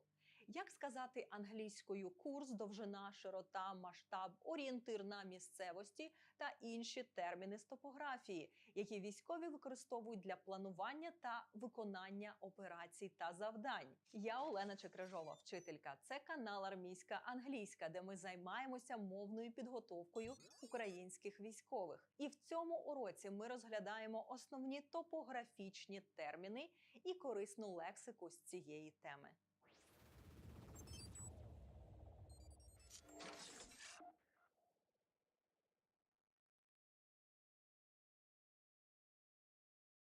Нагадую, що більше інформації з військовою англійською в нашому інстаграмі та телеграмі.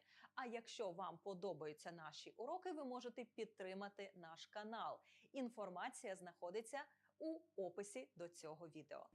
Types of maps. Як називаються in English типи мап, які використовують військові в своїй роботі? Topographic map – це detailed map, яка надає a representation of the Earth's surface, включно з natural та human-made features, like mountains – гори, valleys – долини, forests – ліси, rivers – ріки, roads – дороги, and settlements – населені пункти.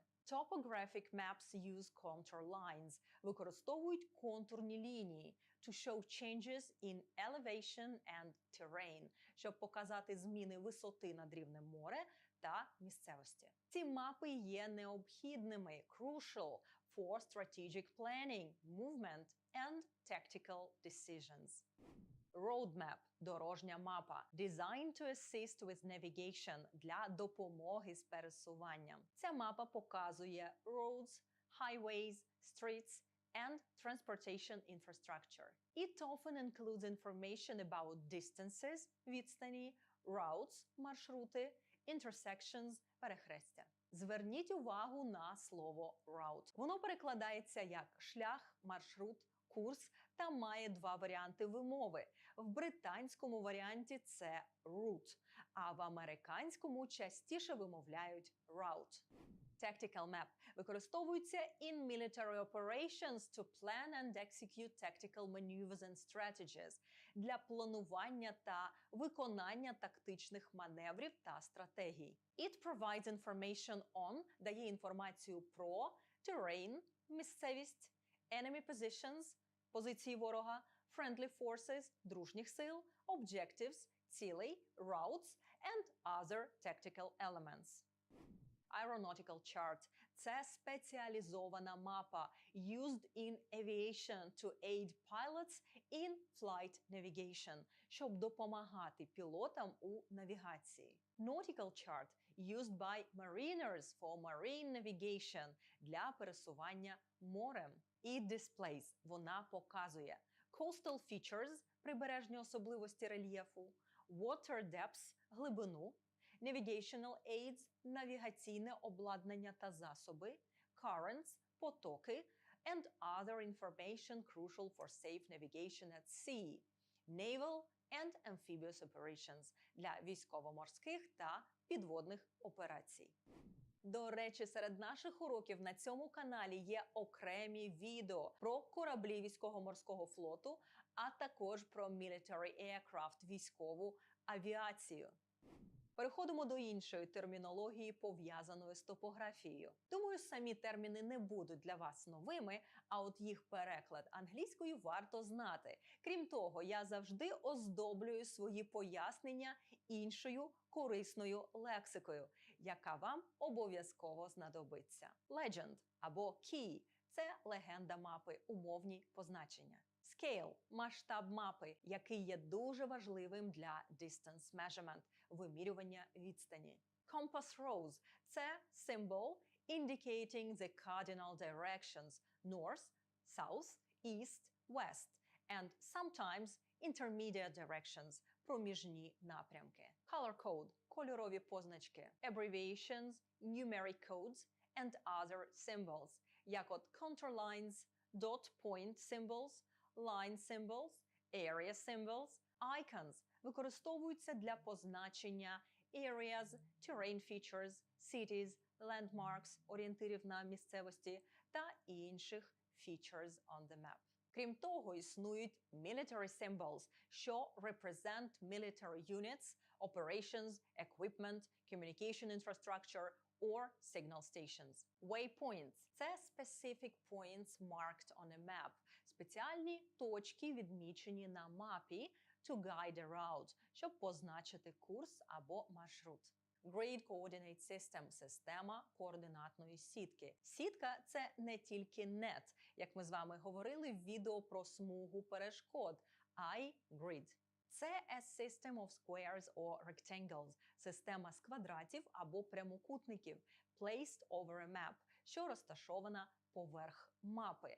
To facilitate precise location identification – для полегшення точної ідентифікації місцезнаходження using coordinates – за допомогою координат. Grid coordinates – це координати сітки. Latitude – широта. Це measurement – вимірювання, defining a location's distance north or south of the equator, що визначає відстань локації на північ або південь від екватора. Typically expressed in degrees – виражене в градусах. Longitude – це довгота. Measurement defining a location's distance east or west of the prime meridian – на схід або захід від Гринвіцького меридіану. Usually expressed in degrees. Military Grade Reference System – MGRS. Запам'ятайте цю абревіатуру. MGRS – це військова референційна система, стандарт геокоординат, який використовується військовими НАТО. Це a specific grid coordinate system which combines letters and numbers to represent locations precisely on the Earth's surface. Комбінує літери та цифри для точного визначення локації на поверхні Землі. The process of interpreting grid coordinates on a map – процес інтерпретації координатної сітки на мапі to determine a specific location's position – для визначення конкретного місця називається coordinate reading. Прокладання курсу або маршруту можна описати терміном navigation. Крім того, вам може зустрітися слово bearing – це азимут, пеленг або ж курс-напрямок. А терміном orientation описують узгодження мапи aligning the map with the real world to accurately interpret direction and location, щоб точно інтерпретувати напрямок та розташування. І про військову навігацію, орієнтацію, типи місцевості англійською ми поговоримо в наступних уроках. Залишайте коментар під цим відео. Напишіть, яка лексика була новою та корисною для вас сьогодні. Та перевірте, чи ви підписані на наш канал, чи поставили дзвіночок, щоб вчасно отримувати всі оновлення та сповіщення про наступні відеоуроки. Крім того, у нашого проєкту є Інстаграм та Телеграм, де ще більше корисного контенту для мовної підготовки українських військових. Долучайтесь, вивчайте та поширюйте. А я Олена Чекрижова, вчителька, і ми дуже скоро зустрінемось з вами на тій же широті та довготі, тут, на каналі Армійська англійська.